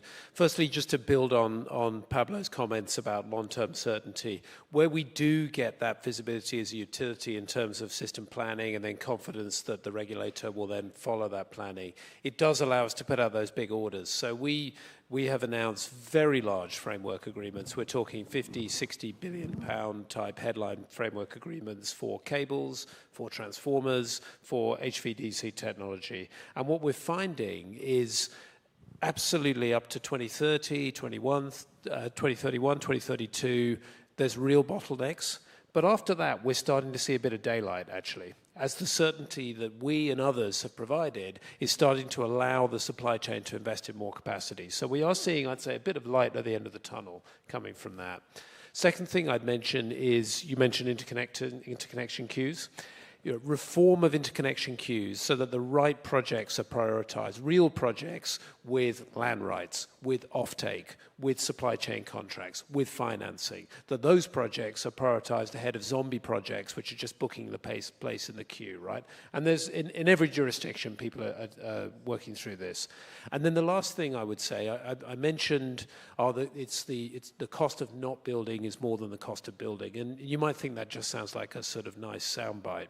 But to give you a really concrete example of that, in the UK, annual constraint payments to generators that are available to produce but cannot because of grid constraints are more than the total transmission cost, right? So if we built out the grid and reduced constraint costs, it essentially comes for free. So the cost of not building now really is more than the cost of building.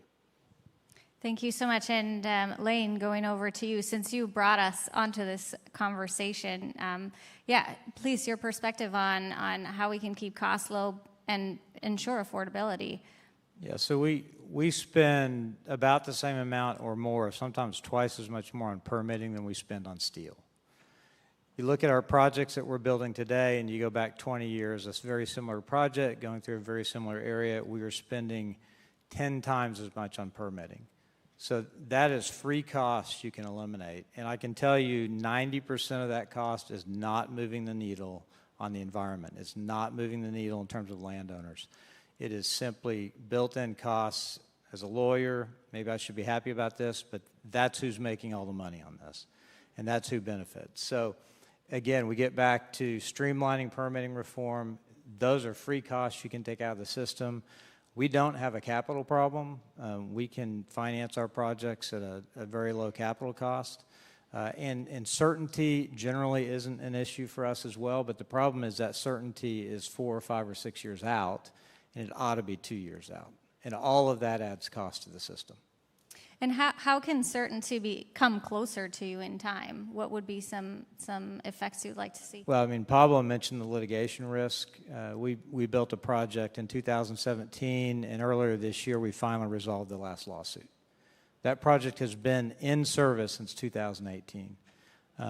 And that litigation, more so now than it was in 2017, is something we think about as a company in terms of whether or not we're willing to take on a project. And so reducing that risk, again, streamlining the permitting process, that could, I think we could probably shave 2 years, 3 years off of the planning process, which makes it easier for us to make a return. It means that Ben's customers in the regulated market are going to pay less, and it means more capacity, frankly, for the natural gas markets. Yeah, thank you so much for this additional perspective. I want to go to a question that, Fuad, you called meaty earlier, and it's about China and what can we learn from China, because China is really focusing on building infrastructure out a lot at a really fast pace, and effectively we're seeing the announcements every day in the news. So I'd love to invite your perspectives on this. Pablo, can I start with you? I think that what we can learn from China is that speed to infrastructure is possible. It comes from strategy and planning. I'm not saying it's cost-effective with the returns that we would expect in the Western world, but China has a very focused strategy to increase their infrastructure capabilities, to be a leader in energy and industry. They certainly are on a path to try and develop very significant artificial intelligence capability. It's a national priority, and you can see how things are being executed. We struggle with going from strategy to decision to speed. And so if there's a page out of their playbook is to have government play a role that is more directive and I wouldn't, maybe directive is not the right word, but more of a facilitator to allow for faster execution. Yeah, so strategy, decision, speed. I like that framework. So that's for our theory of change. Fuad, you're already... I'm going to echo a lot of that. Sam Altman at OpenAI said, I think he tweeted about this, that over time the cost of intelligence will converge on the cost of energy. So if you believe AI to be a fairly existential technology, you would look at this and say, okay, this is in the national interest, and we're going to do A, B, and C to ensure that our models and our inference, et cetera, has the most affordable, plentiful technology. So is the US acting like it believes in this? The answer is no. There's been a lot of talk for a few years now around rare earths and critical minerals. This was not just the current administration, also the previous administration. Was the administration acting like that was a national interest priority? No. So China is good at saying this is a national interest, and we will act in accordance and give this area the priority it deserves. And even though we may be nowhere in that area today, 15, 20, 25 years from now, we will dominate that supply chain and that technology. And that long-term planning, long-term commitment, and aligning national interests with political action, that's something that I think every country can learn from China. And let me throw in, before we go to you, Ben, if we had this kind of long game approach, which you also already outlined for the UK, would that add certainty? I think, yeah, we can put a note of optimism on that. I think if we, as I think increasingly we are now doing, because we feel in the West, we feel the urgency which is moving us to do this. If we do think strategically, if we make long-term plans accordingly, and then crucially set up the mechanisms so those plans result in action, right? Then then we've taken from that playbook. But then you add on the strengths that we have, where the West does lead around innovation, diversity of thinking, the incredible, I mean, we have a corporate venture capital fund based in California. It's one of the largest in the energy space. Just the incredible tech and innovation ecosystem that we have in the West, and particularly in the United States. If you can combine those unique advantages that the West has with some of that long-term strategic planning, why can't we win? Yeah. Lane? Yeah, it's kind of crazy that we spend this much capital, intellectual capital, talking about energy. I mean, we really need to just take it off the table in terms of a political issue.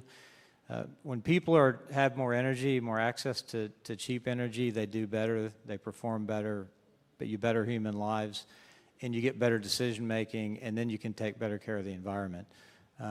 And the other thing I'll say is we also need to sort of change our perspective. In many ways, we're still living in the 50s. We're acting like if the private sector is allowed to go out there and build a ton of infrastructure, the rivers are going to be polluted and we're going to have smog in the air. That just simply is not the case. And so let's take it off the table. Let's make it a bipartisan issue. We'll let the Republicans and Democrats argue about the size of the government and how big the welfare state ought to be. And let's just get back to building things.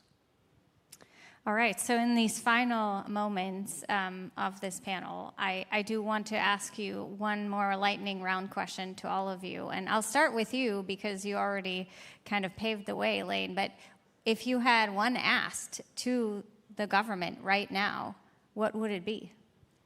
Get out of our way. And how would they do that? I mean, so I'll talk again, natural gas is our business. And so we have sort of this matrix of permitting that we have to go through to build an interstate pipeline. And we actually have a flow chart at Williams that shows this matrix. And I promise you, none of you could follow it. It is labyrinthian. And so we just need to eliminate the permits that are duplicative. Clean Water Act 401 is an example. We have FERC analyzing water quality, and then we have a state analyzing water quality. They both do it. They both effectively have a veto on the project. Let's do that once. If we can begin with that process, and then we can continue to look at the permitting process, then the government, I mean, look, we have private companies that want to build out energy infrastructure, right, which is going to make energy less expensive. So if we can just methodically walk through that permitting process, walk through the litigation process, and say what's adding value, what's not adding value, eliminate the things that are not adding value, and do that congressionally, like build that into the law, then that's what I mean when I say get out of the way. Thank you so much. Ben, your biggest ask to any government, UK or the US. Yeah. Lean in hard into regional transmission planning. And inter-regional transmission planning, there's not enough interconnection between the different transmission reasons. And then focus on permitting reform, as Lane has said, and set time limit deadlines. Set a goal as to how long it should take to get permitting, and then drive through to make sure that permitting doesn't exceed that time. Start planning around national interest priorities and let us know what the plan is.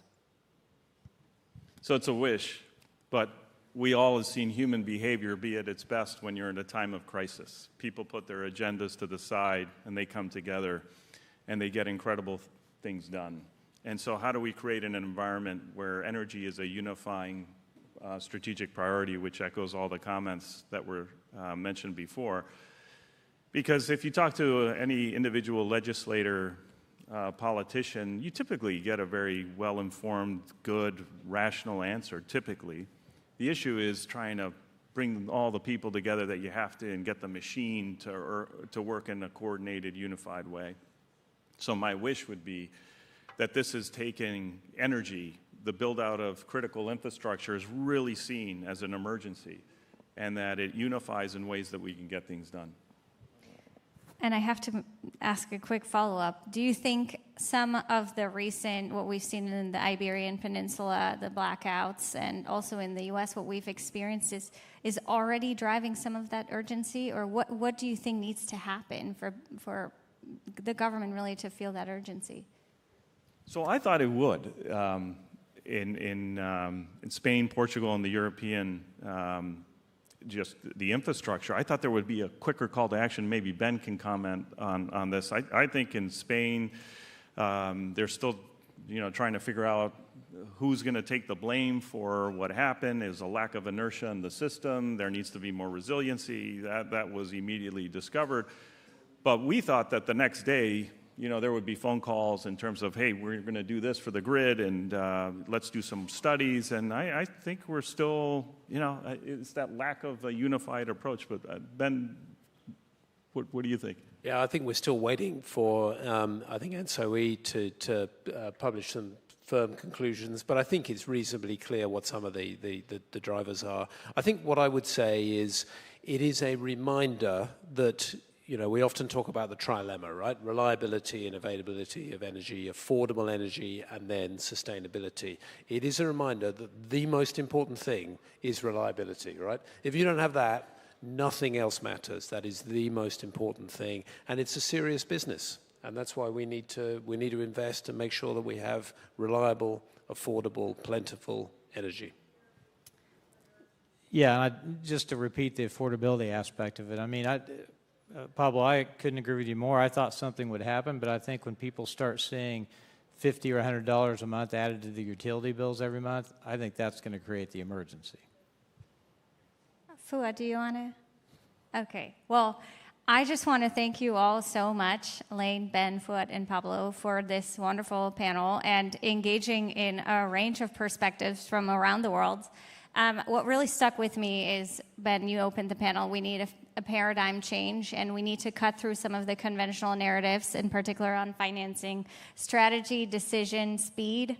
I think that is a framework we all should be taking home and taking to our governments. And then what can we really get done in the near term to alleviate some of the strain? And then how can we plan out for a more long game approach, which, Elaine, I think you really elaborated well on. So I am conscious that we are the only ones standing between you and the coffee break. So thank you all so much for joining us here at the Global Energy Forum. And please enjoy your coffee break and the next 1.5 days.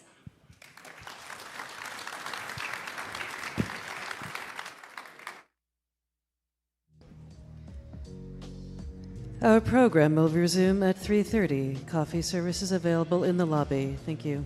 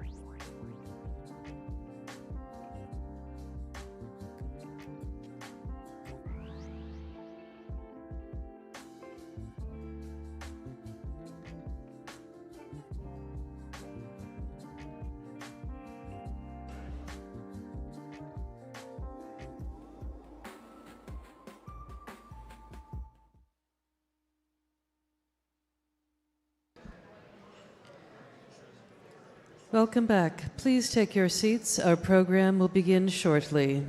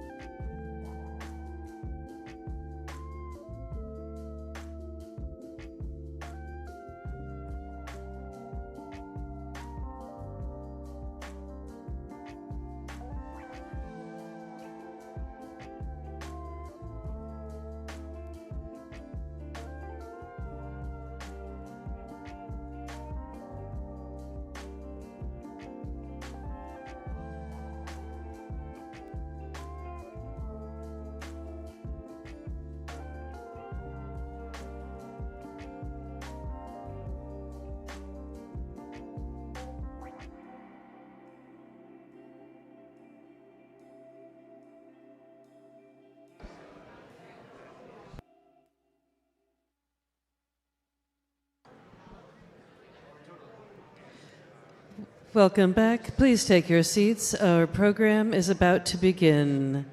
Please take your seats. Our program at the energy stage is about to begin. Thank you.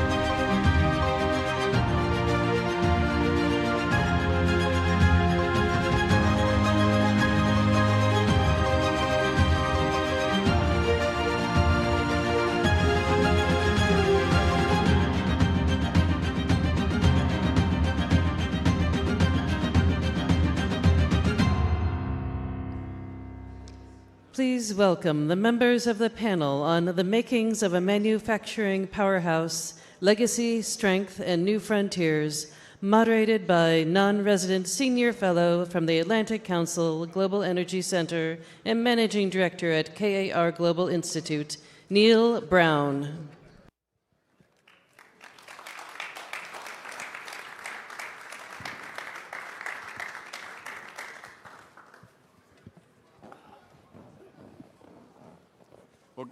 Good afternoon, everybody.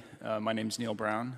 As the announcer said, I'm a managing director at the KKR Global Institute and KKR Global Infrastructure Business, and also a non-resident senior fellow at the Atlantic Council, and have the privilege to join several friends here for a discussion on manufacturing. Good news, manufacturing is back, better than ever. At least that's what policymakers here in Washington and around the world would like to happen, whether that's for reasons of geopolitics or economic competitiveness or job creation or climate change and resilience or pandemics. Lots of attention, lots of policy, but it turns out you actually have to build that. You have to finance that.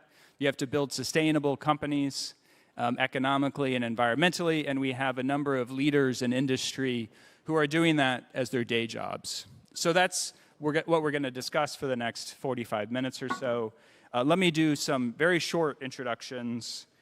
First, to my left, Brandon Spencer is the president of the Motion Business Area at ABB, a global technology leader, both Brandon personally and ABB, in electrification and automation that uses engineering and digitization expertise to help industries be more productive and sustainable.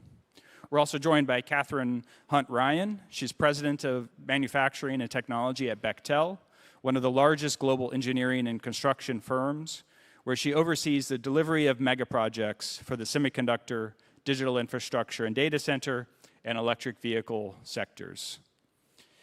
To her left is Julian Milcrest. He serves as Executive Vice Chairman at Bank of America, where he advises global clients on major strategic transactions using his deep experience across the natural resources, energy, and infrastructure sectors. And finally, Karthik Ramana. He's a professor of business and public policy at the University of Oxford's Blavatnik School of Government and co-founder and principal investigator of the nonprofit E-Liability Institute, which is working toward energy abundance through robust accounting for emissions efficiencies. So let's start, if I could, with Brandon and Catherine. I mentioned already the real focus in public policy on industrial policy. Reindustrialization is happening at a time, of course, of immense change in digitization, in energy transition.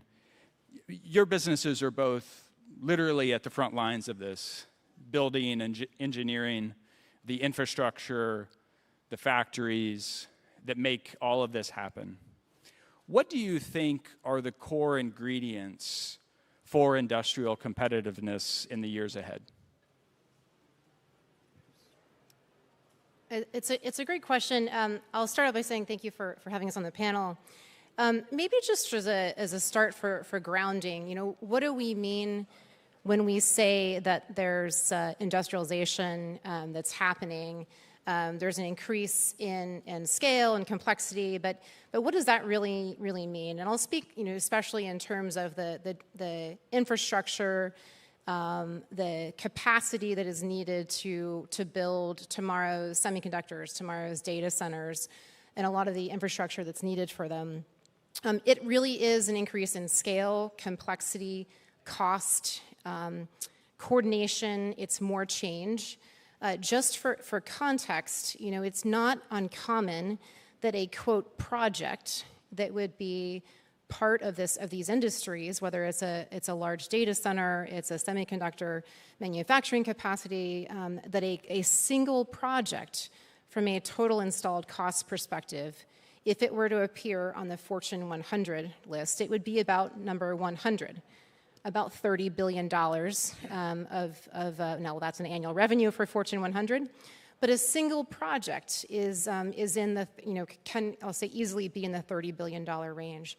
And so just that sheer scale and size complexity is a step change that needs to be planned for. So if we're planning for that, what are some key ingredients for eventual success? Many, but I would highlight three that keep on coming up, at least from our perspective at Bechtel.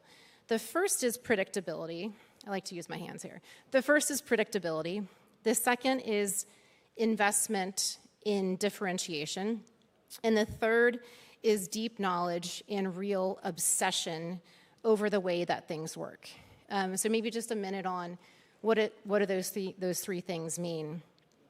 In terms of predictability, that's policy, that's investment decisions. If you are any part of the supply chain or the companies that are part of a $30 billion project or more, you have to have the visibility. It's so capital intensive. You have to have the visibility that return on investment, that your supply chain will move there. So predictability to support a long-term capital intensive industry is absolutely critical. From a Bechtel perspective, what does that look like? Why is predictability important? It allows us to unleash our colleagues and look at how we can continue to iterate, to perform, to do better over time, to execute in terms of programmatic delivery, where we found, whether it's in the energy sector or elsewhere, it's that programmatic implementation that allows you to reduce cost, reduce schedule, and make improvements over time. So that's predictability.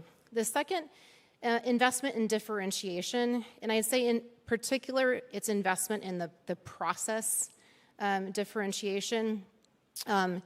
How over time can that be made better? And again, from a company perspective, one of the things that we do in investing in the process of differentiation is attack the critical path, attack the main risks of a job that will make it, could make it unsuccessful, whether that's in terms of controlling some of the supply chain, on critical pipe, on critical steel, or on having even better relationships with craft professional labor in order to mobilize for things. And the last, I would just say, again, deep knowledge on really understanding the way that things work. There's a great book entitled The Way Things Work. And in order to really be, to establish competency, you need to have knowledge and deep subject matter expertise at every seam. You can't be at the 40,000 foot level. You need to have really, really deep competency to understand the interfaces and the interdependencies. So those are the predictability, investment, and differentiation, and deep knowledge into the way that things work would be the parting words. Thank you. Brandon? Yeah, thank you, and thanks for the opportunity to be here. It's great to be here with our customers. It's great to share the panel with one of our key customers and talk a little bit about what ABB is doing in this space. As you said, we're kind of at the crossroads. U.S., largest market for us. We've put $15 billion of capital, which at these kind of conferences doesn't sound as big of a number, but for us as a manufacturer of equipment and solutions, it is a very large investment into brick and mortar and technology in one location. And so when I think about what does it take to be successful, or kind of the reshoring or industrialization, reindustrialization here in the U.S., we think a lot about people, we think about technology, we think about policy. And if I kind of work backwards on that, on the policy side, consistency. So what do we do in the communities that we serve? How do we have some sort of consistency that's a thread? Because much like the facilities that are being built by Bechtel, these are not short-term investments. These are 20, 30, 40-year plants that are going to be there. They can't move that fast with policy changes every 2 years, 3 years, 4 years, whatever it is. So consistency, really important. You know, a little less turbulence would always be a great thing and preferred. If I think about the people side, where can we get access to the talent that we need? Critically important, whether that's craft labor, whether it's engineering, whether it's people on a manufacturing shop floor. Where can we get that talent? So what kind of universities are in the area and all these kind of things, trade schools, et cetera. And I know we'll talk a little bit more about that. And then technology, which is where, you know, kind of I come from and certainly where ABB comes from. And I've sat through most all the panels today, and I heard one person from Sempra talk about kind of responsible consumption. Everything else has been about additions. How do we get more? What's the next fuel source? What's the energy mix look like, et cetera? All very, very important, but so is consumption. And so, you know, it's maybe a boring topic in some circles, but for us, it's what we live for, and it's energy efficiency. We can put 10% capacity back on the grid.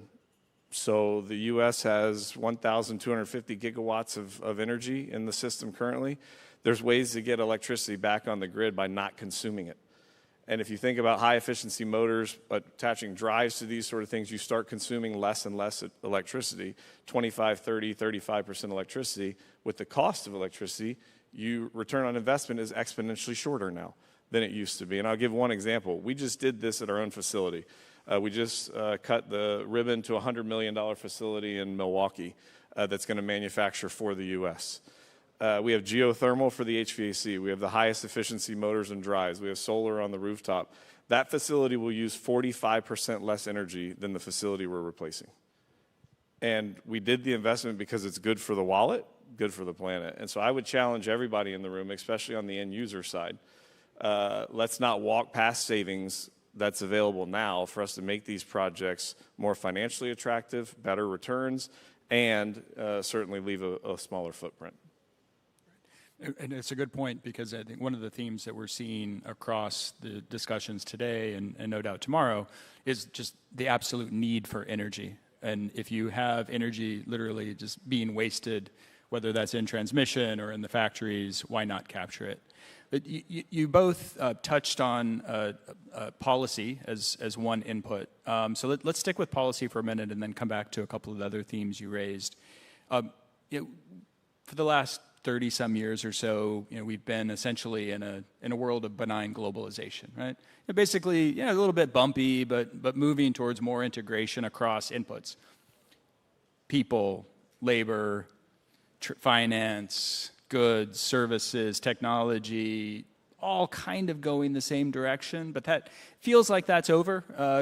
Let's see what the latest tweet is, today. But it's not just a U.S. phenomenon. It's a global phenomenon. And it raises, I think, a question for me that I'd like to get Julian and Kartik's view on, which is manufacturing, reindustrialization really a zero-sum game? And I'm not just talking most obvious U.S. and China. I'm also talking U.S. and Europe and other friendly countries around the world who are putting a tremendous amount of resource into pulling manufacturing back home. Yeah, maybe. I think, look, to start in terms of how we see the world, I think it's definitely a more volatile and uncertain world, no question. I think it's a less multilateral world that we have to kind of plan for. But I think that also puts a challenge back onto needing new alliances and partnerships to kind of replace that. And I think that's something we're seeing more and more of. I think when your question around a zero-sum game, I think it kind of can't be, because I think you're ultimately competing for capital, right? And look, the best proxy of that is probably looking at the public markets, even though now there's at least as much going on in the private markets, but there's kind of more visible data on the public markets. And I think if you just look at what happened in terms of money leaving Europe after the Ukraine invasion, and prices going up and the response as a result, you saw a lot of money shift to the US, right? So if you look at where we are now, for every $100 that left for the US post-Ukraine, you've seen about 15 flow back into Europe, and virtually all of that's happened in the last 6 months, which kind of reflects a little bit of the sort of dynamics. And so I think you've always are going to have, in my mind, Neil, that kind of competition for capital, and that money is ultimately going to flow to relative attractiveness, relative profitability, and cost. So are things getting harder, to your question? I think, yes, they are. But I think, look, if you look at what's going to happen with sort of tariffs and so on, we certainly see a trend towards more, let's call it friend-shoring and near-shoring, rather than actually sort of full reshoring. I think ultimately in the US, you're going to see what's the sort of skills level that you have, and have you already, with quite a bit of reshoring already having taken place, frankly, over the last sort of 5-6 years in the States before the sort of tariff shifts. I think you're going to see quite a big push to say, look, how do we drive costs down? And that sort of nearshoring, friendshoring, I think, is still going to be a big impact. And I think you'll see countries that are more neutral stepping up and filling that gap. So that's I guess the sort of three things. But the other bit I think would be just, we touched on a lot in a lot of the sessions today, is just on the technology side. There's sort of breakthroughs in technology, and certainly I see that in terms of where AI, which again has been a major theme, is impacting the sort of performance of some of the energy clients I deal with, especially in Europe. So. I want to take this question to Karthik, but since you mentioned technology specifically, for anybody, do you view specifically AI, do you view this as a collaborative effort, or is AI specifically a zero-sum effort or a zero-sum game globally? You mean in terms of a competitive dynamic? Yes. Yeah. Look, I think I'll give you an example. I mean, we've partnered with an AI company at the Bank of America, which is effectively taking our data in our capital markets business and using that to kind of predict how deals will perform and where deals will get placed, right? So can I see something like that being a sort of a phenomenon across the sector? Yeah, but I defer to our colleagues on the sort of manufacturing side in terms of how to use it. I would just add, I no is the quick answer. Definitely not a zero-sum game. And I would parse it into the use of AI, which it's irrespective of boundaries, or can be irrespective of boundaries, and so that unencumbered use of the capability and the products is something where it's to each user, if you will, for what can come of that. In terms of where the production, the process, the manufacturing that supports and enables AI is happening, it's not thus far, and it's clearly early days, but it's not.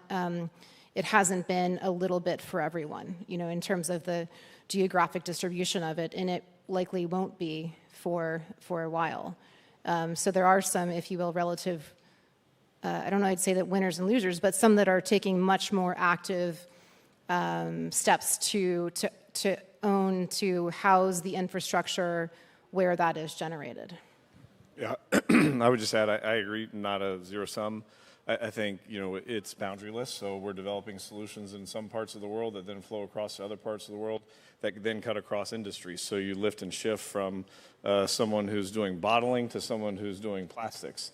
And so I think there is a lot of benefit and scale there. And then on the kind of localization that you touched on, we have the strategy. We never went towards a global supply chain. Of course, there's certain commodities or certain things that you have to get globally, but we've executed an ABB on a local for local. So our goal is to have almost 90% of what we sell in the U.S. made in the U.S. 90% of what we sell in Europe, 85% of what we sell in India, we make in India. So that's engineer it, source it, manufacture it, sell it, service it. And so, right now that appears to be a very strong strategy. I wouldn't say that it started out that way maybe, but we've certainly now doubled down on being local for local. Great. Listen, I'll take luck any day. All right, so Karthik, we've heard the zero-sum question here from 3 global companies. So you have some independence as a professor. What do you think? So look, of course it's a zero-sum game. If it weren't a zero-sum game, we wouldn't have all the economic nationalism we're having around the world, right? So there's an element of truth to the fact that, China's lunch is being produced at the U.S.'s expense. That's why we're seeing that response. Now, it doesn't have to be a zero-sum game. That's the important part, right? So if you decide that what you want is to continue to play on the current dimensions of the global market economy, which is cost, quality, timeliness. Those are basically the 3 dimensions on which companies compete today. Then, China has optimized that game in a way that it will win every time. And that's part of the political response we're seeing in other countries. But if you say, well, there are other dimensions we can introduce into the basis of competition across countries, across companies, then it doesn't have to be a zero-sum game. Let me give you an example. For hundreds of years, companies competed on two dimensions. They competed on cost and quality, right? And then in the 1960s, we invented JIT, just-in-time inventory accounting systems, et cetera. And that meant we introduced a third dimension into competition, which is so now you don't compete just on cost and quality, you compete on cost, quality, and timeliness.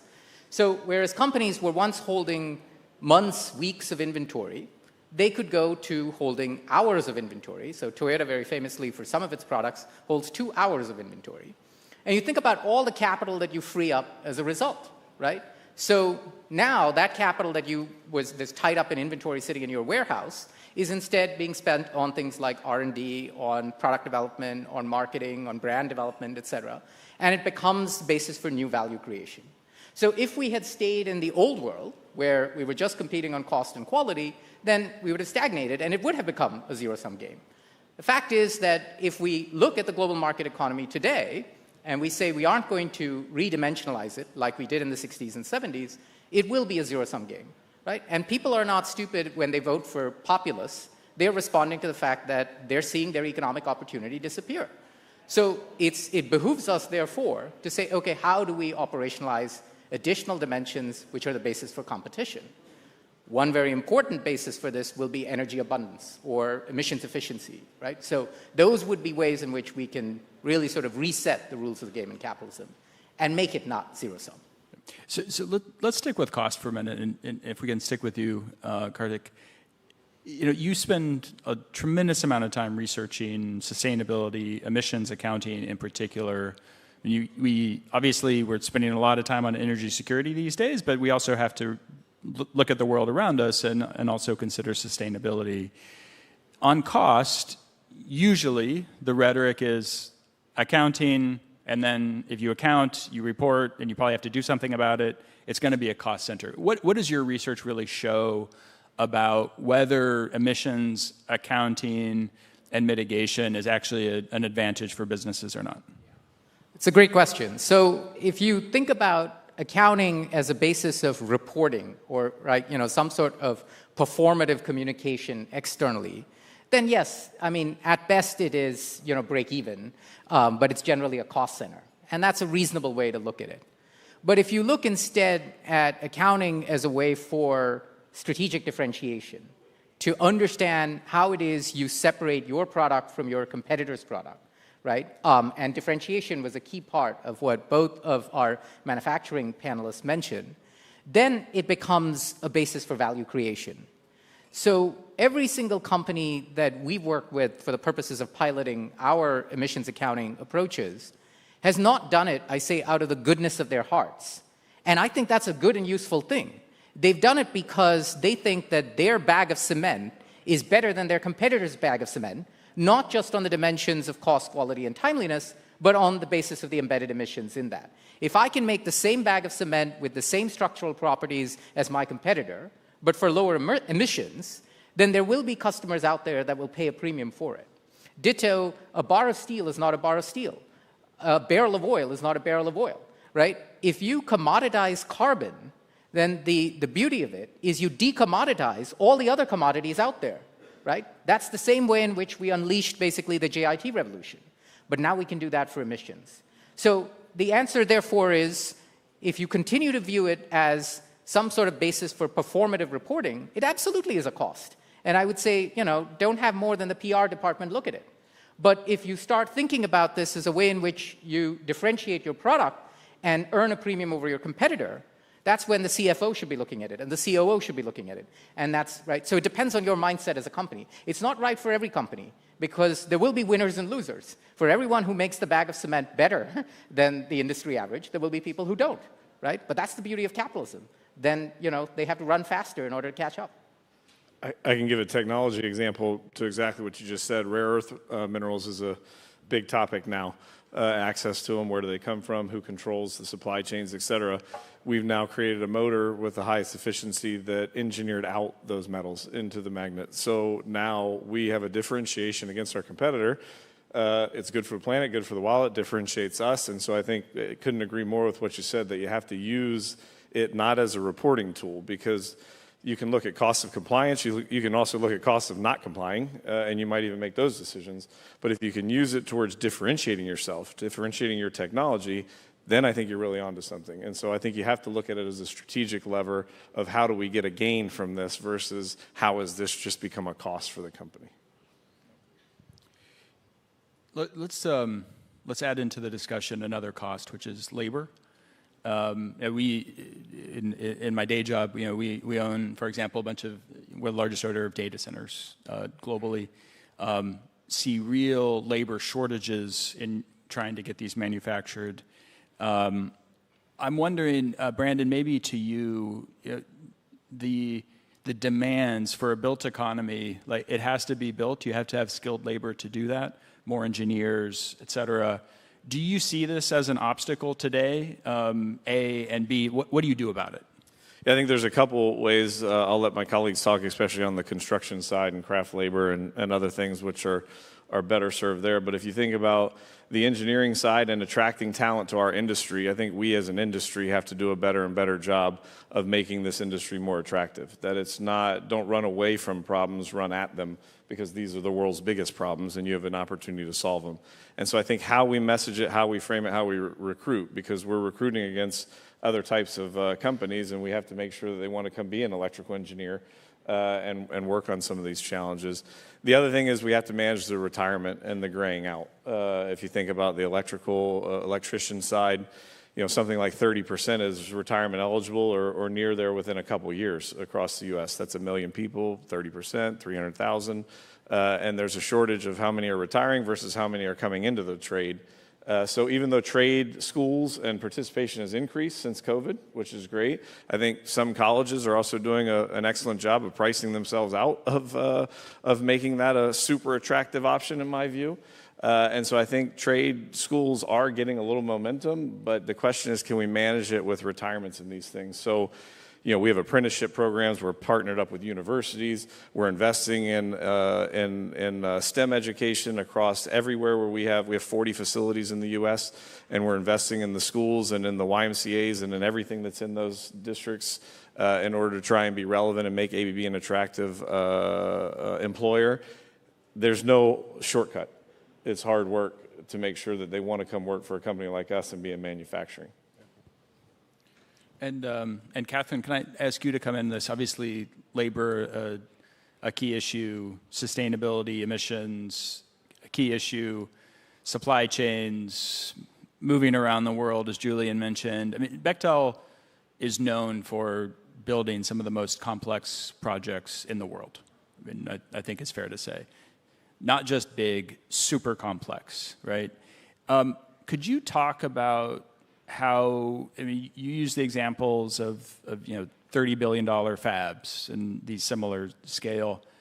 How have you had to adjust your approach to risk given the complexity around the world and frankly at home on a number of these issues, and knowing as your customer in some of these, the customers demand a lot. They demand you to be on time, on budget, and if you're not, then you have to wear the cost. That's an intimidating question coming from your customers for some of you that know. That was unfair. Forget about the last part. We're open for the response. So I'd say maybe split it into the way, particularly coming from your customer, it feels like one of your annual performance reviews when you're like, wait, we got to break this down into behaviors we want to continue and things we want to consider, right? So I'm going to do a continue, consider answer here. The continues, I would highlight a few things, which is, and this is in terms of, how do you manage complexity around the world as scale and scale and scope is increasing so much. You need to continue to prioritize competency. There is no replacement for competency, and that is in terms of engineering, procurement, construction, getting to know the details, subject matter experts, It is valuing the competency that you have and ensuring that you are rewarding and preserving and nurturing that competency. You have to continue to attack, as we would say, a lot of these are schedule-driven, source of differentiation, schedule-driven critical element. You have to attack the critical path of these jobs. And that means understanding where is the risk of delay, whether that's in craft professional labor, whether that is in terms of supply chain, whether that is in terms of critical materials. Know the areas of potential delay and attack them, whether that's through controlling the risk, by owning that supply chain, through having better relationships, better competencies, but attack it. And you have to have data-centric execution. This is not pens and paper and Excel spreadsheets that are managing and improving operations of multi-billion-dollar projects. You have to have infused, true, not just advertised and pretty-looking paper, but true data-centric execution throughout your design, procurement, construction process. So that's the things you have to rely and continue to do that. Those haven't changed. But the things that you need to really consider, and this is on the improvement side of the performance review, is you need to, especially as technology is woven throughout a lot of the products and the supply chains, is really increase your speed. So you have to increase the speed at which you're operating. You have to embrace change. Change is not a four-letter word. It is a part of these industries. It is technology change. The combination of speed and change means you have to be more agile. And that doesn't mean just doing the same processes faster. It means adapting your work processes in order to be nimble, to be ready to accept the change. And the third thing I'd say that we see on the consider, which you need to invest in getting better at, is this is not a sequence of, okay, you do A to B, B to C, C to D, and then we're going to get through a project completion. You really need to get the stakeholders together much earlier than they're usually comfortable in doing, to align on interests and to ensure that you're setting the right path forward. How does that come from a performance review perspective? Great job. Customer. Okay. Yeah. Okay. My mid-years are coming up, so I hope they go so well. All right. Karthik, you spend time in this space. Do you have a comment to that? So I want to pick up on what's implicit in what we heard from both of our manufacturing panelists, which is there's a tremendous role for labor here, notwithstanding what we talked about with AI earlier, right? And so one of the things that obviously AI will be very useful, and we should continue to invest in the capacity and so forth. But what AI will be good at doing eventually will be what we call deductive reasoning, right? Given basically a set of patterns, how will you analyze it, et cetera. Everybody on this panel, and probably everybody in this room, has a job because of inductive reasoning, or what you might call judgment, right? And that's something that, yes, of course, AI can make up something that looks like judgment.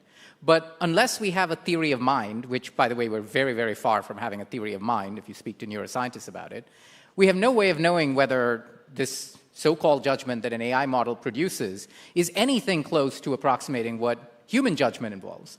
So the idea that we're going to replace human judgment in the context is absurd.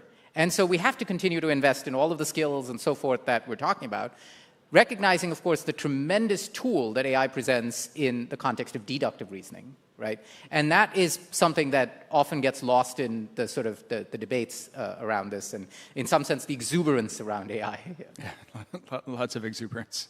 Also, lots of exuberance about numbers. I mean, $30 billion project here, $15 billion project there. Eventually it adds up. You're talking about trillions of investment needed, incremental investment needed annually.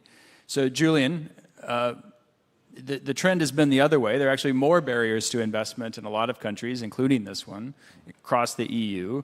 Where do we get the money?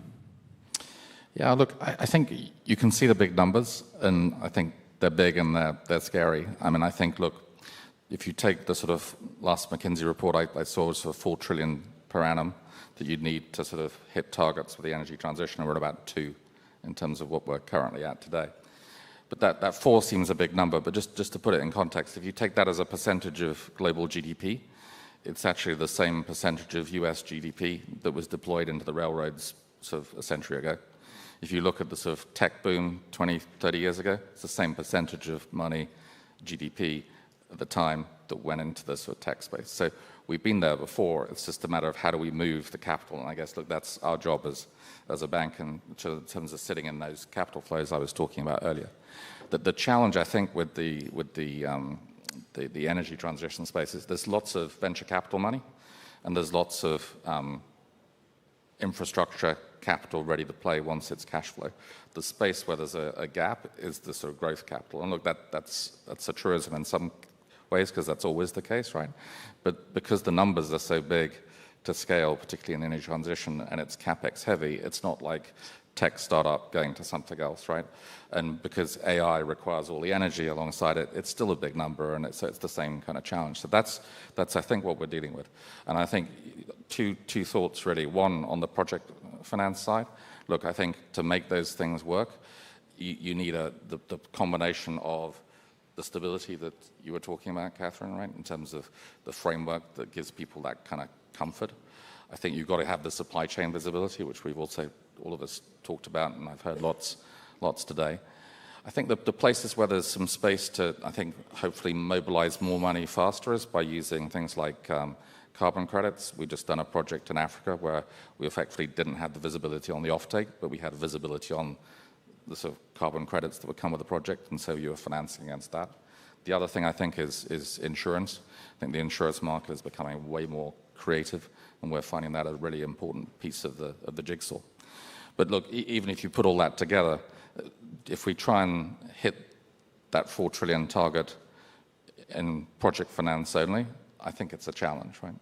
And that comes back to kind of corporate balance sheets. And the way to maybe frame that, the way we'd think about it as a bank, and there may be a challenge to all the corporates that are engaged in the room and otherwise, the way we think about it as a bank is, look, if a big corporate were to ask us to write them a check off their current cash flows for $1 billion and write it bilateral, I could probably get that approved in a week if it was a good client.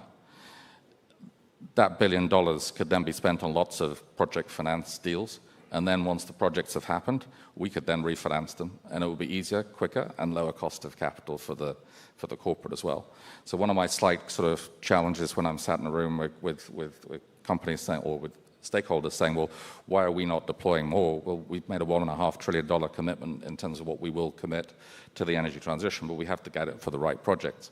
And if someone's not ready to back that as an equity owner, effectively with an offtake contract or with equity, or their venture capital arm saying I'm in the business, then it's not really a question for the banks because we'll be there if that's in a different way. And then the last bit, I guess, is getting to the really, really big commitments. And there's been a lot of big numbers talked about today, especially when you look at what is needed on the AI plus energy challenge. You go back to when the European gas industry got built. Again, it wasn't done on balance sheet. It was built by if you look in Germany, it was BP, Shell, Exxon, and the German government built all the infrastructure, built all the storage capacity, and later they refinanced it and listed it, right? So again, my sort of how do we crack the code here? It's actually, if we've got the vision, then actually whether it's sort of government capital in some shape or form, or corporates, whether that's the tech companies, the hyperscalers, and maybe it's more the tech guys than the hyperscalers because they've got investment-grade balance sheets. That's where we as banks can deploy at pace and at scale, and then refinance at a project finance level after the projects are actually moving. So. Yeah, so I mean, couldn't agree more about the mechanics of how this would work. I'd say there isn't a shortage of capital in the world. We've come out of a period of historically cheap money, so we have a lot of capital in the world. And it's not like there's a shortage of people pitching ideas, right? I think it's not a supply problem, it's a demand problem in the sense of, is there really, at the end of the day, a viable market on the other side to justify the deployment of capital? Now, one of the lessons we've learned over the history of capital markets is that information supply creates its own demand, right? So robust information supply is really important in order to discriminate across demand signals. And you think about it, up until the year 1935, it's hard to believe today, the term generally accepted accounting principles, or GAAP, didn't exist in the English language or in any other language. And every company that traded on the New York Stock Exchange in the 1920s, during the Roaring '20s, made up its own definition of assets, made up its own definition of revenue, made up its own definition on contingent liability recognition, right? And they didn't even have to tell you what those definitions were. So it's no surprise that there wasn't enough sort of, capital being deployed to effectively useful projects. And you had a lot of snake oil on markets. You eventually ended up with a bubble and then a crash. And so in the 1930s, we said, well, wouldn't it be a good idea if we all use the same definition of an asset? And guess what that does? It opens the door to all kinds of new projects that you wouldn't otherwise be able to identify, right? So part of what we need to do today is basically say, how can we create a robust, consistent, comparable, verifiable system of accounts that allow us to discriminate across the various opportunities that are out there? There's a lot of junk bonds and a lot of junk opportunities associated with so-called carbon offsets today, which is why companies don't want to put money into it. And then there's some really good opportunities out there. But unless we have a way to discriminate across that, we're not going to be able to shift the demand curves the way we need to, right? So this problem is not the supply of capital. And you see a lot of people saying, well, where is the capital needed for the green capital? The capital's right here, right? It's that we don't have the good demand signals yet. And that's what we need to fix. We have less than a minute left, so I'm going to do one rapid fire. So to each of you, if we're sitting here 10 years from now, who are what regions of the world or what countries, if you would say, you think will really be the winners in reindustrialization, have got the right policy frameworks, et cetera? And where are you, I won't say losers, but where are those that you think more work needs to be done to innovate? I mean, I think the country we're sitting in will certainly be one of the biggest winners. It's our largest market in the world, and we're going to contribute to that. I think Europe has to refocus on competitiveness and reindustrialization, not by deindustrialization. And so I think that there's some work to be done in Europe to bring that back to manufacturing stronghold. I won't necessarily pick a geographic winner, but I'd say the attributes that will shine through are going to be the places that have the patience and the fortitude to commit to long-term, the capital intensity in which these industries have.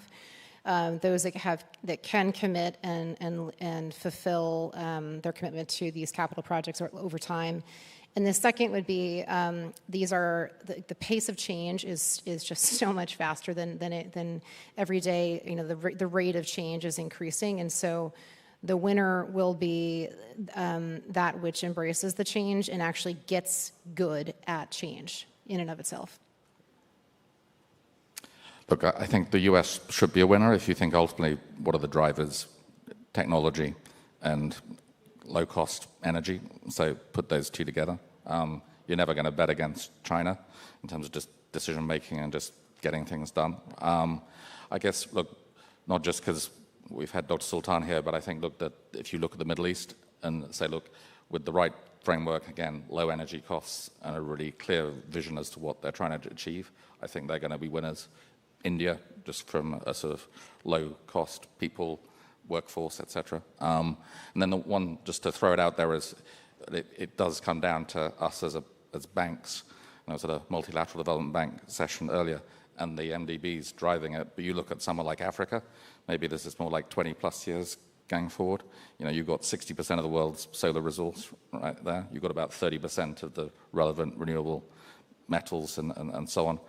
But currently only kind of 2% of the invested kind of capital going to Africa. If that shifts, I think Africa is going to be a big force going forward. So in the book Alice Through the Looking Glass, the Red Queen says to Alice, now here you see it takes all the running you must do to stay where you are. If you want to get anywhere, you have to run twice as fast. So the countries that will win are the ones who are willing to run twice as fast. Great. All right, well, thank you all so much. You're all at the front lines of building this new manufacturing economy. So thank you for that work, for that efforts, and for taking some time with us today.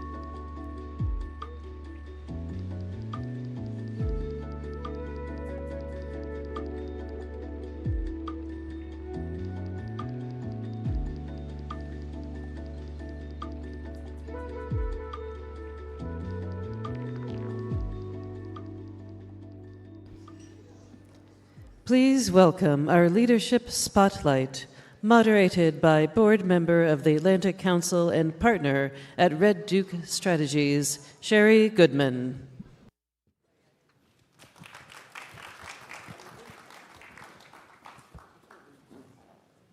Okay, good afternoon, everyone. And it's really great to be here. What a privilege for me to be here as a board member of the Atlantic Council, but a special privilege to be here to introduce and share with you all the global chairman of Schneider Electric, who fondly goes by JPT. So I'm going to call you JPT if I may. And you have been known as a transformational leader that has turned a hardware-focused electric company into a global leader in automation, digitization, and energy management. And you've done this by having your major market here, in part in the United States, with 22,000 people working in 22 factories across 14 states and $1 billion of investment. So now you're here, and we have the Global Energy Forum, and you're looking at this current administration's clear agenda of greater energy abundance. And as you have told me, it's all about the electrons. So what is electron energy abundance, and how do we achieve that mission from your perspective, JPT? Yeah, well, Sherri, it's great to be with you today and to speak about this subject, which actually, as you could see this morning during the opening speeches, has become extremely strategic. So, some words about Schneider, just to understand the frame of what I'm going to say. We are a company that is focused on energy technology, and we've been developing that convergence of electrification and digitization for the past 25 years, and we operate all across the value chain. All sorts of supplies, that's 20% of our business, oil, gas, nuclear, renewable, and so on. Then grid, really important. I think I can't count the number of times where grid were mentioned today, 10% of our turnover. And then the big growing sector, 25% of our business in data centers on AI today. And that was 0 20 years ago. Today it's 1/4 of the company. And then the rest is about building on industry, and especially serving all the agenda of reshoring. So what I've heard today is that we are back to the basics, where we rediscover that energy is absolutely strategic to any country, security, resilience, prosperity, economic growth. And of course, it completely serves, and it's a priority of the agenda of this administration. But there is something new, which is very new, which now energy, and especially the electrons, electricity abundance, has become your license, your passport to be on the map of AI, and therefore to belong to the next generation of innovation. And that is a major revolution. And it's not only here that people realize this. When you look at the part of energy that we were consuming as electricity over the past 30, 40 years, it's been sort of flattish, always at 20%. 20% of what we consume is electricity, the rest is all sorts of other energies. But every country today would tell you that in the next coming 20 years, that 20% will become 40%. So it's a major inflection that we've not seen in our generation. And this is why today Dr. Sultan repeated that AI supremacy is in fact an electrical play. And this is why we all have a role to play. Well, and given all of that, what is our biggest challenge to achieving this electron energy abundance? Or as Dr. Sultan said, how do we take the gridlock out of the grid? The challenge I see today for all of us is time to power.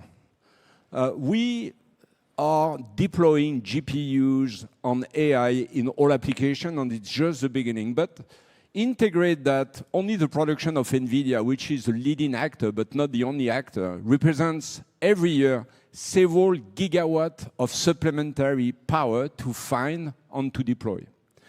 And this morning, people were speaking about going big, going fast, but then we speak about the way to do that. So it's about nuclear, you don't get a nuclear plant before 8 years, maybe a SMR in 3 years, but that's only some megawatt, and not the gigawatt that we need. A grid, today you need 10 years with permitting, construction, and everything. Gas turbines are highly booked for the next 4 years, so if you want to produce more, you're going to have to wait for more time. So we have to shorten that time to power.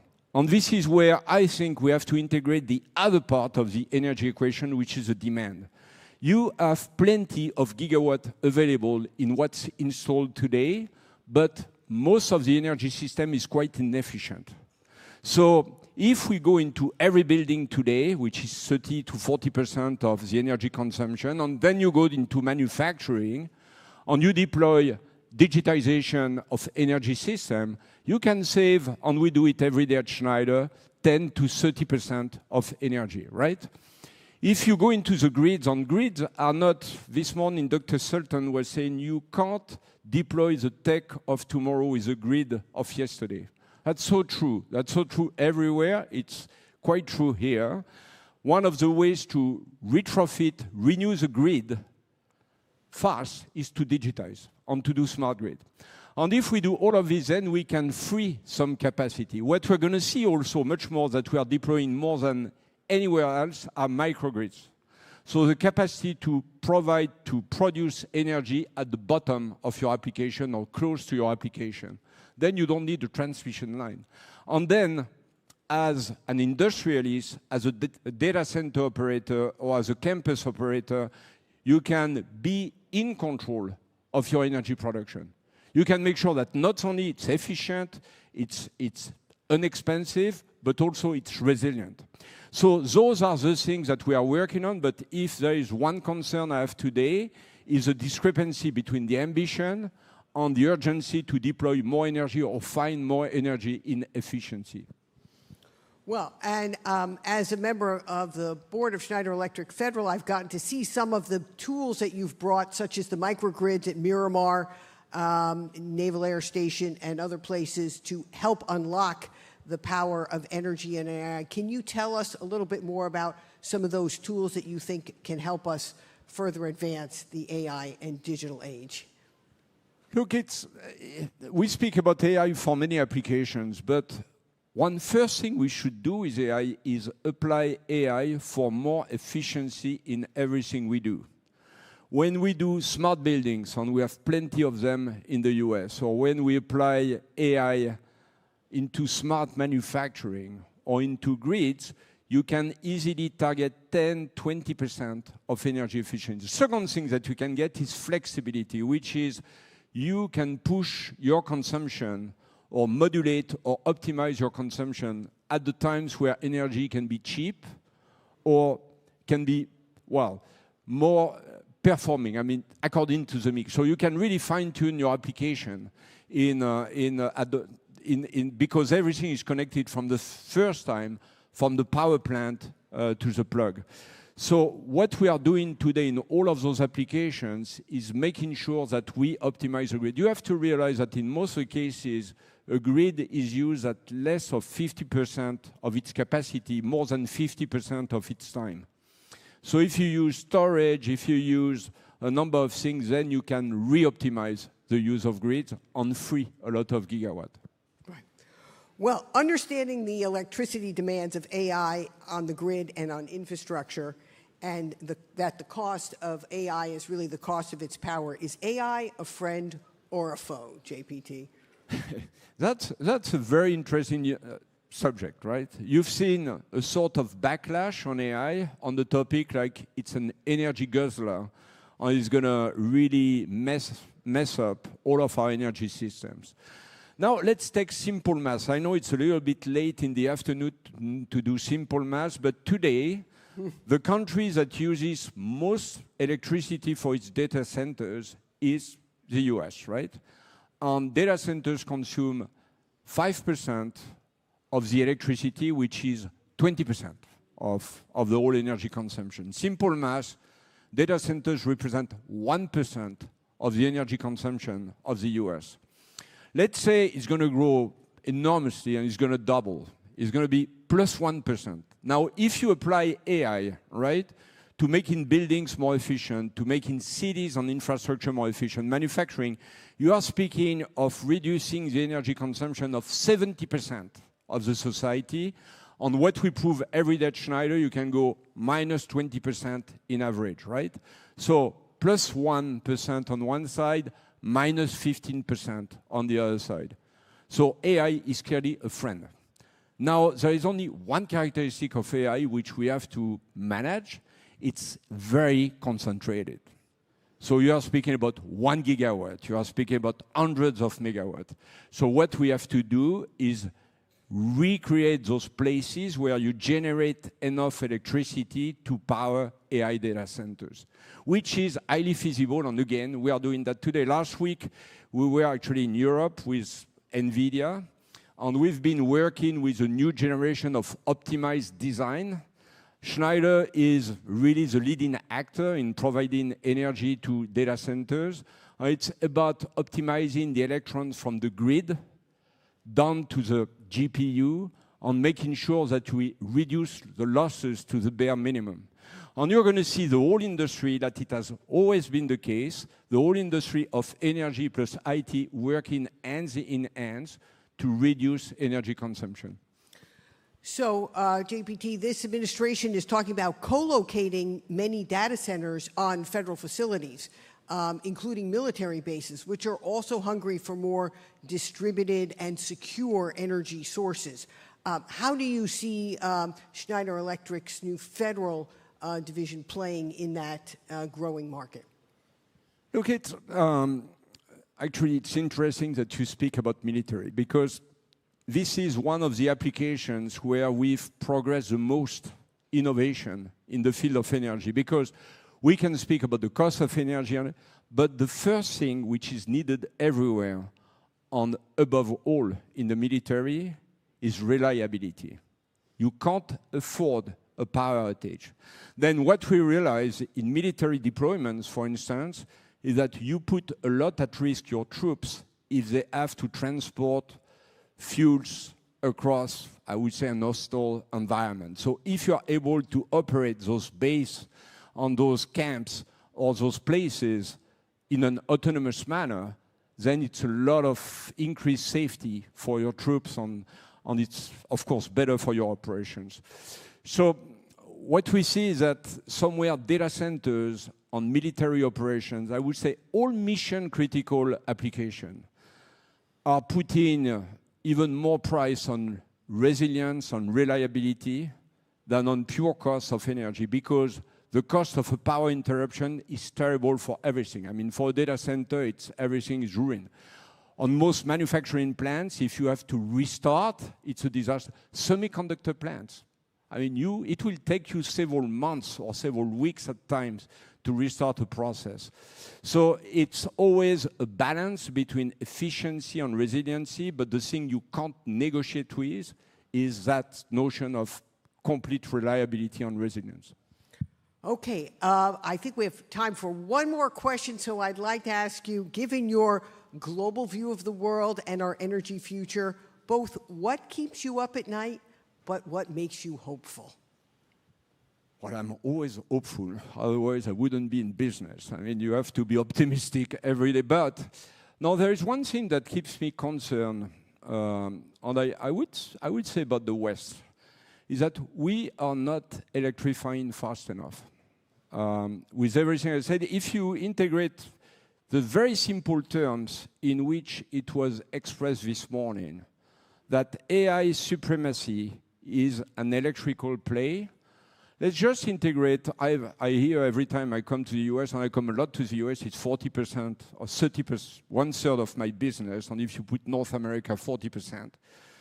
I hear a lot about strategic competition with other countries. Well, we all have to integrate that today China is producing electricity above the combined level of US, Europe, and India. China is producing more electricity than all those blocks combined together. And if we believe that everything is going to a lot of things are going to electricity, data centers, we spoke about it, AI powered by electricity, mobility, buildings going to heat pumps for better efficiency, and so on, then it's critically competitive that we face and we are up to the challenge of building the electrical infrastructure which is needed to be at the top of this innovation. Perfect. Please join me in giving a big round of applause to Jean-Pascal Tricoire, JPT Chairman. Thank you, Sherri.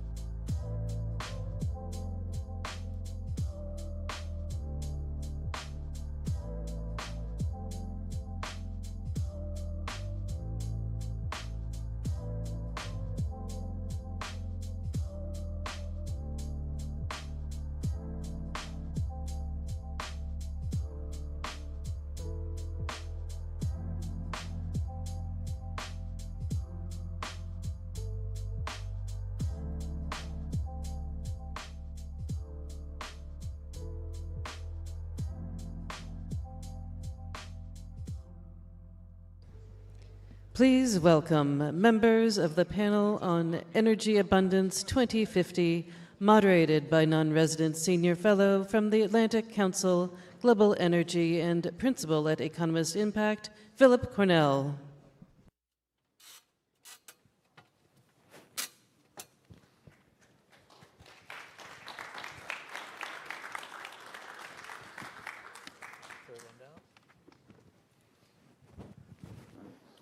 Great.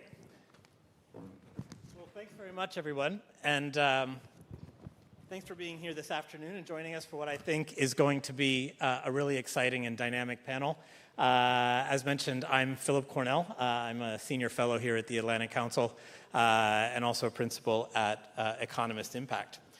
I think this is one of the most consequential energy questions of our time. It's not only this question of abundance and access, is not just how to unleash more energy production, but it's whether we can build systems that deliver it abundantly, affordably, equitably, especially for those who are underserved and lack access altogether. So this question of energy abundance that we hear so often can sound aspirational, especially in a world where nearly 800 million people still lack access to reliable electricity. But global demand is rising sharply, and capital is moving to supply it where markets are strong in rapidly developing markets or high growth sectors. We've been talking about AI and data centers a lot today. So the challenge is not scarcity of resources or innovation, but it's the ability to unlock scalable, inclusive, and resilient systems that reflect the needs and the capabilities of very different markets. So abundance isn't really the end goal. It's the starting point. So it's how it's structured to meet national ambitions, supporting industrial transformation, and enabling prosperity. So today we're going to explore, I think, a couple of big questions. What does energy abundance mean in practice, especially where affordable and reliable access is lacking? Can it be distributed equitably, or can abundance actually deepen divides? And who leads? Government, finance, innovators, particularly where we need some de-risking or long-term security matters. So to answer some of these questions, I'm really pleased to be joined by such an exceptional panel of leaders. Thomas Hardy is Acting Director of the U.S. Trade and Development Agency, the USTDA. Jude Kearney is on the Board of Advisors of the African Energy Chamber and is the former U.S. Deputy Assistant Secretary of Commerce for Africa. Bob Perez is Vice President for Strategic Projects at Baker Hughes. And Tariq Hamane is Group CEO of ONE, or the National Office of Electricity and Drinking Water of the Kingdom of Morocco. So, gentlemen, welcome. So let's start with this question of unpacking what we mean by energy abundance and improving access. It's more than just a supply surplus. We also sort of mean, it seems to me when we talk about it, sovereignty, affordability, sometimes deregulation, sometimes just more fossil fuel, to be honest. So what's the access angle here? And maybe, Tom, I can turn to you. How do you interpret this goal of energy abundance in your work, where it intersects with U.S. policy priorities under this government? And why does improving access even matter within this abundance framework? Thank you, Philip, and thank you to the Atlantic Council for the invitation to be here today. It's great to be here to put forward where the U.S. Trade and Development Agency is going, the changes that are coming, but also how does the U.S. Trade and Development Agency fit into this energy abundance question. I think our mission's clear. It hasn't changed. How we talk about it is changing. USTDA's purpose now is to focus on making investments that are going to support U.S. national security interests that will make the U.S. safer, stronger, more prosperous. But we don't do that in a vacuum. We can't do that by ourselves. We do that working with our partners in emerging markets, meeting them where they are. Sometimes that will be nuclear energy. Sometimes that will be traditional LNG, gas-fired power. Sometimes that's renewable, captive power, you name it. But I think USTDA, at the end of the day, is the starting point for infrastructure development. We're the first mover. We were talking earlier, USTDA's fund is grant capital. It's the earliest and most difficult to raise in the capital stack. But we're designed to take that early investment risk on major infrastructure projects when we think about energy development. We help to set the stage to bring in American technology, American leadership, but also financing, global financing. We love DFC and EXIM when they come in, but we're just as happy to take financing from around the world to make these projects real. USTDA's project preparation work, whether it's feasibility studies, technical assistance, or pilot projects, help to define the technical requirements, the financing requirements, but it's ultimately to help U.S. competitiveness, help deployment of trusted U.S. solutions, and counter Americans' economic adversaries. I think when we look at activities that are coming forward, it's kind of a three-pronged test for me. It's how does this support our national security? How does this support, what is the likelihood of U.S. exports? And what is the likelihood of financing? And I'll end where I started, which is we're talking about national security, but that's always been an overlay without an explicit overlay. I think back many years ago in Lithuania, the work we did on the LNG import terminal in Klaipėda. USTDA took that early investment, design engineering investment on the LNG import terminal that has fundamentally transformed that area of the world, breaking them free of Russian gas, opening markets for US LNG, and doing so we had a national security angle that's bringing energy to parts of that part of the world that is abundant and is consistent. And we didn't call it national security at the time, but at the end of the day, that's exactly what it was. Right. So access is kind of a happy outcome of other kind of priorities that you might be following, but presumably also it's a good way of developing markets for U.S. products. Maybe, Jude, you've spoken a lot about the shift from energy poverty to energy prosperity. For African economies, and I feel bad for sort of speaking about them as such a monolith, there's such a diversity of experiences and situations among energy economies in Africa. But what does energy abundance look like in that kind of context? Again, is it more about just more fossil fuel development? Is it about better financing? Does it mean the state stepping back? I mean, how do we achieve access there? It can mean that each of those has a role to play. But I just want to say why this conversation can be what you started out by saying, Philip, and that is consequential. It is clear, and my focus is on the African continent, it is clear that more needs to be done with regards to both production of capacity and also access. But in regards to what we think of in terms of abundance, there are a number of different buckets of additional abundance that we may need. Number one is access. It is necessarily true that all other things being equal, more people having access to the productiveness of energy will be good for the continent. We also need more abundance among potential investors to openness to markets, like the African market. I think a lot of people just believe that certain markets are uneconomical, non-viable. But you know, if you ask some of the industries that have been involved in Africa for decades and in some cases centuries, they will tell you some of their best returns come from the African continent. So an abundance of additional consideration for markets like Africa, I think, is important. The last point the last sort of variable that you threw in there is the role of the government. We need an abundance of thoughtfulness and you know, good governance from governments. When I first encountered the African continent, it was in 1980. I was there as a recent graduate from college, and I had a fellowship. The concept then of governance was essentially stay in office as long as possible and do as much with the state's resources to gird yourself as possible. That, thankfully, is changing considerably. And so that now governments think in terms, I think, probably for their own preservation as well, you know, in terms of a political perspective, that they need to increase access for their populations, because populations are becoming very, very knowledgeable about what's happening around the rest of the world, and they're demanding it in a way that they never did before.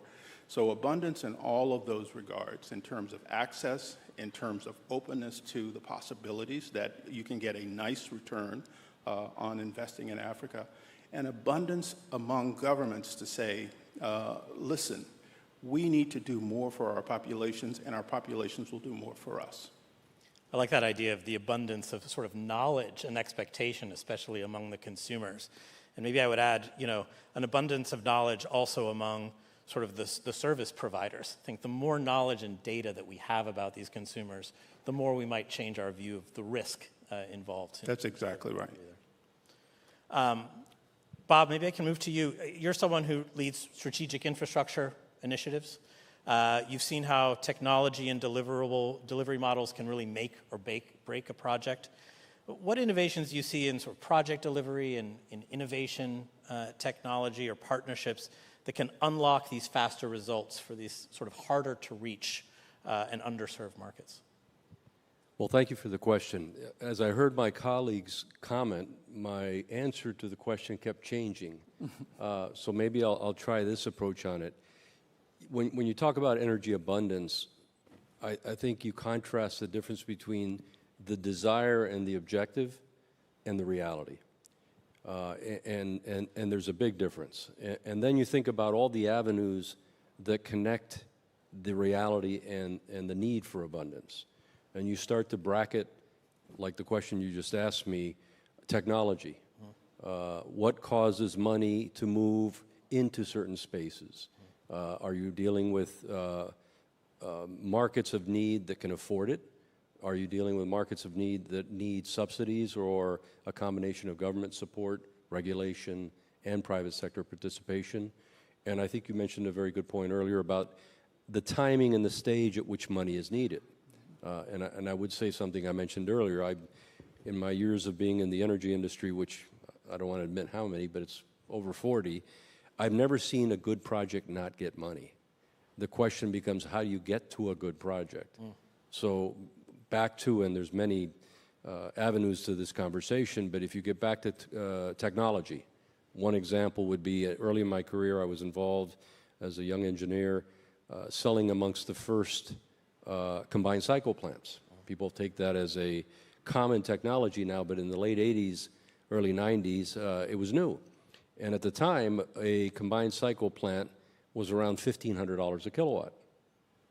10 years later, I was on the buy side developing power projects, and the price of $1,500 came down to less than $300. Now, what happened? Standardization, technology, throughput and volume. So those are things that impact the deployment of technology as an example. Technology innovation, there's a lot of money being put into new technologies to bring energy. But at the end of the day, you then have to combine where it's located. Can you supply fuel? The trick for a utility is how do you combine base load generation with variable generation, which has to be combined to provide a sustainable and consistent supply of energy. So I guess the idea I would leave the group with, and for further discussion maybe, is where is the difference between where you'd like to get and where we are today, and then how you connect those dots. And I think the answer will be very different in every market. I mean, I heard earlier this morning, and I won't go too much longer, about the robust growth in power demand in the U.S. The FERC has mentioned a number as high as 150 gigawatts required in the next 5 years. Whether it's 100, 150, it's a lot. How this market responds to meeting energy abundance, I'm going to presume is very different in Africa and, for example, Latin America or other parts of the world. But I mean, and you talk about sort of the cost decreases that come along with technology development, for example, in combined cycle plants. You know, I'm also struck by the fact that for a while now, there have been restrictions by those governments or institutions that drive financing to places that need access around some specific fuels. And that has actually hindered a lot of delivering that abundance in some of these markets. And I know that's being sort of re-examined now. I mean, we saw sort of recent rethinking in places like the World Bank around things like gas and also nuclear. Tarek, speaking about different technologies, maybe I can move to you. I think it's interesting to see in Morocco that has positioned itself as such a leader in renewable energy, utility scale renewable energy, and as a big, let's say, fossil fuel importing country, that's in the name of affordability, of bringing abundance and really banking on electricity grid development and the renewable sector. Can you talk a little bit about how you think about energy abundance for Morocco within ONE and even the wider region? Thank you very much. Thank you for the Atlantic Council for the invitation. Maybe I want to start by first definition. I mean, depending who you ask about abundance, the answer will be different. If you ask the 800 million people that has no access to electricity, the abundance will be access to electricity. If you ask people in the wood that have no electricity, the abundance will be access to enough wood in order to cook. So it's mainly depending on the demand, on the need. In my opinion, of course, first step, as was mentioned, is access. And here, I mean, Morocco has been also a leader on that field. We start a large program in order to enhance the access within the rural area. This program has been launched in '96. At that time, we used to have 16% of the population that have in the rural areas have access, so almost 84% without access. And within 10 years, we deploy a program. We already reach 80%.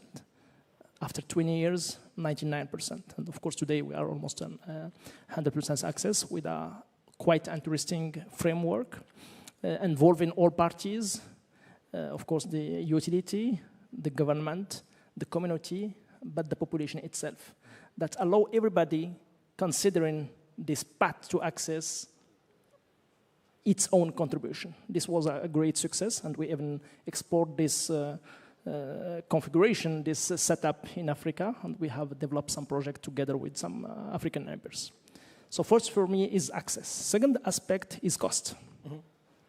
In order to make this access accessible and durable, we need to structure it with the appropriate cost. And here we consider the appropriate, let's say, mixed of the grid. We mentioned fossil. We start introducing also renewables quite early in Morocco, from 1999, first project. Then in 2009, we set up a strategy where we gave a quite important portion of the mix, considering renewable energy. By today, we have 45% of our capacity from renewables, wind, solar, and hydro, and we aim to reach at least 52% by 2020. This is addressing, of course, the mix to be also considering the sovereignty and the security of supply. This is also an important aspect, and it reaches both the price inside, because if you do use your own resources, especially if it's renewables, you make a kind of hedging of the tariff by the end of the day. And the other aspect is the sustainability. So for me, it's a kind of building where you have to implement this aspect. This is, let's say, as mentioned before, the old world. Today, with the new technology, with DI, we are entering into another phase. And this is how, let's say, the developed world is going to see the abundance. And I like to make an analogy with what happens in the telecom side. When the telecom and the mobile phone start, 90s, it was a kind of privilege to access to this facility. Today, everybody had this. And for me, if I can make an analogy of abundance, is to have the same path within the power sector. So everybody has access to the power on a quite open base tarification. So we should build a system quite similar to what happens within the telecom side in order really to deploy. One of the main aspects to manage, because we were talking about generation mainly from the beginning of this of today, increasing more capacity to address the EI need, but we have to consider also grid aspects. As a grid operator, we are facing of course, the increase of the demand, driven by industrialization of the country, but also we expect that massive need will come from AI. And during the last 20 years, people were more focusing on generation, and tourism, renewables, flexibility, etc. But the investment on the grid requested in order to bring in all this capacity will be massive. And we should be aware about what is needed, the time that takes, and also the investment needed. Okay. Yeah, and I think what you're saying is very right. There's no question that sort of AI over the longer term has the ability to deliver abundance across all parts of the economy, including in terms of the energy sector. But certainly for now, it's demanding a whole hell of a lot of capital and energy demand, and it's a relatively low risk sector to supply. I was hearing in one of the roundtables, sort of a turbine producer saying, "Look, I'm going to send my limited turbines to places that have easy, low risk projects." And that's probably not the same places that necessarily need energy access. So maybe we can talk about abundance. Abundance doesn't always guarantee fairness or equal distribution in this sort of access question. So even in very fast-growing markets, it's how do we translate that, right? So there are these big incentives to build out and scale certain parts of the energy economy. But how do we avoid leaving behind things like rural electrification, or these higher risk capital deployments that can enable access? So maybe, Jude, maybe I can turn to you first on this one.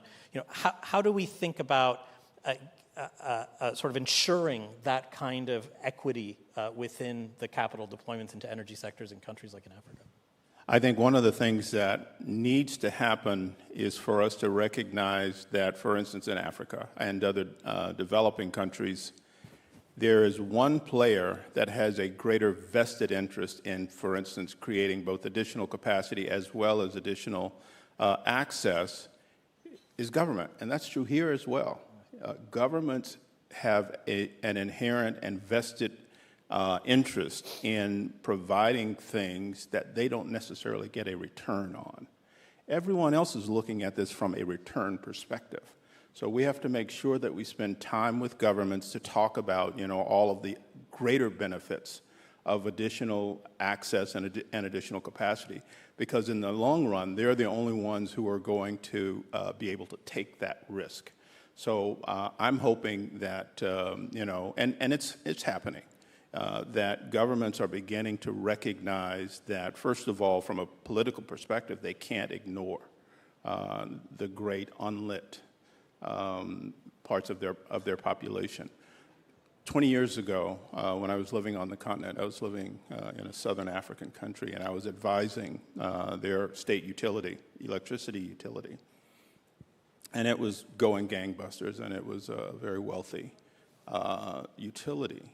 And I remember that a group of us gave them some advice to say, hey, listen, I know that it's somewhat of a dirty word, but have you considered, incorporating greater private sector involvement in this sector, at least to take the things that they don't find overly risky. You will deal with the things that are relatively more risky. But from the perspective of many governments, and not just African governments, but other governments as well, they view controlling electricity and electric production and utilities as a form of protection.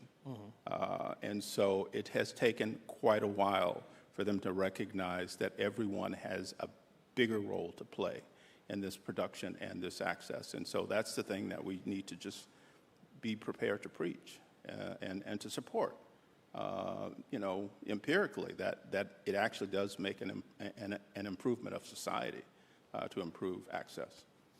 Yeah, and it's up to governments to ensure that there's sort of this access. I think you're exactly right. I think it goes back to that question before, that the more that we see, some support with information around the market, if I think about sort of, again, rural African consumers where you have sort of off-grid companies that are now delivering very affordable electricity absent government support. And really the question then becomes, does the local utility feel threatened by this kind of development? But on the other side, Thomas, you in many cases are going to be the agency that provides that kind of first mile support for these kind of projects. Again, we were talking a little bit about all the U.S. national interests that are embedded in bringing that. But when it comes specifically to this issue of providing more access, let's say in really rural parts of developing countries, what's the challenges that you're facing, and how do you see sort of the national interest there? The challenges are, I think what Bob was saying, good projects are easy to get financed. When you talk about rural access, you start talking about loan repayments and so forth. So that's always a challenge. I think part of it is creativity. I think back to a project we did in Nigeria. It was an LNG processing and distribution. On its face, pretty straightforward. But what we were able to do was we were able to bring InfraCredit, which is a Nigerian financier, in, and they were able to provide debt financing and Naira-based debt financing, something that wasn't a traditional place. They were normally in the capital markets. By bringing InfraCredit in, they were able to get Naira-based financing. So you're now getting the ability to expand access into Nigeria for energy. Similarly, I think of some work we're doing in Libido Corridor in Zambia. It's a solar plus transmission designed primarily to reach into the copper belt in Congo, in southern Congo.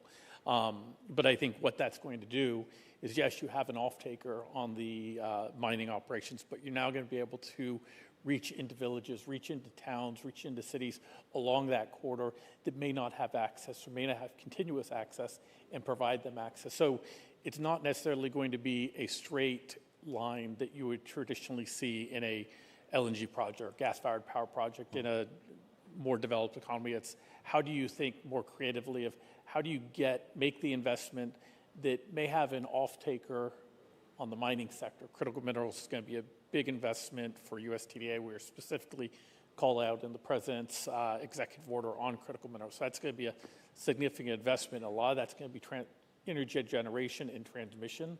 So how do we make sure that the work we're doing on that transmission is getting into markets that may not otherwise have the energy?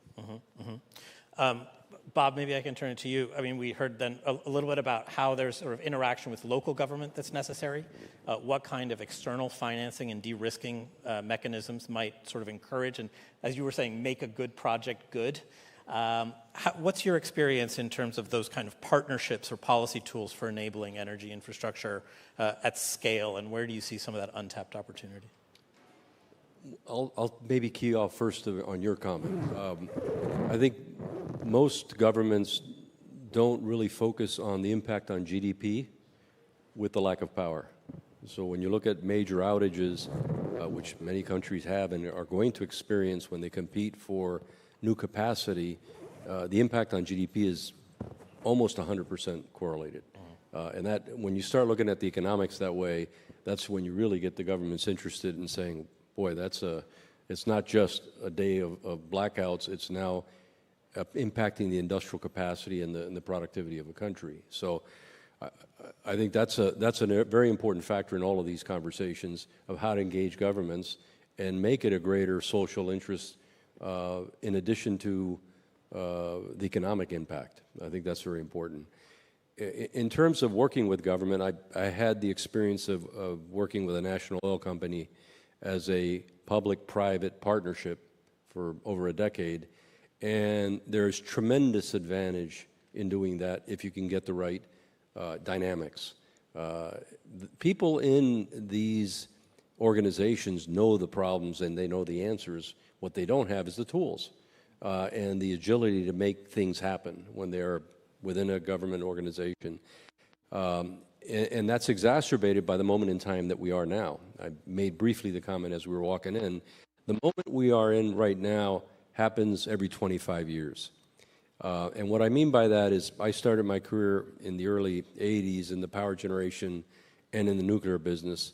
And I recall the old-timers back in the 70s would talk about how they would take purchase orders for 1,000-megawatt turnkey coal-fired power plants over the phone. People would call them up and say, I need 1,000 megawatts, and they'd quote it over the phone. That's how much of a seller's market it was. Well, that didn't happen again till the late 90s, early 2000s, where here in the United States, there was a significant increase in gas-fired generation driven by very efficient combined cycles, very efficient business model, which were the independent power producers that came into play when the PURPA Act really came into full swing in the U.S. And people were buying gas turbines like crazy. And if you wanted one, you had to buy 10 or 5. Well, here we are 25 years later, and it's happening again. And the underlying drivers have been different each time, but the bottom line is that you have a situation where the market demand is way outstripping supply chain. Today, there are 3 big gas turbine manufacturers, and there are 3 small gas turbine manufacturers. 30 years ago, there was 15. So what's happened is you've had a constraint in terms of capacity, and then you have a tremendous amount of demand, which has surprised many people. I recently had a conversation with a very senior person from one of the largest data center operators in the world, and we were talking about power requirements for a particular site that they were developing, and he made the comment, we used to think about, well, where does power come from? It comes from the wall. You plug it in, you get power. Well, really, when you break down the requirement, it was all about gas supply, pipeline capacity, interconnection to the grid, and now even more complicated with the load profile of AI. So I might have gotten off track, but what I'm trying to do is illuminate some of the complexities that are inherent to developing good energy supply and how all the pieces are interrelated. The supply of fuel, how do you get it there? Do you transport it by wire? Do you transport by pipe? So all very sophisticated and specific requirements that ultimately impact the growth opportunities and the ability to service not only the markets that can afford to pay for it and require government intervention, but also the ones that can pay for it but require a coordination in a scale, because everything about energy is scale and repeatability and standardization, and that's how you bring down cost. Jude, maybe I could just pass back to you. I mean, some of these things that Bob was talking about in particularly this seller's market right now, that squeeze for either whether it's gas turbines we were mentioning or sort of or other kind of infrastructure will end up squeezing a lot of African economies that are right now in an industrialization phase where gas is especially important, not just for generating electricity, but for driving all sorts of industrial growth, chemical production that are really good for the economy, create some pretty high-value jobs. Before, that constraint might have also been on a policy side, right? I'm thinking about European export credit agencies or multilateral development banks. We talked about sort of picking out certain fuels that they were going to discriminate against. How does Africa compete for that really necessary energy and abundant energy to reach some of its industrialization goals, right? So not just on the power side.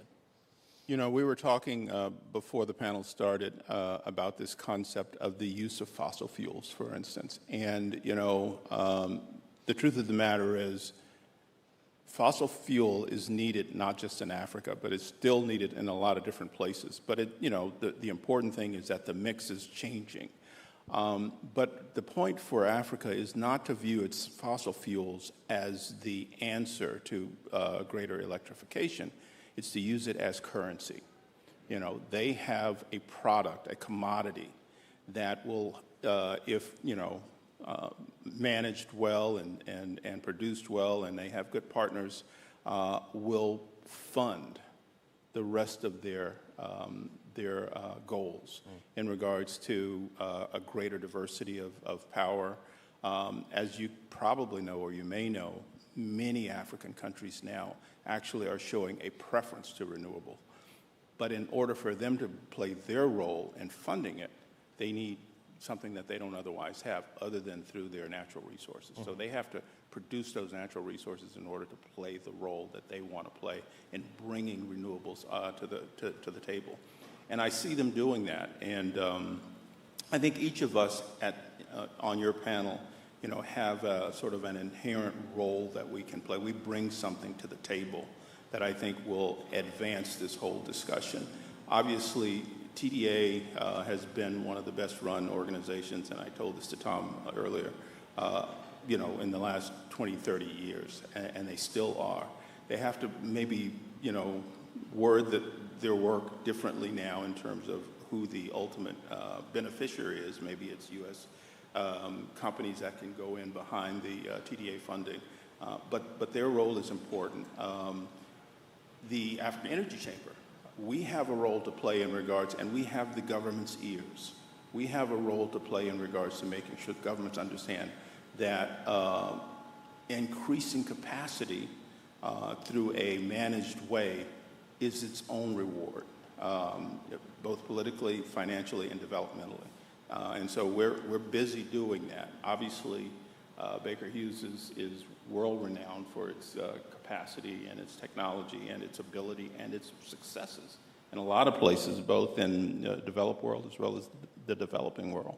So, and then Morocco, it hasn't been discussed, but Morocco, you know, which has been a Eurocentric part of the European, I think, economy for a while, is also turning its attention to Africa in a way that is beneficial to Africa, because you've shown great interest in sort of participating in the development of Africa. So all of us coming together to follow through on this conversation is going to be really, really helpful to Africa. Yeah, I think we started off the day really highlighting the importance of those partnerships. Tarek, let me give you the last word. So speaking specifically about partnerships that Morocco has engaged in, obviously you engaged a lot with European finance in the past. You're very much a leader in terms of regional interconnection and trade of different kinds. What are the kind of partnerships that are especially important to bring abundant energy to Morocco that serve some of those access or development interests for the Moroccan economy? Yeah, thank you for the question. I mean, at that stage, I mean, I can make a differentiation between generation, transmission, and distribution. In order to build a sustainable system, electrical system, I think that right now the private sector are quite ready to invest on the power generation side, and we have to encourage it. The example of Morocco, today more than 90% of the generation are done by the private sector, either through IPPs with the grid operator or through the open market, B2B, supply of electricity. The key elements for development, is the grid, and this has to be driven by the government. So governments, through, of course, the partnership with the IFIs, supporting the investment on the grid in order to support, to build a real system that can allow this access and bring the abundance in the future. Distribution side also, I mean, private sector dismantle, that they can bring value. So this is, I think, one of the key elements we have to address, involving the private sector as much as we can, where they can bring value. First, partnership. IFIs in general, whether World Bank or European banks or African development banks, has their role to play in order to support, to build this grid, which need more long-term investment, low return, because it's quite massive infrastructure, and the return it's quite long in terms of time. Another aspect, of course, is interconnections. In order to optimize the whole systems and bring more add value, of course, from the fossil, flexibility coming from gas, but also renewables, we need to enhance the interconnection between the countries. We were talking before the panel about Spain and how important is the interconnection. We are connected with Spain. We have experienced the blackout, and we support them to reestablish the grid. And this shown how important is interconnection, and we are today developing an interconnection with Mauritania, our southern neighbor, in order to really build an integrated system which can now goes from Ghana till and from even Nigeria to Morocco to Europe, and this can bring a real add value. So this is basically for me the key elements to implement, to support in order to bring this abundance to Africa.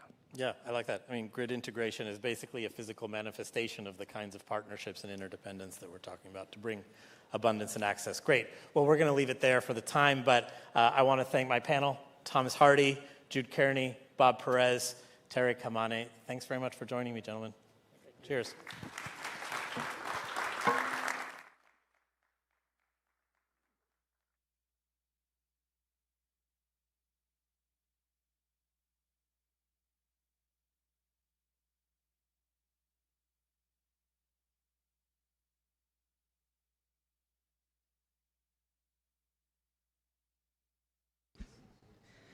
Please welcome back Senior Director and Morningstar Chair for Global Energy Security, Global Energy Center at Atlantic Council, Landon Darrens. All right, the moment you've been waiting for. No, just kidding. We're wrapping up for the day. This has been a really empowering day. The halls are buzzing. The Waldorf Astoria is at max capacity. And I think we had an incredibly vibrant conversation. What's amazing to me is the opportunity to do the Global Energy Forum in Washington, D.C. has opened up and unlocked a real wide depth of leadership. We have former administration officials. We have a foreign minister at an energy event. We have hyperscalers, and we have tech. Really a huge community of growth and partners. So thank you for being a part of day one. We welcome you back tomorrow. We'll kick off at 9 a.m. and look forward to seeing you then. Have a wonderful evening.